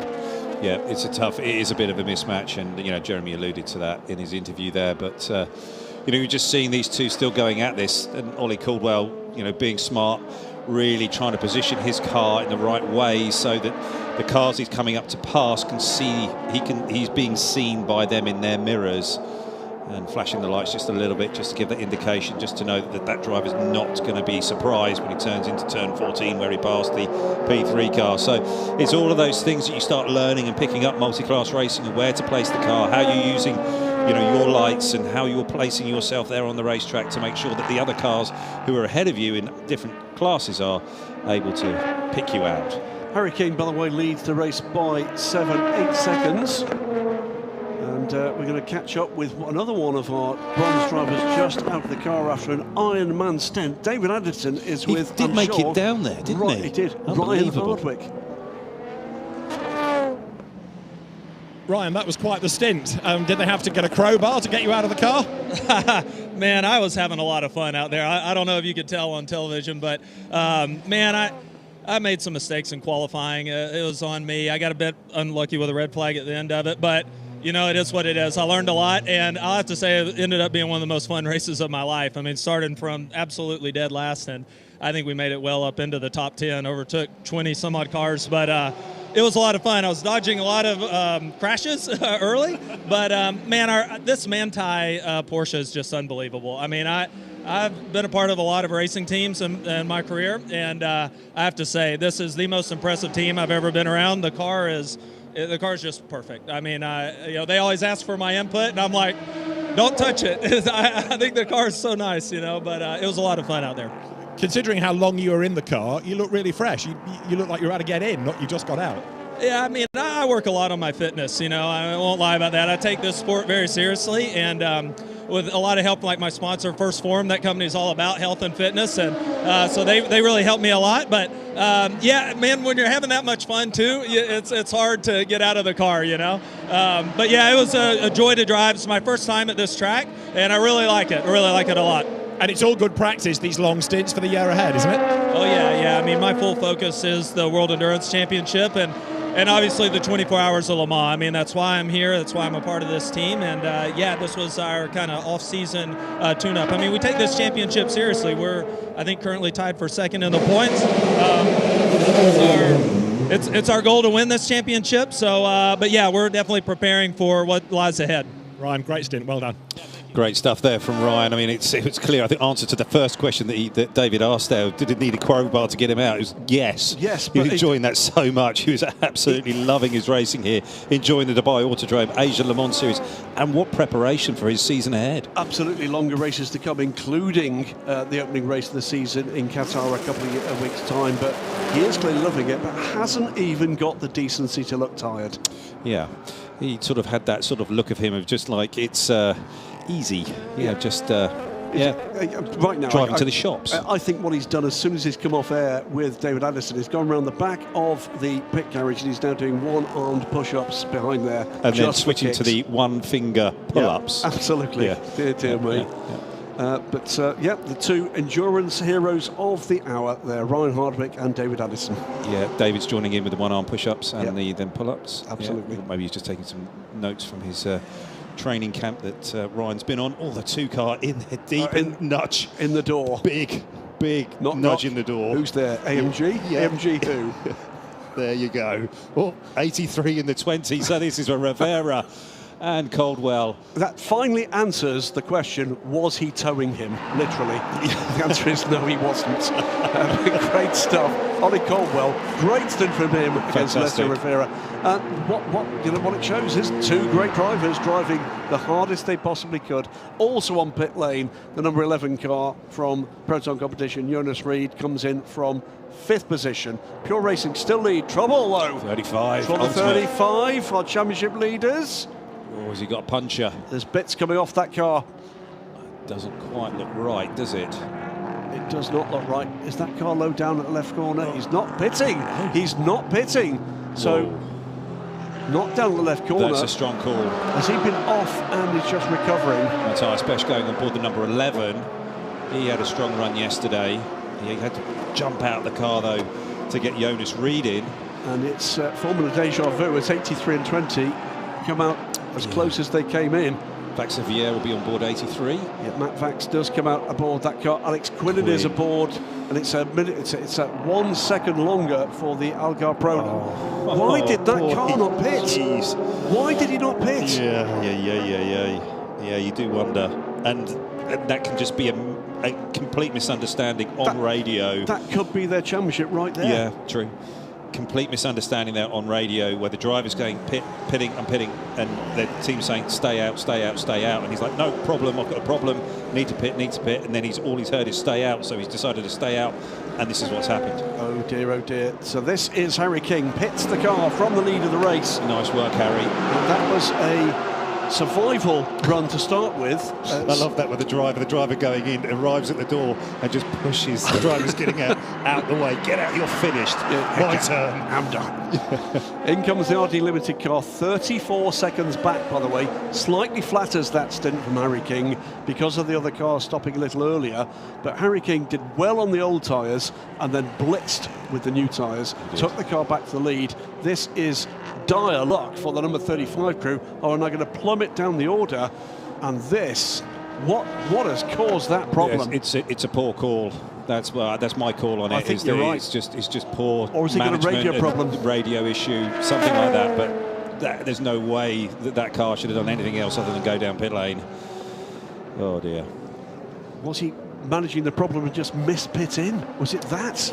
All sorts. He wasn't looking out the windshield where he was going. Yeah, Vlad Lomko to the lead of the race, by the way, as Julian Andlauer rejoins the race just ahead of the DK Engineering car that is laps down for Job van Utrecht. Yellow at turn 16 is for that 35. Is this going to give the opportunity for all of those runners in GT that have got slightly out of sequence to close back up? Because that car's in a dangerous spot and I can't see it being retrieved without some sort of intervention. So I'm sure there's much action on Discord, which is the communication between the teams and race control.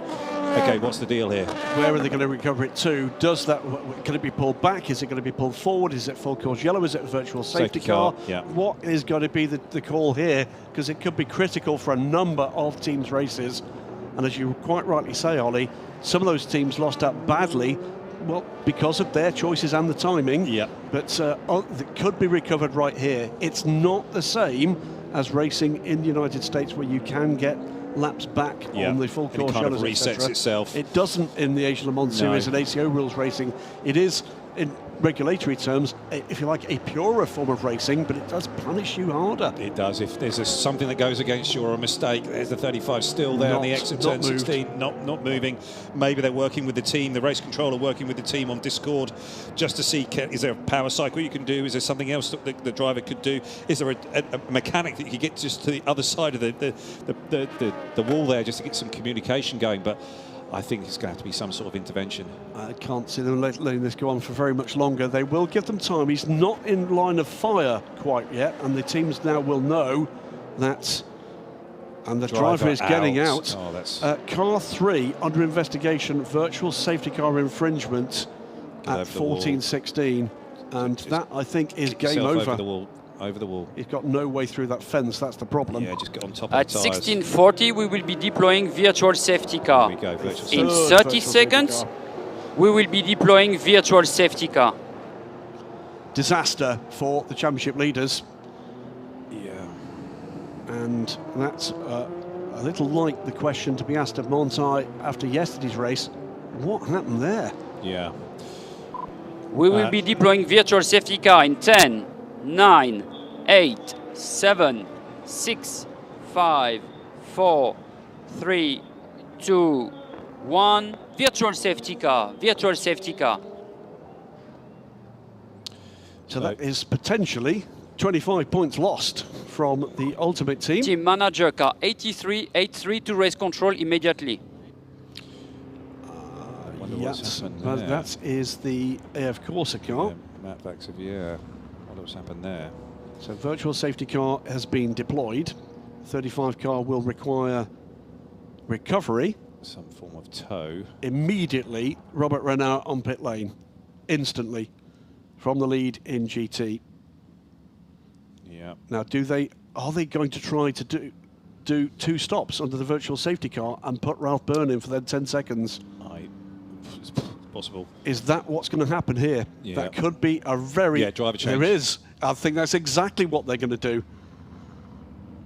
Wow. 96 on If pit this lane. is Ralph Byrne coming out again, that's exactly what we're going to see, Are we I seeing think. a number of these teams just driving through just to save? It's exactly the same. Yeah, just driving They're through. savings.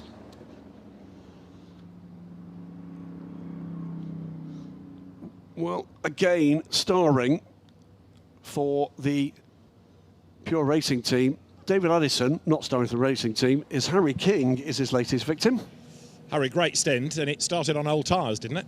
Yeah, no, we took a bit of an adverse strategy, so it meant, I was full fuel and used tyres, which meant, obviously, I just had to manage at that point. The team told me that, just hit your marks, and that's all I did. And then when the yellow flags came our way, we came in, put on a fresh set, and I think that was the right call. And it feels good to get it right. How tough was it on the old rubber, though? Yeah, it was tricky, but you know that you're up against it. You change the lines, you change your driving style a little bit, and obviously a heavy fuel tank makes a huge difference also. So I was told, not to get flustered by the guys. Gaining and catching would get our chance later, and we certainly did that. And then on the new tyres and having to worry about restarts, there were some great moves you pulled around the outside of people. Turn 6, I think, was one highlight around the banking. Yeah, I mean, to be honest, I haven't really avidly watched LMP2 for forever, so, I was just feeling where the car had the grip, and that was where it was, and so be it. I didn't really know who was in the car, and to be honest, I don't really pay much attention to that. I just focus on what the team tells me to do, and that's simply it. Great stint. Well done, Harry. Thanks. Yeah, fine work there from Harry. I'm going to call it now, and I think we're going to see him in a hypercar at some point pretty shortly. Certainly, we've got a full season with him in the European Le Mans Series, by the look of things, with this team, but run by CLX Racing. We've got the 49 car on pit lane. They could be the biggest winners here with a problem for Ultimate. Yes. Here comes the 20 car. But no, Harry King looks like a talent, doesn't he? Absolutely, and he's completely taken to this so naturally in P2. Got very, very busy pit lane, cars going left and right. Whoa, super close there between, was that the High Class Racing and the EBM Aston Martin? That's a change because the High Class Racing cars dropped behind the 43 car in that exchange. 83 car on pit lane as well. Meanwhile, full service, it looks like. Would confirm what you said. We've had a couple of teams, amongst them 2Cs Motorsport and Origine, who've just run through pit lane. Yeah, they've not stopped. They've run through. Yeah, which resets drive time, but also it's shorter. It's shorter. It is. And no, but Harry, another fine job behind the wheel, both on old tyres. And just the way he was talking about it there, what he's having to do to adjust his driving style and working with the old tyres and thinking about driving style and positioning the car on the track and using the car in a slightly different way to make sure that he's looking after the tyre and getting the most from it. And then it changes when he then goes to the new tyre and how he can attack. And he's learnt a lot, and he's been a real revelation in this year's Asian Le Mans Series. And each year we do see this. We see a young talent coming into a team and really sort of blossoming and really taking like a duck to water in the P2 category. And creating and slaying reputations in doing so. And that's great to see. Down pit lane comes Nicky Katzberg in the 24. Again, it looks like they're struggling a little bit with pace today on the Nielsen car. 51 car smokes away from their latest pit stop. Strange the way that he left the box. He sort of initially was smoking the tyres, the 51 car, and then checked up, and then he went again. Is there a bit of an issue there? I'm not sure. Katzberg slightly struggling away from the box there too, and in the background the race leader and championship leader in GT, the 81 Winward Racing car. Now that's going to be quite tight with 2Cs. So that's close to the lead. It's a driver change there for Winward, so I think we're going to see that lead go. Yeah. And in fact, we have seen that lead go, I'm pretty certain. We're seeing some of the other cars that were a little bit penalised, a little bit closer to closing up in GT.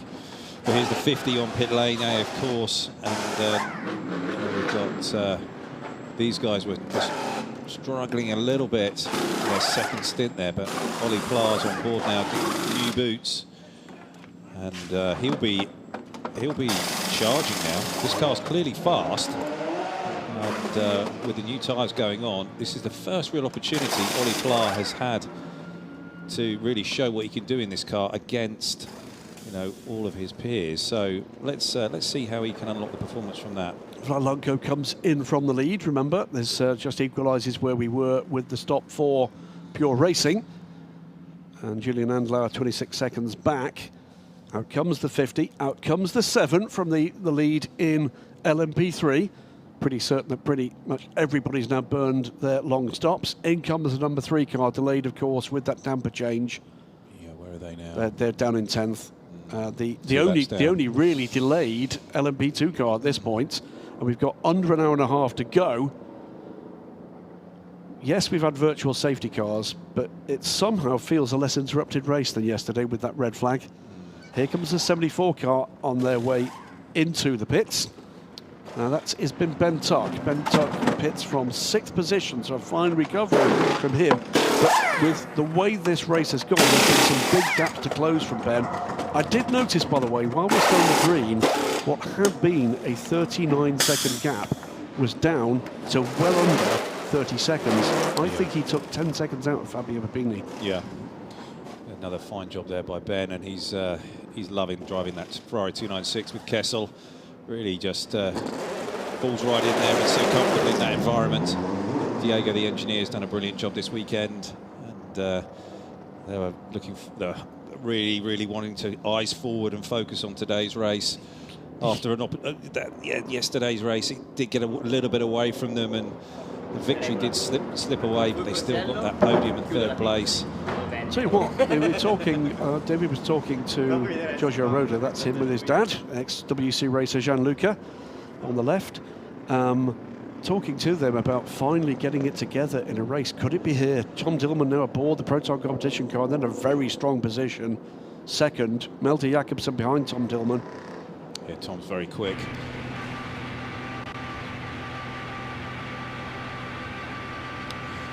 So just getting some updates there from David Addison about what's happened with the 35 car, the Ultimate, but it seems like it was an electrical issue.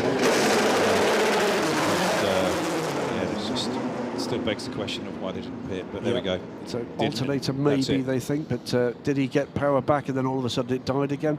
It's an odd one, and I don't think we're really going to know until there's an opportunity to catch up with the driver. Leonardo Colavita, was the miscommunication? If it was electrical, did he have radio? Whatever. Either way, the first part of the deal is they're not going to score points here, and that is going to allow the chasing pack to catch up. It's relit the LMP3 Championship. Yeah. And it just goes to show, doesn't it? You've just turned it on its head. Yeah, fantastically strong season halfway through, and then just one non-point scoring result. Safety car deployed. Safety car deployed. Just in, I think, the 87. That was so close. That was. As soon as the safety car is deployed, that means the pit entry is closed. The key point is the point at which they pass that light. Yeah. So that will be fine. Car 91, you're the leader. Keep the 80 kilometers per hour. All other cars to catch up the queue of the safety car. Car 91, you are the leader. Keep the 80. This is where we are. Forget the gaps, because that's immaterial now behind the safety car. Pure Racing lead the motor race, number 91. Proton Competitions 22, then the 25 and 20 from Algarve Pro Racing, our first and third place cars from yesterday. AF Courses 83 completes the top 5. The 7, 26 and 43 into Europol competition cars. 91, keep 80 kilometers per hour. You're about to catch the safety car. And then the 81, 99, so Winward Racing, Herbeth Motorsport and Climax Racing cars. Leader, you are catching the safety car. Leader, you are catching the safety car. All other cars to catch the queue behind the safety car.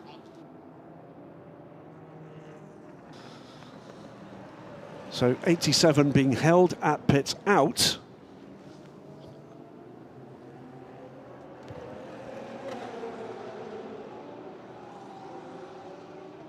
So Origine being held, waiting for the safety car. And we'll soon see what comes up here. Now it's released as the back of the train goes by.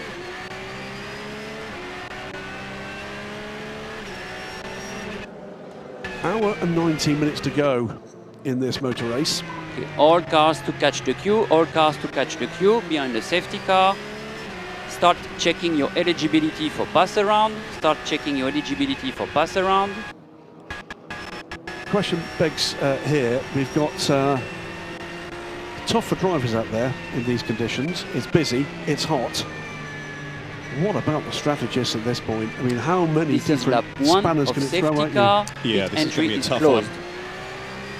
It's probably going to be an awful lot of work being done on the laptop here and trying to figure out how to unpick all of this. And maybe there's some guys who it's pretty straightforward to, but for us sitting here in the studio, there's still drivers who need to get in vehicles, and there's still pit stops to be done, and the fuel allocation and tyres, and trying to work out the fastest way to the checkered flag with everything that you have to use and have to put in the car.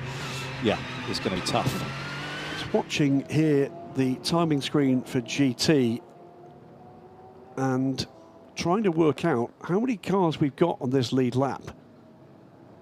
Let that settle down for a moment. Yeah, let's just wait and see who sort of cycles through here. But yeah, it does seem that there might be a split here. I think there's been a huge split here, and I think we only have 4 cars on the lead lap. Yeah, that's a real shame if that's happened. The way it's all gone and played out, we would certainly like to have more cars. That might change with the pass around. Yeah, let's see. There's the, is that the car collection car? It is. Looks all red, but it's all white on the other side. So that is, it's waiting for the pass around. We'll wait for that to happen. So it's absolute car collection. Yeah, that's the car collection car that sits in Kessel car. 12. There you go. So they're going to get 60, back. Yeah. They're going to get back onto this train, aren't they? Because they're ahead on the road of the leading car. So this is going to be a lot closer than it currently looks. Yeah, it's good to hear.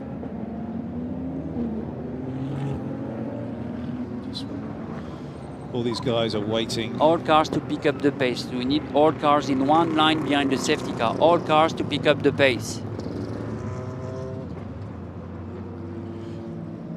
Yeah, so race director is asking for everybody to be packing up. Don't want any big gaps here. Want to make sure that everybody is together. No concertina effect. And yeah, so that they can, if they need to do some work on somewhere, that they can. This is still lap 1 of safety car. The pit entry is closed.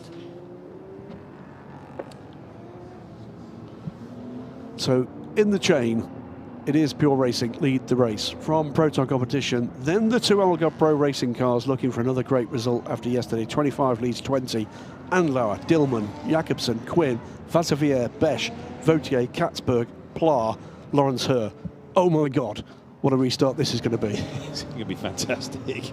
That's just Strap yourselves LMP2. in, everybody. Tighten your belts. Right, so Daniel Frost leads in LMP3, and again we'll wait about gaps once pass around has actually been completed here.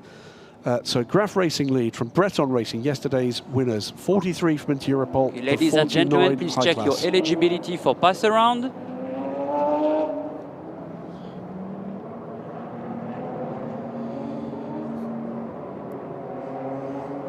In GT, it is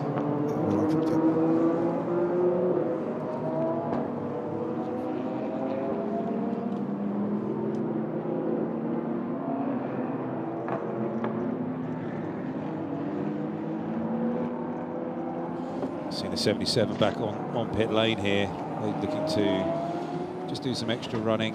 Finally got that car back out. Well, hopefully they're feeling they've fixed that in time for Abu Dhabi. It's not about being a competitive package here. It's have we fixed it, isn't it? Yeah. Waiting still for this pass around. The first two GT cars we can see there will certainly be part of it. Prepare for pass around, prepare for pass around. I think we're going to see a fair number of GT cars going. 29, prepare pass around.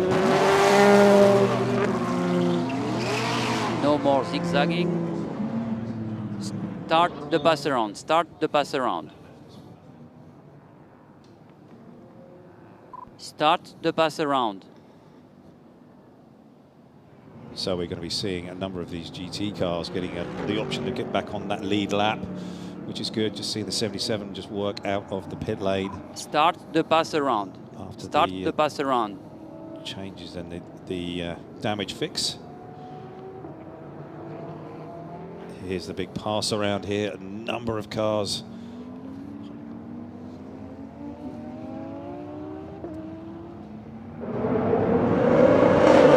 Of the second 4 hours of Dubai, it was Giorgio Roda trying to defend again from his own teammate Alexander Matchell, looking up the inside, Jeremy Clark to the outside, and it was a tough turn between those two, as behind the GT cars sorted it out with no contact this time between the GTs and the LMP3s. Everybody through cleanly, but it was Alex Malikin finding no grip and just dropping back to the back of the LMP2 field in turn 3. Close run stuff between a number of cars. Damage for the Iron Dames number 85, and it looked from this angle as if that incident had included the Qatari Porsche as well as the Mercedes. Damage between the two Optimum McLarens as well effectively eliminated both of those from the race. 27 and 77 made contact side by side between the 11 and the 50 as Jeremy Clark and Alexander Matchell sorted out the running positions there. Virtual safety car for the debris dropped by a number of cars, including, as you can see from Sarah Bovey, the 85 Iron Dames car, side by side as well for the lead in LMP3. And then great battles between Naveen Rao and Michael Jensen.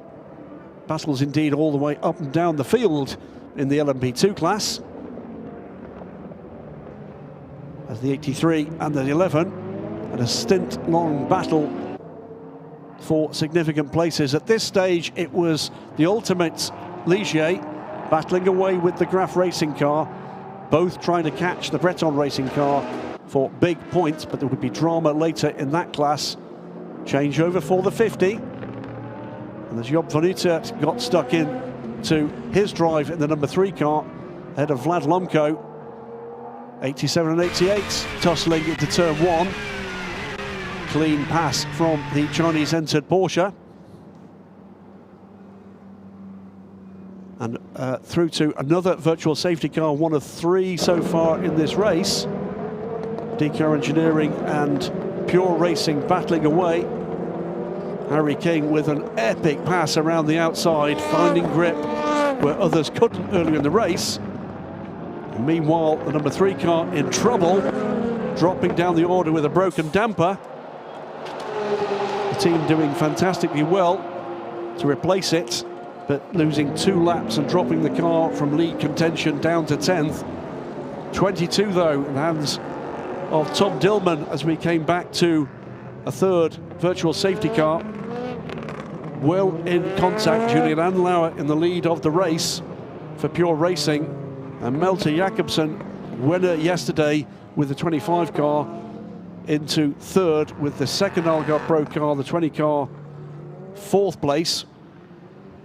Coming back to green flag running shortly, and it is going to be an epic final hour for this race. Rima Jafali there.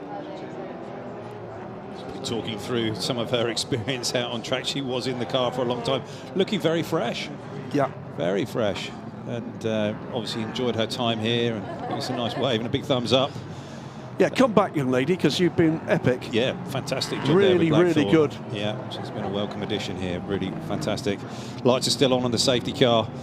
And we've got an hour and 10 minutes to go here. Gianluca Roda getting more TV time here than he ever got in the WC. Yeah, it's looking very intense. He's extremely proud of the efforts of his son. Racing family, there's uncles, cousins, you name it.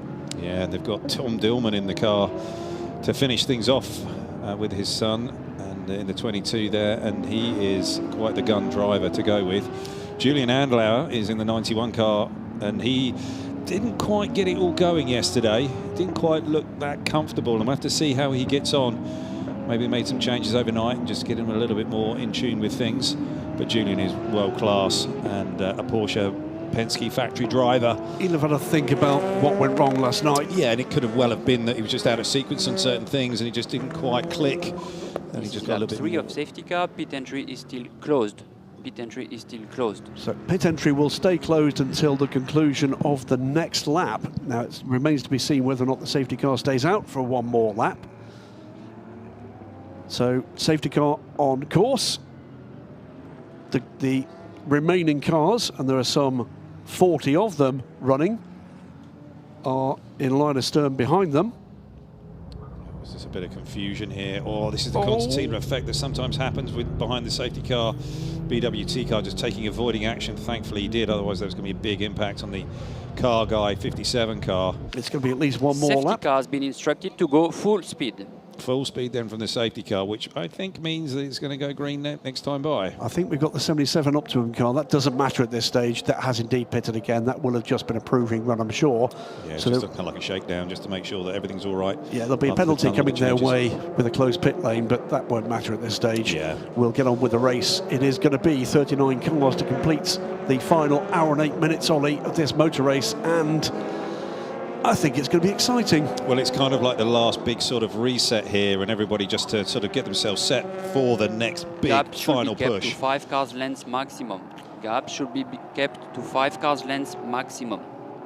So, race director keeping things under control here, allowing the safety car driver to get the field up to a little bit more pace, get a bit more heat in the tyres. Absolutely, but it's everybody has to make one more stop here, or at least one more time through the pit lane. So, yeah, everybody's going to be coming back in, and then that's all going to be built into that strategy that everybody's going to be going through. So, yeah, it's going to be a fraught and frantic sort of 67 minutes of racing here.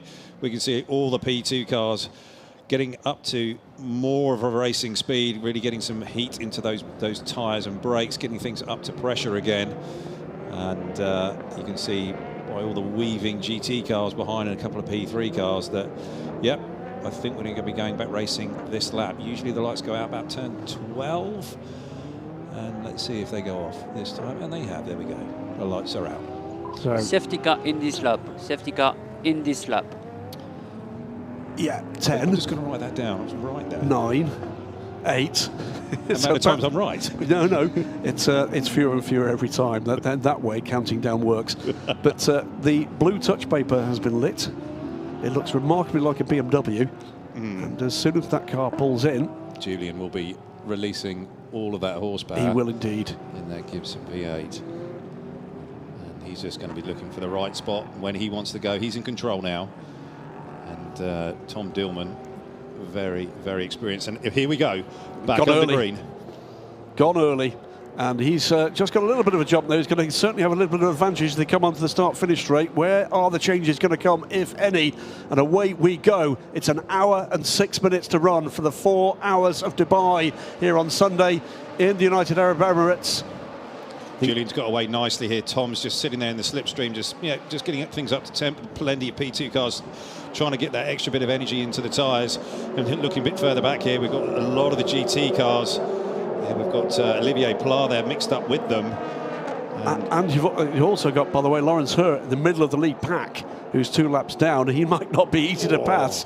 That was the high-class racing car going up the inside of a GT car. I think he's made that move, staking us through and away. He is. Yeah, he is. That was Ben Tuck. There was just having a little bit of a indecision there with the LMP3 car. Just wanted to, it's kind of like one of those deals, just get by so I can get back onto my racing line, because I think Ben's been compromised here and the Mantai's looking for a way by. Top 8 cars within 5 seconds as they're released from the safety car in LMP3. It is, what is that, 6 seconds between them and the 46 car off. Again, yikes. They've had a torrid time, haven't they? Turn 4 into 5, and being out that far, there's an awful lot of rubbish out there. He's been picking up on his tyres. Team manager Kessel Racing to race control. Let's hope that's not more dramas for the Kessel Racing team. Julian Landauer leads the motor race. Yeah. And the chasing pack have not yet managed to pass. Lawrence Hur needs to get out of this, Lawrence. He's 2 laps down. Yeah, that's awkward when it's like that. Oh, 46, what's happened here? Is he just not able to... Oh, geez. That's Lawrence Hur passing the second place car. Yeah. Does he think he can get back on the lead lap? He's 2 laps down. Oh, oh my word. Drive-through penalties, he does it. Virtual safety car infringement for the number 3 car. That's out the reckoning at the moment. So what's happened here? He's just lost it on his own, maybe. That's one of the Climax cars in close contention. Did run off in sympathy. Yeah, yeah. But not sure there was... Not entirely sure what Lawrence Hur was doing there with throwing up the inside of Tom Dillman as he's looking to come back down into pit lane. We're just seeing a bit of a replay here. I think Joel Stearns got past Ben Tuck. Those two were at it really hard yesterday. Oh, and this is... Where are we seeing this? This was at turn 15 into 16, and Ben was looking to get past Joel, and they've had a bit of contact there. Contact and then contact again, wasn't there? Yeah, and it's Joel's coming across. Oh, he's getting feisty out there. And 3 Ben's wide looking again. to come inside. Wow. Both Montai cars. That's crazy and racing then the EBM. Here. Yeah, it is. Meantime, super tight. It's a 10-second time penalty added to the next pit stop for the number 16 Winwood car. That's well down the order. Let's leave that one to one side at the moment while we sort out this little lot. Yeah, it's fraught and frantic, wheel to wheel, door to door. Tom Dillman, by the way, right with the leader. We're sticking with his GT battle because it's excellent. Yeah, Julian Andler, Tom Dillman, Malte Jakobsen. Between the 3 of them, it's under a second. We're on board here. Is this the Mantai car? That's the 12 car, I think. Is that 25? Is that Malte Jakobsen there? Malte Jakobsen under pressure from the 83 car behind, but there was contact between him and the 22 car, Tom Dillman. Yeah. Side by side now is Mathieu Vazevier looking to try to get the outside of the Dane. Yeah, there's Malt's carrying that little bit of damage on the nose there, and they're just coming through turn 14, and Malt's trying to really lean on him and push him all the way out. Oh, is this going to end up in tears? No, Malt's just breathed it, but he's now going to get swallowed up by up the inside, and he's got damage, I think. No, Malt's just got rubbish on his tyres. He's got them cleaned up. Yeah, that sometimes it works out that if you really start leaning on a driver one way, then the circuit switches to the next corner, and all of a sudden you're on the outside. And Malt just got a little bit of medicine there. Unfortunately, it didn't quite work out for him. He's having to clean up the Michelins. Still, we come here with a bag full of GT and LMP3 cars trying to tough it out here. This is the battle for 7th. Yeah, it's Ricardo Perez got past Ben Tuck, I believe. Oh, off goes, wide goes. Is that Ricardo's just gone really wide there? Joel Stern in front. And he'll be now struggling with those Michelins with all kinds of debris on them. It's the RLRM Sport car, Vinian Aguilera, trying to get clear of this and get onto terms with the battle for the podium ahead. And it's not that far ahead in LMP3. So battles again in every class here. Yeah, it so is. Julian Andlauer leads the race by under 0.3 of a second. Car number 9, a drive-through penalty for causing a collision. Tom Dillman looking to go round the outside. He's using the slower Bartone car as a pick, and he's going to get the deal done. He's done it. And he is through and off, and I think Tom's, going to drive away here. He's been excellent in the P2 car. He's been extremely fast for into Europole in the ELMS. Reigning IMSA champion, I think, Tom Dillman. Yeah. So it is the Bartone car that gets that drive-through penalty. Yeah. Vaxivier is going to be homing in on the number 91 Julian Andlauer car. Has he got the performance to put him under pressure? Well, everything's so close here. It's an hour to go. 3 hours done. So the 7 car gets a drive-through penalty. Yep, that's the Bartone car. Yeah. Called that just a moment ago. There's a number of other cars on pit lane. Because keep up here. Sorry. That's all right. There's a number of other cars on pit lane with the hour. This will be drive time as well as the first option to fuel to the end of this race for those GT cars. Yeah, Vaxivier just looking to maybe just clean the tyre up a little bit, or just sort of have a bit of a look.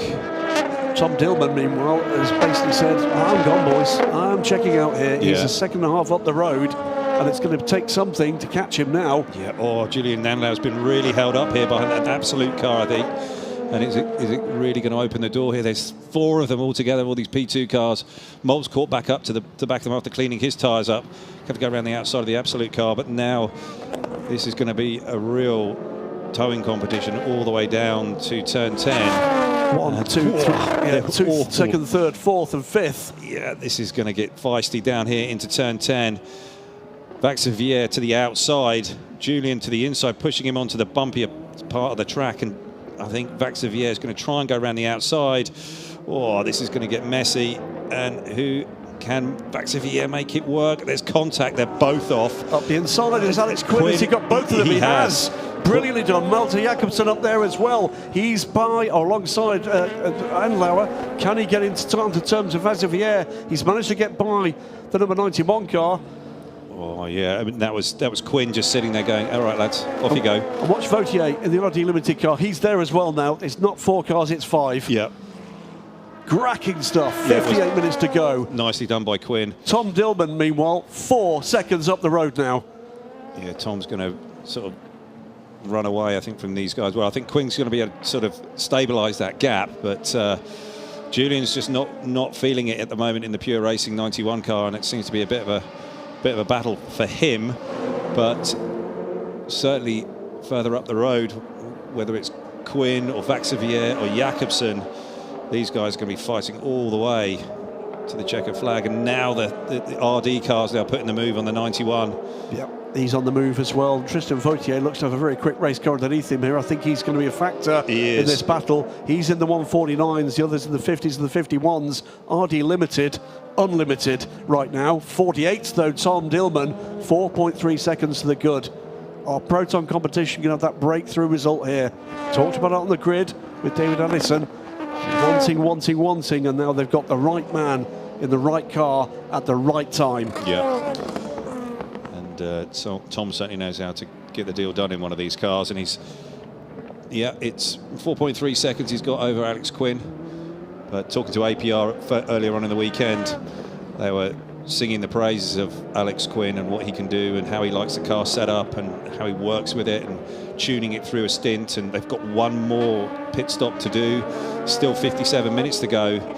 It'll be on this set of tyres, I'd have thought. So got to be smart with the resource and managing those tyres. We've got a pit stop here. Is this going to be to the end? This is Graf Racing. Will be to the end. Yes. Will be certainly the opportunity to fuel a LMP3 car. Stalled it. Goes again. Stalls it again. They were leading this race. Is it going to get away this time? It does. Is. Just a little bit of inexperience there, or just a bit trigger happy on the clutch. So Tom Dillman 3.8 seconds ahead now, because Alex Quinn has got the pedal down, the pedal down here. 3.6. He sets the fastest lap of the race. Algarve Pro Racing's number 20 it is this time on the charge. We've had 2 wins for the 25. Could it be the other car? Mathieu Vaxivier will think not. He's in the 48s. Malte Jakobsen just in the 49s, and Tristan Vautier too in that kind of order. Top 5 cars, 7 seconds covers them, and half of that gap is the lead gap. It is. All of these guys will be absolutely pulling the pin and going as quick as they possibly can, leaving absolutely everything out there. It's going to be cooling off a little bit, so it's going to be getting that little bit quicker. And they'll be using absolutely every last little bit of racetrack. Got to be careful of track limits there, just on the exit of turn 9. But these guys are absolutely ripping the track up, looking for all of that performance. He loses his fastest lap of the race, I think, to track limits. Oh no, I think he does. I think you're right, unless it's going to be this coming lap. That's both. Oh dear. So he's pushing very hard, maybe a little bit too hard. So Alex Quinn got the pace, needs the self-control now. Yeah. Because he is closing the gap to Tom Dillman. Yeah, David Leach will just be on the phone. Oh, but then the fastest, the two just trading purple sectors here, Tom Dillman and Alex Quinn. You know, really going at it. 3 seconds. Vaxivier's not far off either. And so is Malte Jakobsen. I mean, there's nothing between these guys. And Romain Dumas knows they've tasted success already. They'd like a little bit more. This might be all we see of RD Limited this year, you know, this season. There's no place for them at the moment in a packed European Le Mans series. There's potential, maybe, of RD Limited finding a one-off or two-off drive, maybe in IMSA later this season. But these cars at the moment have no place else they can go if they don't win this championship and if they don't get an invitation to the Le Mans 24 Hours. Yeah, we're just seeing the battle here in GT. Vautier, fastest lap of the race, 1:47.812. I mean, it really is. They're just trading blows here at the moment and who can go quickest. And it seems like everybody's like right in the zone. They've got their gun drivers in. GT, by the way, we've got the battle for 7th here between Ben Tuck and Jamie Day, the Castle Racing Ferrari, the EBM, Aston Martin, 2 young guns and 2 great cars. The race is being led by our championship leaders, Winward Racing, Gabriele Piana, ahead of Alfred Renoir in the Herbeth Racing number 99, and then the Climax Racing number 2 from Elias Ebenin. So, and I think it's with this GT battle, it's going to be all about when they pit and how much further they're going to go before they make that final stop, because they're right in the window now about how far they could go. And it's going to be about, okay, who blinks first here for track position, and whether it's going to be, you know, using the tyre later on in the hour that they've got left to go, or whether they call it and go early. Are they going to be waiting for another intervention possibly?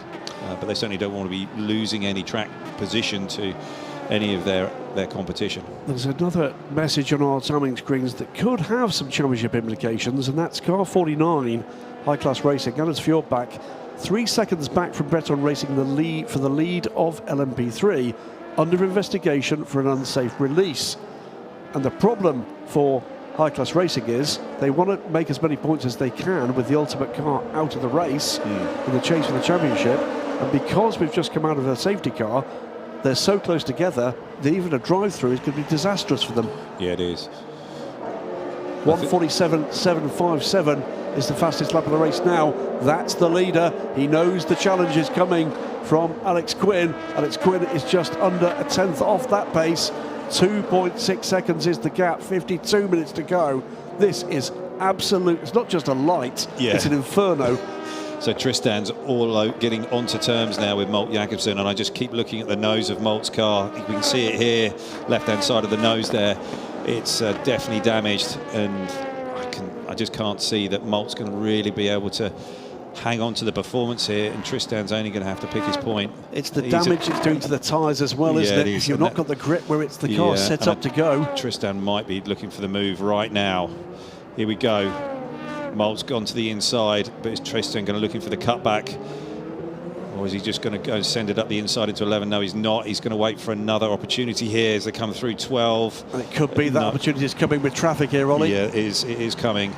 And Malt's going to get held up as he goes across the apex of 12. And can Tristan get the run off here and then tow up behind him? And is he going to look to send it around the outside into turn 14? No, he's not quite close enough. There was a bit of damage or debris bouncing around there on the ground in front of Malt's car. It does look a little bit damaged, that nose, and that's going to be hurting him. But Tristan on the gas, looking to line him up. And is it going to be the opportunity as he comes down into turn 1? Just needs to roll the speed through turn 16 here and get that good exit. Looks pretty good to me.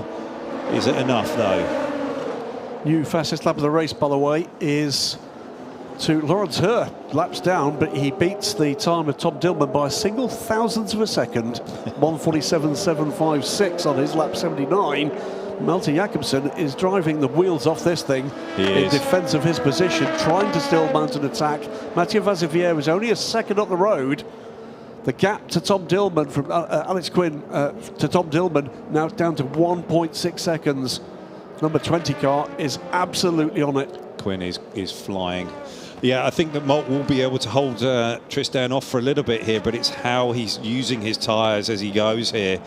And is it going to be just a bit too much because he's got still 50 minutes of the race to go, and is he going to stay on this same set, or is he going to change? And if he changes, then it's the pit stop time. You know, all these things have to go into the calculation, and David Leitch will be sitting there crunching the numbers, trying to make it work, and talking to Molt about, you know, how is the car, how are we using things up, what can we do? And there's going to come the point, by the way, that they're also going to take into consideration as we get deeper into this, championship positions as well, because that's really important for this team. Yeah. Remember, the championship winners in LMP2 and in GT go to Le Mans. Yeah, absolutely. Julian's dropped some 12 seconds more on the lead group here. There's something up with this. It's just not there, is it? No, it's not. And Olivier Plas lining him up now, and it's only a matter of time, I think, before he gets the deal done, whether it's into 14 or no, he's not quite got it done there for 14, or whether it's then going to be. Oh, it's done him up the inside. Yeah, Julian is just sort of opening the door. Oh, leaned on it. Oh no! God, blimey. It just gets worse, unfortunately, for Julian. There, just a little bit of a spin. She just kind of like breathed it, let it go. But Vautier looking to go around the outside. Not going to be there. No, he kind of like tried to throw it in there, and he just got out into the dirty stuff and started to lose the rear of the car. Had to open the wheel and then let Molt back through. Yeah, but I think it's going to be another couple of laps, and then Molt's not going to have the power to keep him behind. Quinn under a second back from the leader, and that's the way we're going to have to switch in a moment, because this battle is very engaging, very entertaining, but it's not for the lead. This is the spin out from Julien Andelin after a brush with Olivier Plas. Just that little bit of touch on the nose just puts all the weight on the front axle, unhooks the rear, and around it goes. This is the battle for the lead now. I feel for Julian. It's just not working for him right now. Let's talk a little bit about Alex Quinn. What a chase this has been for him. It took that fantastic opportunity, probably the pass of the race, as others got into their own battles. Took, what is it, 2-3 cars in one move to get himself up into second. And since then, it's been absolute foot to the floor action from Alex Quinn. He has. Breaking down a lead that, frankly, I didn't think was capable of No. He's done a brilliant job. And that car, that Algarve Pro, have it absolutely hooked up this weekend. And a big bunch of traffic here as well, Ollie. Yeah, and whether he can use that or not. Tom's no rookie, and he's going to know about the ways of racing one of these 07 chassis, and he's going to know the best way to place his car on the track to fight off Alex Quinn. But Alex is full of confidence and really got the pedal down. I know, talking to Tom, you know, he doesn't want the reputation of having been the fastest driver in the slowest hypercar. He wants to be in a car of quality in the World Endurance Championship, and soon. And what he wants to do by do that is to show his pace in LMP2, winning races, winning championships. He's done that already in the United States. Came very close to doing it in the European Le Mans Series. Would love to be winning races here in Asia. And then he'll be sending his calling card round with here's where you can find me. Yeah. Well, we were just watching just a couple of seconds ago the Bartone car just drifting all the way through turns sort of 4 and into 5. Oh, it was... he's certainly using every bit of life in those Michelins, and it was one of the things I was talking to a couple of the drivers earlier on, and this Michelin in particular, when you start to slide it, it just continues to slide, and it just takes it's got quite a long memory, so you've just got to be aware and really on top of that so that you don't overslide it. Claudio Schiavone watching his car and a battle with his car, the 60 Proton Porsche. That car in the hands at the moment of Alessio Picariello. Here comes side by side Malte Jakobsen and Tristan Vautier again. It's not a replay, it's just another lap. Malt's fighting for his life in that thing. He's looking up the inside of the 81. That's our leader in GT. So this is a big battle going again safely. Past the leader in the class. Yeah. Cracking stuff. Yeah, Piana was smart there. He just let them go through, recognised who it was, and didn't risk the car. So Tom Dillman has actually just pulled out a little bit more of an edge over Alex Quinn this time around. Looking at Mathieu Vassivière, he's gradually closing that gap, you know. Malte Jacobsen and Tristan Vautier still with that battle. Olivier Pla and Nicky Katzberg now ahead of Julian Andlauer's, just plunged a little bit further down the order. Yes, is Tristan close enough here with Malt? Not quite. I don't think. He's going to have to wait for a bit more traffic, I think. But you see that piece on the nose there, it's just acting like a bit of an air brake. It is. It's going to just blunt his edge. It's also not doing what it's supposed to do, which is help the car turn in. Yeah, exactly, and it's going to be stealing downforce off that nose and that right-hand side, and it's going to be acting as an imbalance, and so Malt's going to have to be adjusting his driving style to know, you know, to deal with all of that, which is going to end up using that tyre a little bit more, and you know, so it's all these things that Malt's having to process and then talk to David Leach about, and okay, how can we help that at the stop? Is there something we can do? Is there a repressure on the tyre? Are we going to change tyres or not? Or, you know, it's all those thoughts that have to go into this, and that the driver has to be feeding back. This is the battle for second position in LMP3. We've got High Class in second there, under investigation for an unsafe release. It's so close in LMP3, and it's going to be one of those ones that's going to be impossible to call when we get next week to Yas Marina. Absolutely, and that is just briefly ahead. The 15 car, the Hans-Veen Aguilera, Mexican driver coming out of the Ligier European Series, which is proving to be quite the breeding ground for LMP3 talent. There goes Tom Dillman up the inside of both of them. Car 49 does 15, get he's got by him there. Well, it's really leaned on him. And as it happens, we hear there's a 10-second penalty to the next pit stop, or indeed to the race distance for the 49 car. Quinn's looking to get by and get through this traffic now. Nicely done. Just managed to get in between the two cars, and it's going to be the drive off. Tom Dillman's got away just a little bit there. And so Tom is coming down into turn one and looking for the Quinn coming through turn two into three. Nicely through the traffic. Well, hearing from David down in the pits, by the way, the explanation as to why Julian Andlauer's pace has dropped off, old tyres. Yeah. And I think pretty unique amongst this league group that he was actually out on old tyres. That will do it for sure. Either they've burned the tyres earlier in the race, or this is close for them, whether they can get to the end here on a tank. Very, very on the edge. Yeah. But he will feel he can go no further, I think, at this point. Yeah. Real struggle. Julian Andlauer, fuel going in the car. And that car will go on the jacks, and there are new tyres ready for him. Yeah. Now, any kind of intervention at this point is right back in it. Yeah, he is. He is. And let's see there. There we go. The Pure Racing guys are ready to go. Looking to do this tyre stop as quickly as they can, but this is under green, and so it's going to be eating the time, and he was a good chunk back. He was. So what he doesn't want to be here is a lap down. Yeah, it's going to be close. It's going to be very close. It is. Because the leaders are coming through, and 14 right now. Tom Dillman is coming through there and into 15, and it's going to be very, very close. Here comes Vautier, very close there. Look to, I think, consider the dive bomb, but the door closed just in time. Anybody else, any takers for the pit lane? Not this time around. Tristan needs to be using this. This is where he needs to be just using the slingshot through, off in here, off of 16. Can he get that done? Not quite. The P3 car was just in the wrong spot. He couldn't get his exit. And where is the Pure Racing car out from pit lane now? Stays just for the moment on the lead lap, but can he stay there beyond turn one? It's going to be tough. These guys are racing and racing hard on hot. Yes, he's a lap down. He is a lap down. Yeah. Won't be able to hold these two either. They're going to be gone. So Julien will likely drift wide here, where if he doesn't they don't get by him here, then it's going to be around the outside at turn 9. But is this the moment that settles the battle between the two behind? On the inside goes Yeah, Mark Jacobsen. He does, he gets around there, but Julian's just got him back around the outside. Look at Vautier, look at Vautier, he's got the run now, that's the moment. That's the moment that's going to settle this. Yeah, but is Julian towing Molt along?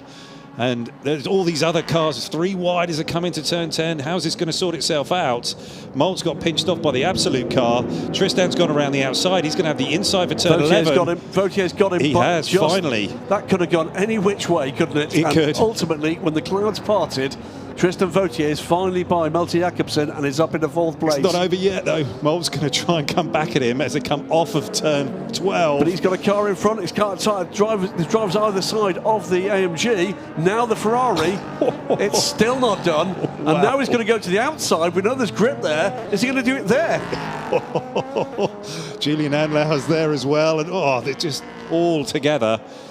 And is Molt going to be looking, is it going to be making into the pit lane? No, he's looking to send it up the inside into 16. He's really not giving this up, is he, Molt? And just fighting like a terrier. I think we don't often see, in fact, I can't ever remember seeing a wound-up Malte Jacobsen. Doesn't happen. But I suspect this is as close as it comes. He might be just slightly gritting his teeth. Yes. That's it. I'm going to speak to his mum and dad next time I see them and ask him what it was like as a rowdy teenager. Yeah, Stern talking to. Yeah, I mean, that nose is really, I think, one of the biggest things here that's holding him back. And yeah, it's a shame that's got a bit of damage. But yep, onwards. He's got to deal with what he's got to deal with. Pit lane now, Nicky Katzberg, for what will be the final stop for Nielsen Racing from 7th place. Julian has come out and he's got on with it. I didn't think that those tyres would be in as quickly as he's got them. So using his experience to get those going, and hopefully he can get up the road now. This is 96 in the 10. Ben Barnicoat, Klaus Bachler. It's Ben Barnicoat's star in the Observability Sports Car Championship in the recent years. Klaus Bachler. These two cars were switched the other way around yesterday, weren't they? They were fighting and fighting. Well, Klaus, remember, is the reigning WEC champion. Yep. Spotted, I think, family and family friends as the Klaus Bachler fan club passed a comment that they were introducing young talent into the fan base, and got quite the round of applause and laughter from a group whose average age I suspect was somewhere over 50, but great to see them here. Oh wow! Oh, and Vautier taking no prisoners whatsoever. Absolutely. He's taking the opportunities where he can find them. That's Julian Anlau put to the sword. And Dennis Marchel's trying to get up the inside of the 28, and there's Julian Anlau. Oh, it's 3 wide. 3 wide into 16 does not work. I think Jacobsen has come to the pits. Yeah. And Dennis Marchel in the 74 is absolutely on a tear. Out comes the number 11 car in the hands of Matthias Besch. Malte Jacobsen does pit from 5th place. It's not going to be a win, I don't think, here. No, they've got the doors open here. They're having a chat. Not sure. Just doing maybe a little bit of a drinks bottle, a bit of a drink there for. It seems like Molt came in, it was a bit of a surprise there. I don't think the team were ready. We're watching the 10 and the 96 going at it. Klaus Bachler here and Barney battling it out, and Klaus has really got a good run here coming down into turn 10. Maybe we'll switch back to that shortly. See that damage still. Yeah, we'll be trying to pluck that off of there. Oh, Barney's gone defensive in the brakes and they're snaking around. And Klaus is trying to go around the outside of them. And these two will know one another pretty well in their racing. There's Alex Quinn trying to get by and get onto terms with the race leader while this battle is still fully joined with the GTs. Manages it there. Bachler looks to see whether or not he can plug that gap. He can't. Ben Barnicoat ready for that one. Round we go again. Yeah. And this sort of like this stabilised this battle here between Dillman and Quinn, but I don't think it's stable here between these two, between Barney and Klaus Bachler. And Klaus is looking to size him up, line him up, and Dennis Marchel's got through past the 60 and the 28, and can he get away and up the road? And who's the next victim for him? Is it Matteo Drudi? Yep, so it's back into the top 10. Matteo Drudi, son of Luca Drudi. Beat you at Le Mans in 2001. Yeah, he did. Yeah, cool. quite the performance there in all that rain. All that rain. GT2 cars coming to the fore there. 6th overall for his dad. But in comes 50 car trouble for the 11. Matthias Besch gets it going again. That was down into turn 13, that was. Yeah, it was. Lawrence Hurd taking an unusual line coming off of turn 16. So here goes the 74 at the inside of the 60, and that was quite the biff. Yeah, that was, yeah. I'm here on the inside. Oh, yes, there you are. Ding dong. Yeah. Kessel calling. Yeah.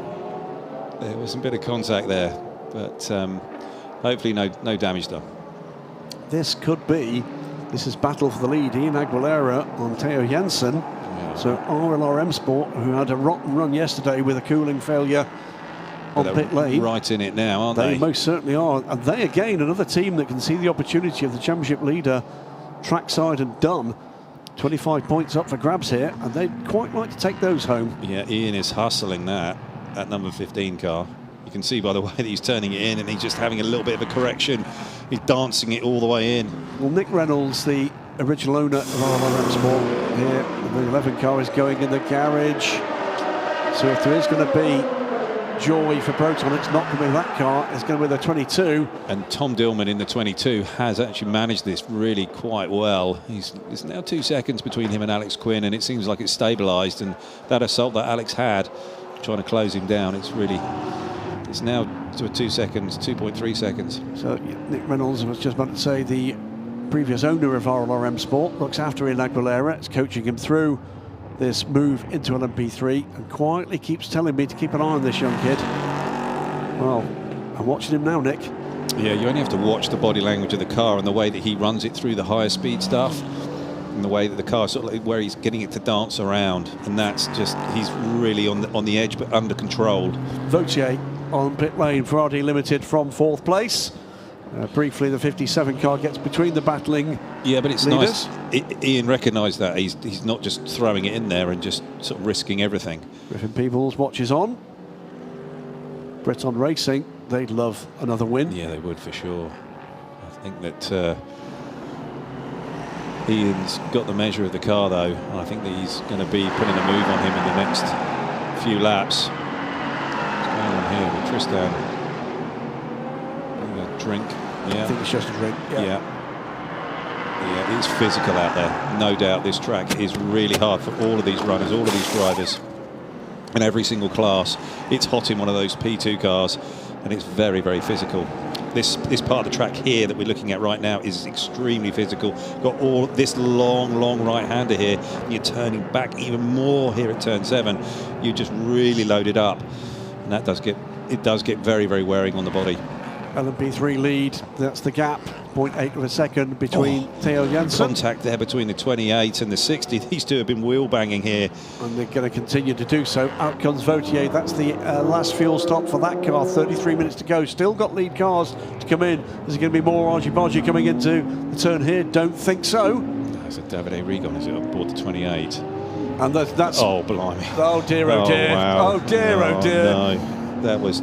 Again, so unnecessary. What is going on there, guys? That's Picariello and Davide Rigon. And meantime, nose to tail, 87 and 92. That is Lauren Heinrich in the green and white car. It is Richard Lietz in the blue car.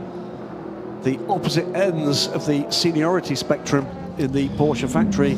Let's have a look at this. So this is classic, a bit of red mist here, and somebody just got a little bit over their skis and just, yeah, it's bubbling over. Sorry, both should know better. They should, and that's a really tough one, and a little bit.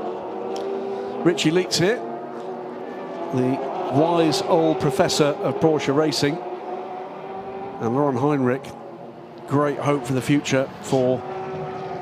Yeah, you could sort of say that you've got the two ends here of what Porsche Motorsport is all about. You know, Lauren Heinrich is definitely the future, and an absolute burning so brightly his star in IMSA at the moment for the AO team, AO Racing, and GTD Pro champion. And then there's Richard Lietz, who is, yes, he would, I think, he'd freely admit that he's more senior. Yeah, more senior of the drivers, but still just so quick, so much knowledge, so much experience. and such a lovely guy, you know. Oh, he's fantastic personality. Yeah, and he's a real character of the paddock, and got a huge amount of knowledge coming down into turn 10, and it's super close between the 92 and the 87. And can Lauren Heinrich get him back to come back into turn 12? And he's got him. He has got him, but is Lauren going to be able to come back up the inside here? I'm not sure he can. I was speaking to Lauren earlier on, and he said that the setup of the car's just not quite been there. It's not quite been the match for the Manthey cars. He's making a great fist of it here, trying to go around the outside of. He's going to sneak up the inside as it comes to this final apex here of turn 14. While you're talking through this one, on pit lane are the two leading cars, 22 and 20. Tom Dillman and Alex Quinn. Mathieu Vazevier carries on through. Side-by-side action still with the Porsches we're looking at. And here's Richard Leeds that goes through. Oh, 26 and 15. This is the lead battle for LMP3. Brilliant. 30 more minutes of this and then we've all got to go home. 85, meanwhile, the Iron Dames do get a drive through. They're running last at the moment, unfortunately. It's not been a great race for them. Going to be getting the run off of turn 16 down. Always seen the leaders here leaving pit lane. And it's still in order restored. And that's come with identical pit stop times for the two lead cars. Still in the same order. Breton Racing lead RLR M Sport. Breton Racing, Czech Republic flagged, helped by multiple race and championship winners in LMP3.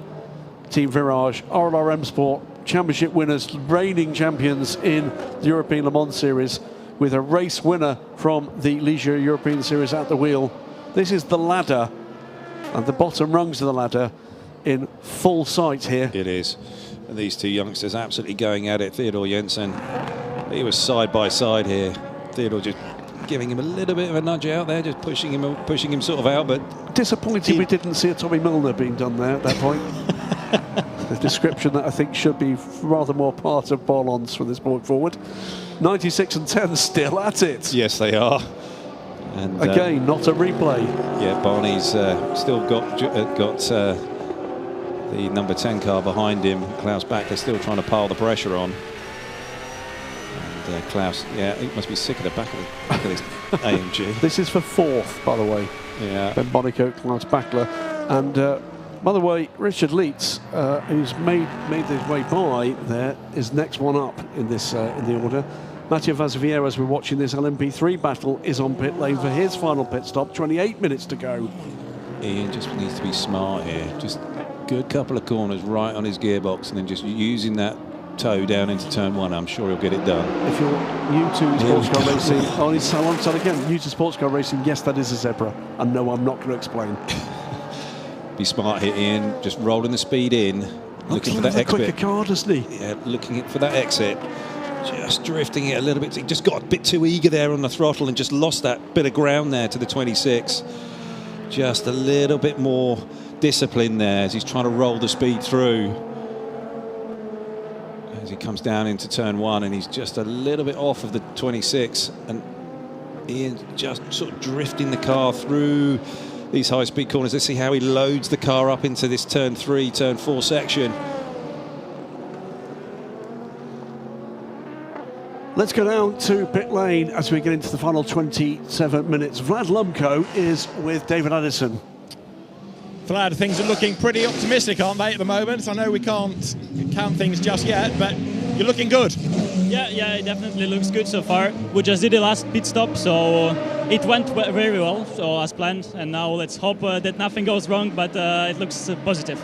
It's really competitive between you and the Algarve Pro Racing car. Lap times are good, pit stops at the same times, really, really tight. Yeah, you have to play like everything perfect and you do the perfect job. But so far, I think the team, we got quite lucky with the call, to be honest, to wait a bit to do the splash and then to pit after. But yeah, I think you have to do everything perfect to win. And so far, the race goes really well. How was your stint? I was quite happy with my job. I mean, I got overtaken, unfortunately, because I got held up by traffic. But I think besides that, the stint was not bad. So, yeah, I'm pretty happy with the job I've done. And Tom is doing a really good job so far. So let's hope he keeps going in the same way. Hope to see you on the podium. Well done. There seems to be something in the water here today. There's quite a few drivers getting their elbows out, particularly at turn 10, turn 11, Yeah. and the sort of afters, leaving a little bit of wheel in as the cars are sort of going by. But Barney didn't get sort of drawn into that with Klaus. But being caught here by Richard Leitz, without a shadow of a doubt, because they're getting caught up in their own battle. Still in second place. This is an engaging battle in LMP3. It's maybe not been as physical as some of the battles in GT. No, but it's this is a battle that's going to matter. And closing in again is Anders Fjordbach. Yeah. It's a 3-car battle for the lead in LMP3 again. Yeah. It's like Ian could just get to the back of Theodore's car, and then the aero wash then starts to steal a bit away from the floor and the nose and the rear wing, and it just starts to slide around a little bit too much. If he could just get to him and then just get the deal done at that particular point, whereas into turn 1 or coming down into 10, I think he'll be able to get by and then pull away. But he can easily catch a car, but getting by is another story completely. 25 minutes to go. Tom Dillman leads the race 3 seconds from a charging Alex Quinn. Proton Competitions 22. Orica from the similar car from Algarve Pro Racing there 20. Mathieu Vazivière is 9.5 seconds back in the 83 AF Corsa car, with Melter Jakobsen damaged the front of the race-winning car from yesterday. The 25 Algarve Pro car is 21 seconds back. In LMP3, we're watching the 1, 2, 3 here. Breton Racing's Theo Jensen is ahead by half a second from Ian Aguilera in the RLR M Sport 15 car, and closing in 2 seconds back, Anders Fjordbach in the High Class Racing number 49. The championship leaders out of the race. Electrical problem taking out the ultimate car, and this is for 25 points that could make the difference. There's the 3 of them in the same shot. In GT, just on pit lane now for their final stop. Climax Racing's number 2 from 3rd, Elias Seppänen. 2nd, Alfred Renard in the 99 Herbeth Racing Porsche and the Winwood Racing 81 car. They look set to get a hatful of points to boost their championship standings. They're already championship leaders in the Winwood Racing AMG, Gabriele Piana. This is maybe the opportunity that Ian's been looking for. Ian Aguilera in the 15, looking to get by the 26, and has he been able to get it done? No, the Kessel car was just in the wrong spot for him there. The margins are tiny, aren't they? Just look in the background, by the way. Tristan Vautier back with Melter Jakobsen. This is for 4th place. This pair had an epic battle, 25 minutes ago, and it looks like order restored. Yeah. We'll just have to see how it unfolds over the next 23, 24 minutes. And Tristan's done a great job, but Maltz somehow managed to get, with pit stops and everything else, he's some 35 seconds back from the lead, and I think that just shows. And they've just got a bit of traffic here with the Kessel car, and is that going to present the opportunity here for Tristan? Try and go around the outside. Maltz already there, blocks that move off. Great race. It is fantastic, and this big toe here for Tristan, and Maltz car is not the most aerodynamic. Not as it was designed, and Tristan's looking the inside, and we're right on top of the P3 battle for the lead. Maltz just drifting it in there past the apex. There's the leading car, going to just cramp his style, trying to get the power down out of the next turn. I think it just about has. It's going to be close again here, Ollie. It is very, very close, but I think Maltz going to get it through. But it's actually what's going to do to the P3 battle for the lead. Is that going to open the door for Ian Aguilera? I'm not sure. It's just clear enough, isn't it? Yeah, it is. Just it separated the 2 cars enough. The change that's come is the High Class Racing car is closing. It's now a second back. It's gained a second there. Still, Vautier looks up the inside this time. Maltz gone too deep there, but he's still keeping it there. And he's just a twitch, and he's got the position's gone. Yeah, that looks like that's game over there for Maltz, and it looks like Tristan will now get away unless Maltz can get a great run off of turn 16 here and down into turn 1, and he certainly won't give it up. Position we're in here for Algarve Pro Racing and for RD Limited, it's about points in the championship. They're not going to win this race from this position, but it is about the points difference it can make for these positions. Yeah, it's going to be vital. Again, you can see the front end of that car just twitching away. That's what the lack of grip at the front is doing to the 25 car, and that's not helping the tyre life either. The 30 just got through there, nicely done. He just overcooked it slightly coming into turn 6. But he's got it gathered up and nicely done, yeah. Through and off. 21 minutes to go, and the lead gap is closing again, down from 3 seconds to 2.5. Alex Quinn in the 20 car, closing in on the 22 Proton competition, Orica. In LMP3, top 3, 1.7 seconds covering the top 3. And Winward Racing, Herbert Racing, Climax Racing, they're your top 3 in a GT class that has been rather spoiled in terms of the potential battles beyond that with the timing of the virtual safety car. Yep. We see if there's anything else that's going to happen in that P3 battle in the lead there between the 26 car and the 15. Top 2 in GT on pit lane right now. Yeah, you see they've taken that last final splash of fuel. Is that changeover between the 2 interior pole cars? Oh no, the other car is a lap down. No, yeah, that's okay. So Theo Jansen, he had a spin. Oh, that's why. Had a spin coming off of turn 9. That's why. It's the 43 car with Kevin Rabin, and they've had a bit of a mare, I'm afraid, today. Still running, by the way, in 6th place for the points, but not in contention here for the podium. That is these 3 cars. 1, 2, 3. Yeah. Ian is still there. Must be sick of the sight at the back of the 26 car. But coming down into turn 1, and it's the sun's gone down, and the lights are starting to really dazzle and sparkle in just the dusk. Yep, 20 minutes remaining. What's up for grabs? Everything. Oh, I think Ian's going to have a chance here. I think he is. That's covered the ground that he wanted to put the Breton Racing car in. It was less constrained with his time through that turn. Bonilla Aguilera has not been close to this for a little wee while. Where is the opportunity going to come? Is it going to come with the Porsche? Off the curve for the 26. Again, cramps his style just a little. Yeah. Where is the advantage going to be? Theodore's doing a nice job, but Ian, is he going to be able to line him up as they come through and off here and into turn 9? Which line are you going to take around this turn 9? You can go high, you can go inside, you can slingshot through, and he goes low. He's looking for the toe here, I think. Yeah, and Ian is right there. He's using the toe off the Porsche, and then there's going to be the RD limited car. Oh no, sorry, Nielsen car. Oh, Ian's to the outside. Is Ian going to be able to get around the outside? Look at him. He is. Wow. Is Theodore going to drive him out? Could do, but is Ian going to be there? I think he's got it. Enough. Is he going to be? Oh, slid. He slid wide and just lost the again. rear. Just lost the rear as he was trying to get the power down. Just a bit too eager, maybe. But God, it's nip and tuck on. He's made a mistake. He's just gone wide. They've both got rubbish on their tyres and they can't get the things cleaned up. Here's the 49. The 49's there as well. Fabulous stuff. This is LMP3 for the lead, for second, for third, for the points.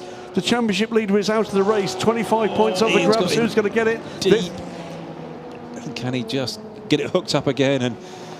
And this fuel bag must be sitting there thinking, wow, yeah, keep going, guys. I'm going to pick up the pieces here. It was just here. He's just trying to get on the throttle. He just starts to lose the rear. You see it drifting, drifting, drifting. Is that the moment the chance was lost? Possibly. It was that chance was lost there, but here they come again. Breton Racing, RRM Sports, high-class racing. 1, 2, 3 for the LMP3 win here in Dubai. Just while you're watching that, I can tell you the lead gap, 2.8 seconds. Tom Dillman to Alex Quinn. 11 seconds back is Mathieu Vazevier in the third podium position. And in GT, Herbert Motorsport, Alfred Renauer to the lead. Quicker down pit lane than Gabriele Piana. Elias Sepponen is third. And it is Herbert Motorsport take the lead. Yeah, just still watching this P3 battle for the lead, and Ian Aguilera is just drifting the car through all these high-speed turns. And is he putting a lot of energy into those Michelins? Is it going to be just a little bit too much? But he's closer now, again closer to the 26 car. Is he going to be able to put a move on him as they come down up behind the 87, the Orijan GT car? As Theodore is just guarding that inside. And Ian's just looking to the inside now, and the Pure Racing car's there as well. Is there going to be an opportunity here? Oh, it's close. Just got his nose chopped off there, and Ian's just run a little bit wide. And he's just guarding his inside there to the Pure Racing car, and the 91's trying to go around the outside. The Orijan car, multi-class racing here at its best, and it's tricky. Tyres are right at the limit of their life. right at the end of the 4 hours of competition here. Only just over 15 minutes to go. Oh, and can Ian make the move stick here? No, he's just going to run out of space as it comes through and off of 14. He got a great run through there, didn't he? Almost made it, but it's again, there's a GT car on the way, and again, Anders Fjordback throwing the high-class racing car in. Ian's going to be a little bit hot as he's coming into that final turn, trying to get through and off and past the Origin, driven by Lauren Heinrich. You look at the way these three cars have been driven. This is Anders Fjordback now is the man with the bounce seats here. It's three identical cars, and honestly, there's different the driving styles being applied as a javelin, a shot put, and a discus. It's completely different the way the guys are approaching this task. Yeah, absolutely. And Anders Fjordback, very experienced, knows this sort of car and class and racing inside out. And he's really trying to pile the pressure on Ian here. And he is doing a good job, really responding well. 15 minutes to go. The gap for the lead is coming down again, under 2 seconds. Tom Dillman again under pressure from Alex Quinn.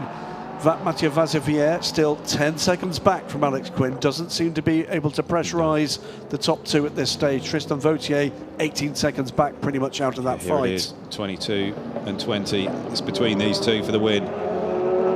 Dillman against Quinn. Piana catching again. Alfred Renard, 2.6 seconds is the gap for 1, 2, 3. Now things have evened out, by the way. Klaus Bachler just 6 seconds away from a podium spot, with Ben Barnicoat and Mattia Drudi in close contention as well. So that's come alive with the pit stop cycle unwinding right at the end. Yeah, everybody's now done all their stops. Has Quinn got enough here to really get on terms with Dillman, or does he need something sort of catastrophic for Dillman in traffic to really back him fully up to him, and then for him to have a chance to get by? I think Quinn has got the quicker car, is the honest answer. In clear air, he seems to be able to get that car quicker. Yeah. But he's not getting enough clear air. He's not, but there's a couple of gaggles of sort of traffic. Breton Racing on pit lane. Wow. Now, is this going to mean that all need to pit stop? Because that's the leader in the race. RLRM Sport go to the lead. They're pushing so hard. 14 minutes. When were they last? I swear that 32. car came in with an hour to go. Yeah, I think they've all got to come in. They've all got to come in. I think they all have. Yeah, 32, 33 laps. Yeah, they're all going to be needing a stop. We missed that one, didn't we? Well, yeah. I apologise for that, but it'll be much the same. It'll be at the battle on pit lane. They barely had to just slosh some fuel in that to get it home. Yeah. But away he comes. Breton Racing car back and rolling, down to fourth at the moment. Ian Aguilera to the lead, and there's fuel back second. 23 seconds back from that battling pair. Dewey De Decker in the 34 Inter-Europol car, and behind that is Theo Jensen. So with apologies, we missed that bit of strategy, but away we go. Yeah. RLRM Sport to the lead. How far can they take this? 1.2 seconds now. He is closing. Tom Dillman, Alex Quinn, and closing again Mathieu Vazevier, but running out of time, under 10 seconds. New fastest lap of the race, Tristan Vautier, 1:47.635. He is in a comfortable fourth place now. Yeah, as that track temp's just dropping off, the car's really getting into the slot. You know, the wind's died down. We're not getting much dust and sand being blown onto the track. It's a lot cleaner. There's our lead battle. Two blue and black Oricas, the 22 from the 20. Two teams that really badly want to win this one. Yeah, and it's how you respond here from being chased or being, if you're the chaser, and how that motivates you, or how that sort of gets in your head. And if Tom is confident and comfortable about being chased, or if Quinn really thrives on being that chaser, as the P3 battle, it is going to be intense here in the pit lane. It's on pit lane. The battle is on pit lane now. How quickly can they get the required fuel? They've done the sums right. I hope so. Yeah. 40 seconds was the stop on pit lane for the Breton Racing car. These should theoretically be slightly shorter because they need less fuel. I didn't see the fuel hose going on very quickly there with the high-class racing. And you're right. There was something going on there. They're right. Is that it? No, it's not a time stop. But RLR have absolutely... Where is the long shot and where is the Breton racing car? They've absolutely nailed that. That is a 34-second stop, 6 seconds quicker. Wow. Duet de Decker goes to the lead. Does he need to stop? There is the Breton racing car. So was all this time was Ian saving fuel? May well have been. Yeah. 11 minutes to go, and it's back to the same. Is it the same trio? Do into Europe or need to stop, Ollie? 34. 34. 10 seconds is the gap. Are they going to pull it from the fire? No, they've got to stop. They've got to stop. So Ian Aguilera, second on the road. There is the lead car. At the moment, the pink into Europol car as the LMP2 and overall leaders. It's 9/10 of a second. 11 minutes to go. Is Quinn just slowly grinding it out and getting on terms, but you know, all about you can catch, but can you pass? That's the point. He's effectively caught him. It's now a matter of can the move be made. Yeah. Tristan Vautier still closing the gap. Sorry, Mathieu Vazvier rather still closing the gap. Dillman will know that as well. He'll know how hard it is to get by in one of these P2 cars in these Oreca 07 chassis, and it's not the work of a moment.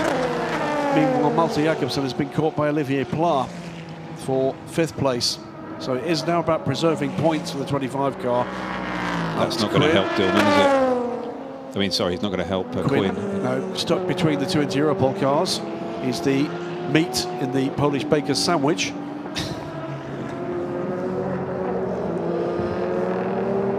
Only 10 more minutes.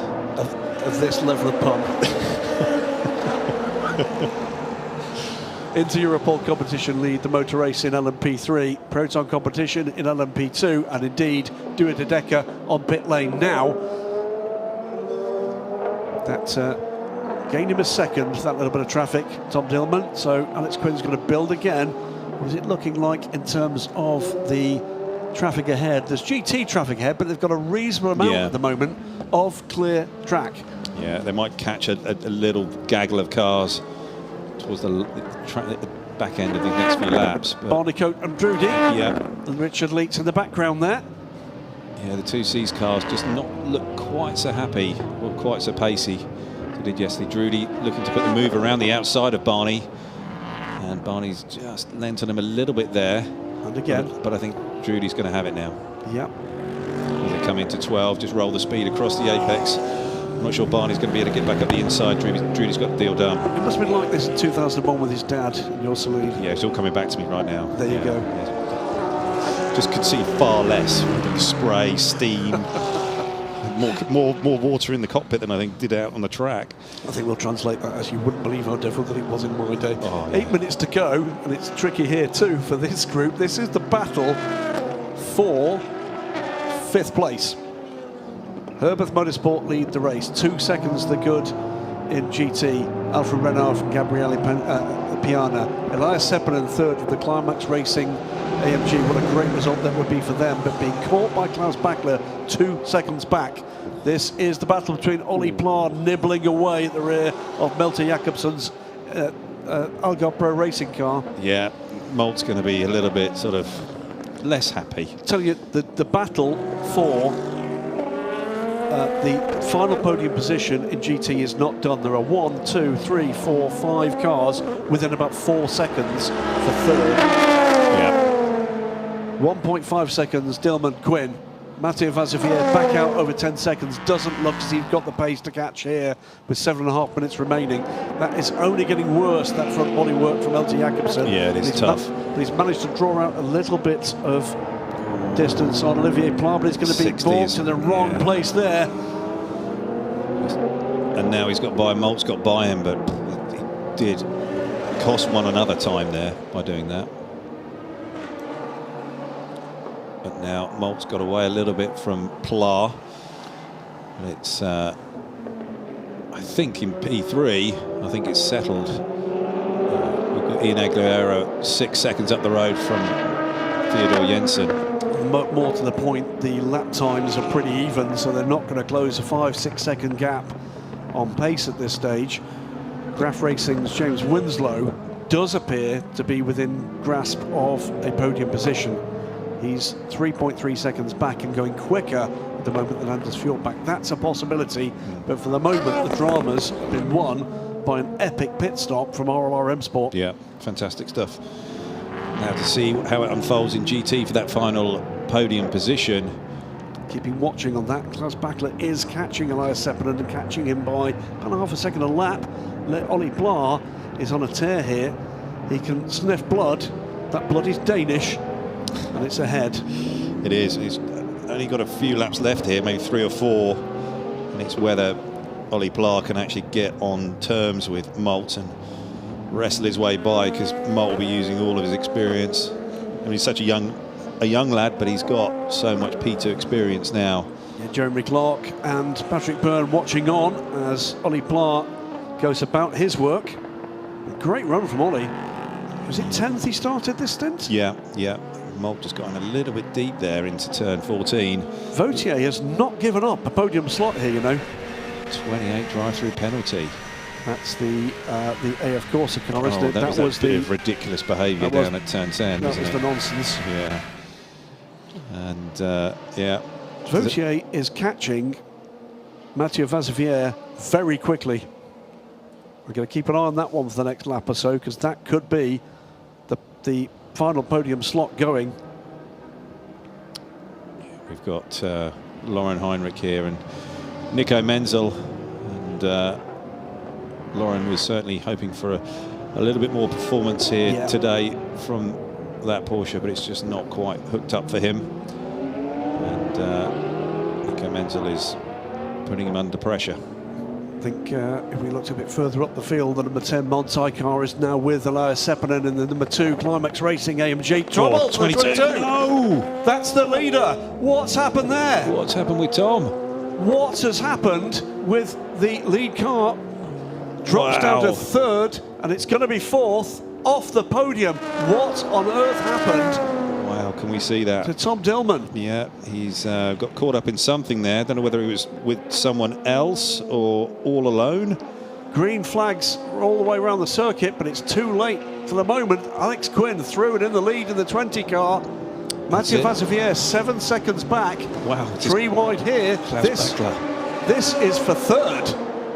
Wow, we've got... It's the EBM Aston Martin has gone by the Montai car, who'd just gone by Gabriele Piana. Wow. That is 3rd right there. 3rd, 4th, 5th. And there goes Ben Barnicoat in the background. Told you this wasn't done. No. And it absolutely was not. Matteo Drudi there in the EBM car really put a move on Klaus Bachler as it came down into turn 1, and it was done before they'd even really got past the pit entry. But the question exit, is, sorry. What happened to Tom Dillman? Yeah, maybe we can find that and see that replay, but here we 22. go. Just, no, it's, I don't know what's happened there, but he's to the inside of turn 12. Also under review for an unsafe rejoin, by the way, the car 22, so it could get worse. Well, who knows what happened there, but yeah. Incident involving car 22 at turn 12 under review, causing a collision. It says cars, only 22 is shown. Yeah. So there's something missing there. Something was involved in that. You couldn't see that on the tracker. No. But it's just handed full advantage to Algarve Pro number 20, Alex Quinn. Vautier is pushing hard. He's trying to catch Mathieu Vazevière for 2nd place, Tom Dillman in 4th, and he's not going to get back onto the podium here. No. But Vautier could grab 2nd at this point.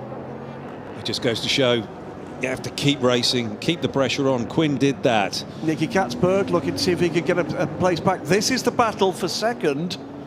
Looks to me like Alex Quinn has got this one won. Vazevière is going to come under big pressure here from Vautier. And was it these two that were going battling away for the victory in Sepang? All the time. Yes, it was. It was the final 2 turns, wasn't it? It was.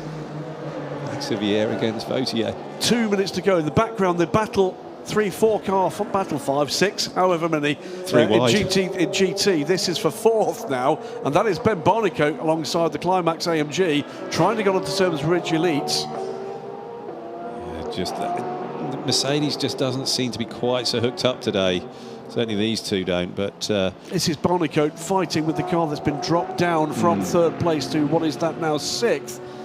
So EBM's Mattia Drudi, Mirrors full of Klaus Bachler, Richard Leitz, Elias Seppänen and Ben Barnicoat. Now that's all changed around because this was side by side at the end of the lap. It was drifting it through there. And Richard's just going, thank you very much. I love that, thank you. Yeah. Want that one in the bank? Yeah. This is side by side for second place. Vautier round the outside, down into turn 10. Vaxavier's gone deep. Vautier round the outside, all the way over the exit curb. That was never going to work. Too far out there. And Vaxavier just lives to fight another couple of corners here, but Vautier is on a tear, and can Vaxavier hold him back? Well, we're into the final minute, Ollie, and it'll be the final lap being started by Alex Quinn. Yeah. 7 seconds to the good. Roll up your sleeves here. This is going to get absolutely crazy. So here he comes round to start what will be the final lap. What a race again in the Asia Le Mans Series. Wow, Vaxavier still there in front. Vautier doing all he can, trying to use the traffic. Can he get a good run through and off of 16? It's not bad. He's got the toe. He's right there. He's going to get, what, 14 more chances. The first one comes in about 5 seconds. It's not going to be here. It's not. It's going to be tense there, of course. Wow. Well, this is going to be a massive turnaround in the point standings just about everywhere, with the exception of maybe GT, but cracking stuff in every class. Vautier looks to have the quicker car at the moment, but can he do it? Yeah, he just needs to be smart on the point he picks here on the track. And it's not going to be here. It's not going to be into 7. It's going to be about lining up that run through and off of turn 9 and making sure he maximises his toe to then deliver the overtaking move into 10. And this is it. Round the outside, he's coming up to trying to get a really good slingshot off of there, and he's done a nice job. He's now alongside the car. This is the battle for second. Side draft. Last lap. Corners running out, chances running out, wheel to wheel, door to door, mirror to mirror, and it is the RD Limited car does it on pure pace. Takes the slipstream, he's gone deeper again. It's almost a carbon copy of Sepang. Yeah, it is, but he's got it done. What a great move. Fantastic stuff. Just timed that perfectly. Really got the exit nicely done off of turn 9, and that paid off as it came down into 10. Just got the 28 car to navigate here. That should be fine. Not another sterling drive there from Vautier. Really top quality against someone, Mathieu Vaxavier, who's, you know, world class. And Vautier's done another fine job on a last lap here in the Asian Le Mans Series. It's another last lap pass for fantastic finish, but the winner is going to be Algar Pro Racing, not the 25 from yesterday, but the 20 car. Alex Quinn brings it home for another win for the team from Portugal. Coming home in second and third after an epic battle. RD Limited finished second with Tristan Vautier. Mathieu Vaxavier brings the 83 car home for AF Corsa to complete the overall podium. We're waiting for the classes to complete their races too. Epic stuff in LMP2 throughout. 81 from Winward Racing comes home, but it's the Herbeth Motorsport 99 that takes the win. Alfred Renault ahead of Gabriele Piana, and it's going to be Mattia Drudi in the EBM Aston Martin complete the podium. So Porsche, AMG, Aston Martin, then a couple of Porsches behind that. We wait for the winners as well in LMP3. It's a close thing, by the way, in GT. 2.4 seconds at the flag. And it is RLRM Sports, Ian Aguilera, that takes the win and has pulled away at the end from Breton Racing. Theodore Jensen, these two fought out an epic battle, but it was the pit crew that decided it ultimately. And it's going to be high-class racing to complete the podium on a day where our championship leader did not finish the race. Crichton Lentudis, Ollie Caldwell, Alex Quinn take the win. And there's Crichton. Took an LMP2 Pro-Am win in the European Le Mans Series this year. That's a win as well in the Asian Le Mans Series, and he's utterly delighted with that. Yeah, first-class work there from the 20 crew. And Quinn, well, he was just, well, absolute world-class. He was. I mean, right there at the end there, and piling the pressure on Tom Dillman. And whatever happened there at turn 12, I'm not sure we're ever going to find out exactly, but he just kept that pressure on and pushed them into the mistake. There you go. It is the garage down at Breton Racing, but it's RLRM Sport that are going to take the win here. So, another cracker of a 4-hour race. Oh, yes, brilliant. we had virtual safety cars. Yes, we had a bit of a full course yellow incident as well. But ultimately, it didn't get in the way of the racing. It rather interrupted some of the flow at times. And I think maybe it skewed a little bit the GT race. Yes. And we might have seen a few other cars closer to the front. But I think that's a breakthrough result for Alex Quinn. That was a hard charge for the entire final double stint from Alex Quinn. Yeah, he did, and he really got the hammer down and really closed Tom Dillman down. He got within about 1.5 seconds, maybe just under the second, and then it was going to be hard for him to be able to get through. But then whatever happened at 12 happened, and that was the defining moment to then get the win for the 20 car. 99. Now these guys performed way better today than they did yesterday, but they did get a significant break during that safety car period, and managed to get, you know, their drive times done under safety car and other bits, and got it all tidied up nicely. But that's a big part of it, isn't it? It's having those opportunities and knowing what to do with them. This in the lad moment. here, Ian Aguilera, really top-class stuff. Great driving there from him. He's really got that car dancing, and the guys down there at RLR will be very happy to have him on board their car. Well, two things with that RLR performance. He was stellar in that car. When he was wheel-to-wheel with the race leader at Breton Racing, didn't risk the car, didn't risk his position, and gave the team the opportunity to do what we know you do in sports car racing: play the full team game and trust the guys on the jacks, on the fuel rig, and they delivered. Absolutely, under significant pressure. And that's Chris Short is going to take a win in his first race in the championship. Brilliant stuff. Great to see. But here comes our overall race winner. And two young drivers, and one somewhat older driver, he wouldn't mind me saying, Crichton and Tudis, and they will be utterly delighted with that. They certainly will. It is certainly a bit of a breakthrough victory for Quinn. And this is all, so much of it was still to be done. And he got in the car and he did it. Fabulous stuff. Rathburn greets Alfred Renard. Yeah. And the move to put Robert Renard in at the middle stint paid off for them. It did. It really was able did. to profit when there was the opportunity to do so.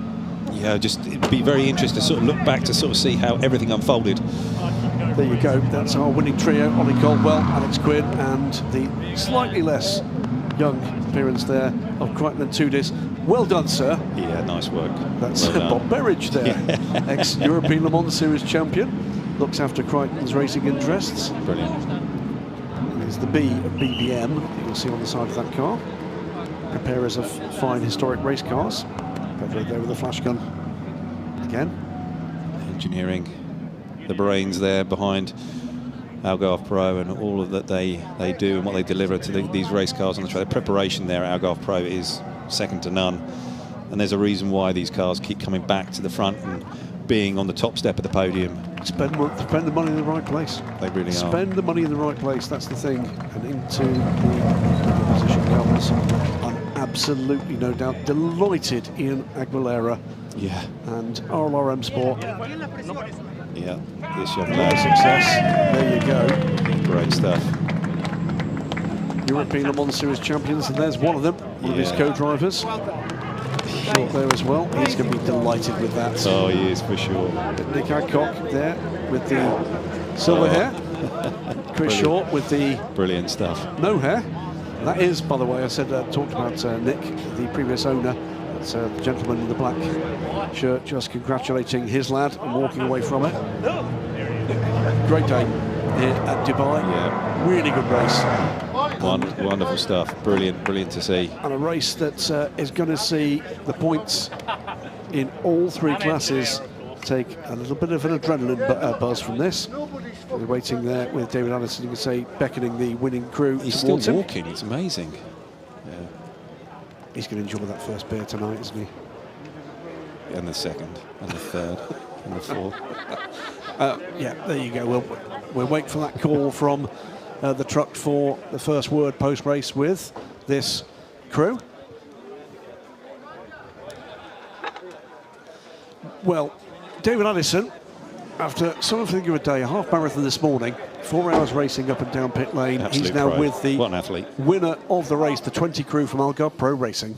I don't really know who to start with, but Alex, what a final stint, what a drive. Yeah, it was so intense. I mean, me and the Proton car we were risking quite a lot, to be honest, in traffic. It was, like I said, it was quite intense, but so happy to be on the right side of it and pick up the win. These guys done a great job. So they handed the car in a position where we could keep going. We made improvements from the car yesterday and everything worked out really well. Did you see what happened to the Proton car? We just saw it recovering after a spin. Yeah, so there was 2 GTs and I think he just sort of got mixed up in between the two, and I didn't actually see what happened properly, but it looked pretty close between the 3 of them.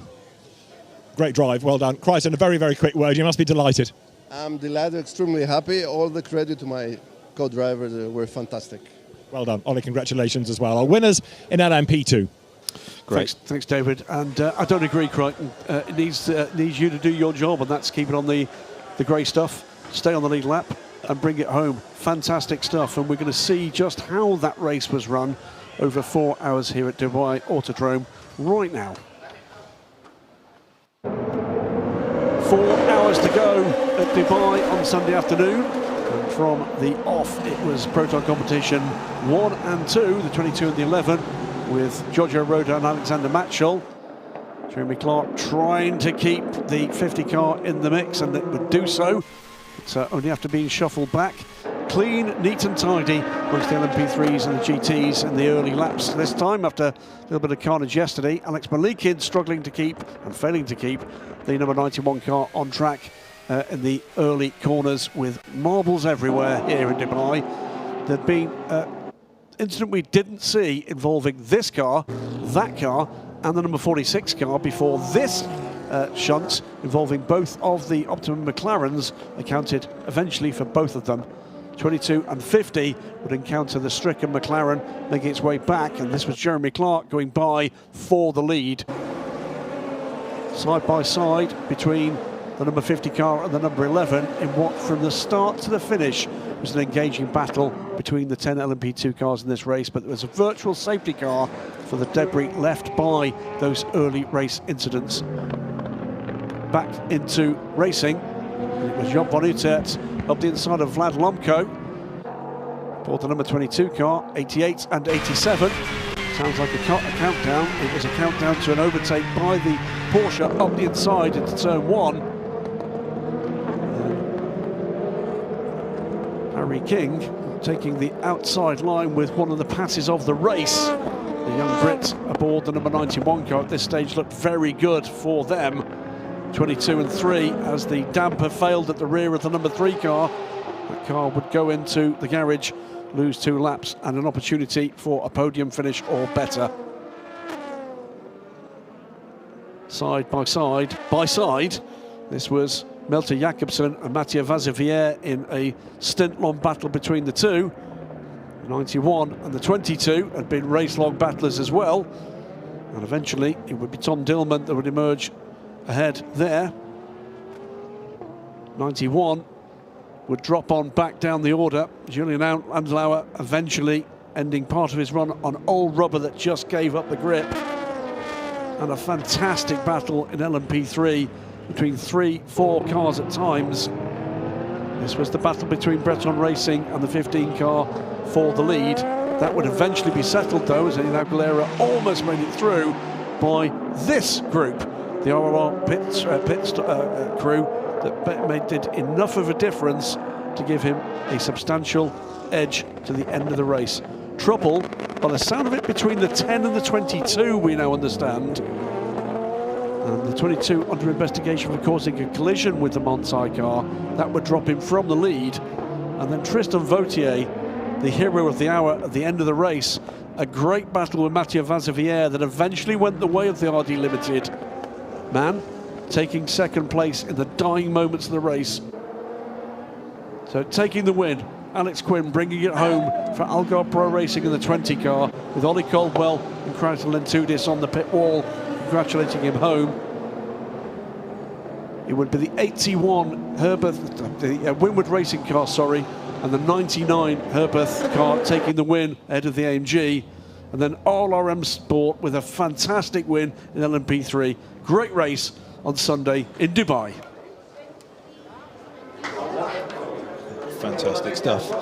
Really amazing race here today. The final 4 hours of Dubai here, the Asia Le Mans Series. As we watch the guys in the green room, just to our right, waiting for the podium, just to confirm that what we are saying is car 22 under investigation for both the unsafe rejoin after that spin, but also for causing a collision with car 10 at turn 12, and car 10 finished just off the podium.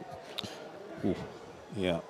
And you could sort of tell by the body language inside the sort of the cool-down room there, or the green room before going onto the podium. Yeah, there was a little bit of tension there. This is the result, the overall classification. We've seen Alex Quinn bringing home the 20 car ahead of the 30 Algarve Pro from RD Limited and AF Corsa. RRM Sport from Breton Racing and High Class Racing in the LMP3 class. Herbeth Motorsport, Winward Racing and EBM for GT. But it's going to be Winward Racing that take the maximum points, because the 99 is not a full season entrant. It's not, no. And so that is going to be something for them, and it's going to be... That's a massive advantage boost. them going into Abu Dhabi. Does mean third place points will go to the Montagne number 10 car, but they're off the podium tonight. In terms of the cars that were luckless, well, Ultimate we saw with what we think was an electrical problem. Prime Speed Sports Lamborghini was in trouble, and Optimum Motorsports, 2 McLarens, I'm afraid, hit each other. Absolutely luckless, really. Yeah. Well, that was quite the race, Ollie. It was. I mean, I'm just here, just looking back over some of the performances here from some of the drivers, you know, whether it's Quinn, whether it's Harry King, or Ian Aguilera in LMP3, did an amazing job today, or Tristan Vautier at the end. Vautier at the end. Yeah, really. Epic. Again, you know, just being able to deliver such a performance there at the death. And yeah, really fantastic performances from so many drivers, as well as teams. You know, this is such a team game. Well, Alan McGarity there taking the selfie for RRM Sport. I think uncle of Kevin McGarity. Yeah. And himself, by the way, I'm told, an Irish Formula Ford legend. But it's his group, his team, that made ultimate the difference. Ian Aguilera brought that car into contention, took the fight to the Ensign in the lead of the race, couldn't make that stick, but it was pit work that did it. These guys had a very slow final stop, didn't they? And that was maybe that cost them that sort of that second spot, maybe. Maybe so. I mean, but Thomas Kiefer, Anders Fjordbach and Mark Patterson. It's fair to say Mark struggled, I think, today with the that was conditions. tough for him. Yeah, I think that yesterday may have taken its toll on him. And I think that was a case for a number of drivers. It's physical here and it's hard, and the non-professional drivers were certainly feeling it. You know, having 2 races like this in a row, it certainly does take its toll on you. But all in all, what an engaging 4 hours of Dubai that was. Brilliant. Yes, we had interactions with virtual safety cars. Stefan Mattel there had a chat with some of the local dignitaries. Thankfully, no red flags today, which is good. Yeah, absolutely. But teams dealt well for the most part with the interruptions. We're about to see the first of the podiums, and it's going to be first of the podium, the 83 crew. As they heard the cats in the green room, here they come. Francois Barodo, Mathieu Vazevier looking a little bit downcast with that, has no reason to do so. No. Great run from him, Alessio Rivera in the middle there. And sometimes the days like this, we just have to accept, okay, we didn't have quite the car underneath us here. They're going to be more pleasant surprise in the points when we see them in a moment, by the way. RD Limited with Fred Pordad, James Allen and Tristan Vautier. Vautier won the trials of the race. Vitamin 2 is there. Life of the old dog, there for Algarve Pro Racing with Ollie Caldwell and Alex Quinn, and well-deserved win there. Absolutely. Pushed hard all the way through. And we're going to hear the Portuguese national anthem once again, but with the other Algarve Pro crew.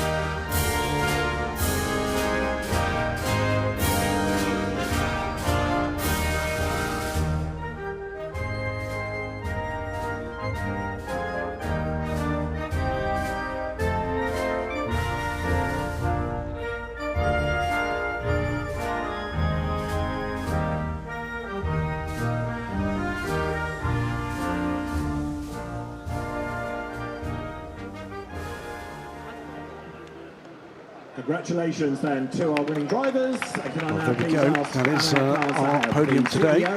Pretty much completely different from yesterday. Yeah, well, it's same suits, different people. Yeah. But the 20 car had the podium, didn't they? They had the third. You're absolutely right. So, you know what? It'd be interesting to see just where they're going to be in the points after they've taken a haul of points here. Absolutely, all coming together here.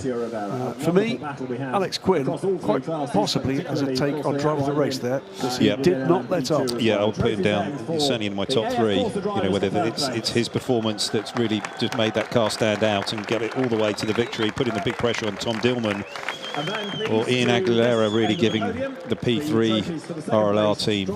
Tristan Vautier with that push for second at the end there from seemingly nowhere. Yeah, Vautier was definitely up there, and he had a long way to come from. He was a long way back, and yet never gave up, and that's certainly one of the things with this RD Limited team is like they are pushing 100% the whole way. You know, big up as well, Fred Bourdin. Massive steps forward in his performance this season. Let's go down from this podium to beneath the podium, where we've got David, and this time he's caught up with our LMP3 winners, and it's going to be the RLR Sports Ligier crew in just a few moments. We'll wait for that. After an epic 3-4 car battle, effectively, once everything actually wound out. Trophies up for the LMP2 guys before we get to that interview. And that is your LMP2 podium. I think this is on the basis that David can't be calling a podium and doing an interview at the same time. But he has done a marathon this morning. Right, he's now taking a breath, taking a quick drink of fizzy pop, down with David and LMP3. Ian, what a great final stint. Well done, what a drive. Thank you. Yeah, it was so hard out there. It was hot, and I had a lot of GT traffic, a lot of cars to pass, but it was super fun stint. Team did a great job. Teammates as well, super happy with their stints. And after yesterday, it was a great recovery. I'm thankful for the team. Changing the engine overnight, so well done. It was just like a string of qualifying laps, wasn't it? It was, yeah. Well done, great effort, guys. Congratulations. In just a few moments' time, trophies all made ready. That means that we are all good. So, for third place, onto the podium, please, for high class racing. So this is the LMP2 trophy. It's 3 points between the 25 car and the 20 car. It is Algar Pro 1, no, apologies, no it's not, with RD Limited. It is, and then it's another 6 points back for the 20 car. Algar Pro Racing first and third, RD Limited second, AF Courses 83 right there. And then the 22 Proton team will be ruining that issue at the end. LMP3 at the podium, it is High Class Racing's trio, we've already called them, and if you're back, Thomas Kiefer and Mark Patterson, our last guys going to the podium. Second is the Bresson Racing trio. Different peoples. Just as fierce and Jens Reno Muller and are victorious in LMP3. We'll have the national anthem. Nick Adcock to the left, Ian Aguilera and Chris Short.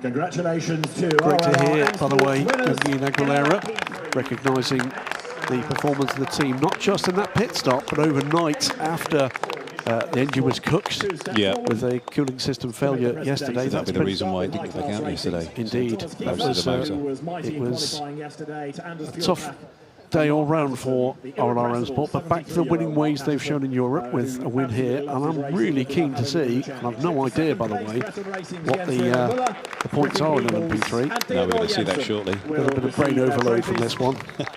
Normally speaking, I'll be there with the pencil and paper, but I haven't given myself a moment to think. Our partners there from Michelin handing out the trophies. Another fine performance from their wonderful tyres. And great to see the performances from all of these guys in LMP3 today. Yep, absolutely superb from RLRM Sport, full team performance, and quite right to recognise the performance of Ian Aguilera, but also the two bronze drivers, Nick Adcock and Chris Short. Chris coming in cold to this one, wasn't with us in Sepang. Got to get the selfie in. Absolutely. And here we go. It is the High Class Racing. No, it's not. Apologies. It's a Breton Racing team. All right. No, it's apologies. It's the Ultimate driver. Matteo Quintarelli still leads, but just by 3 points by two of the drivers in the Breton Racing team. But it's going to be very close coming into the final two races in Abu Dhabi next weekend. Yeah, I think we're just going to wait for it to roll around and we'll see where they are with the team standings. And that's the key. Yeah. That is the key. It really is. That's what comes down to. We've still got, remember, 52 points to go. Ultimate, Breton Racing, High Class Racing, 5 points between them. But RLRM Sport just 15 points back. If they have a strong run in the first race in Yas Marina, it's going to close that right up. Yeah. Graf Racing 35 dropping a little bit further back. Yeah, I can't Here see them. is the trio on the third step of the podium for EBM. Yeah, they had a sort of a strong run. They really sort of came through a little bit under the radar today, and had a lot of straight line pace. But these guys, the 81 car, great way to bounce back after yesterday's problems that they had. And these guys from Windward Racing will be really in prime spot coming into Yas Marina. So Jamie Day, Mattia Drudi and Gabriele Ridoni, it is on the second spots of the podium. The 81 car from our championship leaders, and they will still lead, is Gabriele Piana, Lucas Stolzer and Selikov, and it's the Renault twins, Alfred and Roberts, and Ralph Byrne for the 99 Herbert crew that will take the win, but not the points. Yeah. As not full season.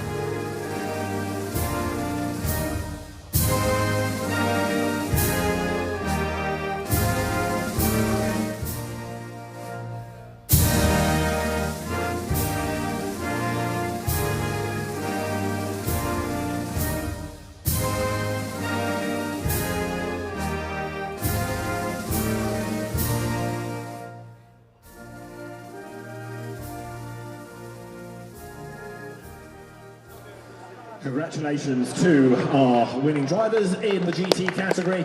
Can I ask Stefan Rattel, please, the founder and CEO of the SRO Motorsports Group, the architect behind the great success of GT3 racing, to step forward and to make the trophy presentations. And Gary First podium, by the way, and for Matthew the Rooney. new Aston Martin in its Asian Le Mans Series history.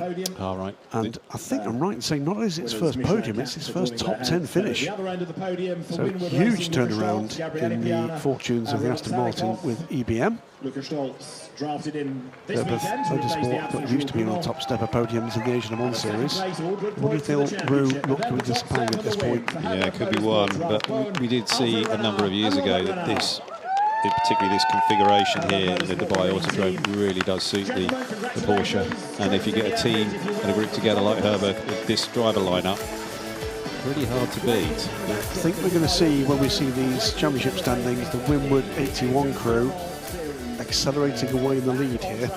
Yeah, yesterday was a mere blip in their championship chase. Yeah, it's going to be 3 Mercedes already at Le Mans. I'll explain why in a moment. Could it be 4? Meantime, let's go down to David Addison, who has been mopping up yet further interview opportunities. He's down with a representative from the winning Herbert Motorsport crew. Our GT winners, Ralph, what a great race for you. And after yesterday's frustrations, you must be delighted. Absolutely. Yesterday wasn't the thing to talk about, but today was quite another race, and so we are really happy to go on the podium today. These guys did a great job, but so also did the people making the strategy calls. Well, it's always the team doing a total job overall, and thank you to the team for all the things they have done for us. Without this team, we could not win. Guys, congratulations, well done. So that is the state of play in GT. It's just 15 points between the number 81 crew and the number 10 from the Montai team. Then it's the 2Cs guys in the AMG. So there's plenty still to play for here, but another strong finish from the 81, and it could be a very different story. As you move further down the order, it's a tale of what could have been for a number of crews. And I'm looking at crews that have had some fantastic runs here. Winwood Racing it is, 15 points ahead of Montai EMA's 92. Then the 43 points for 2Cs and the 10 Montai, and then a big gap to everybody else.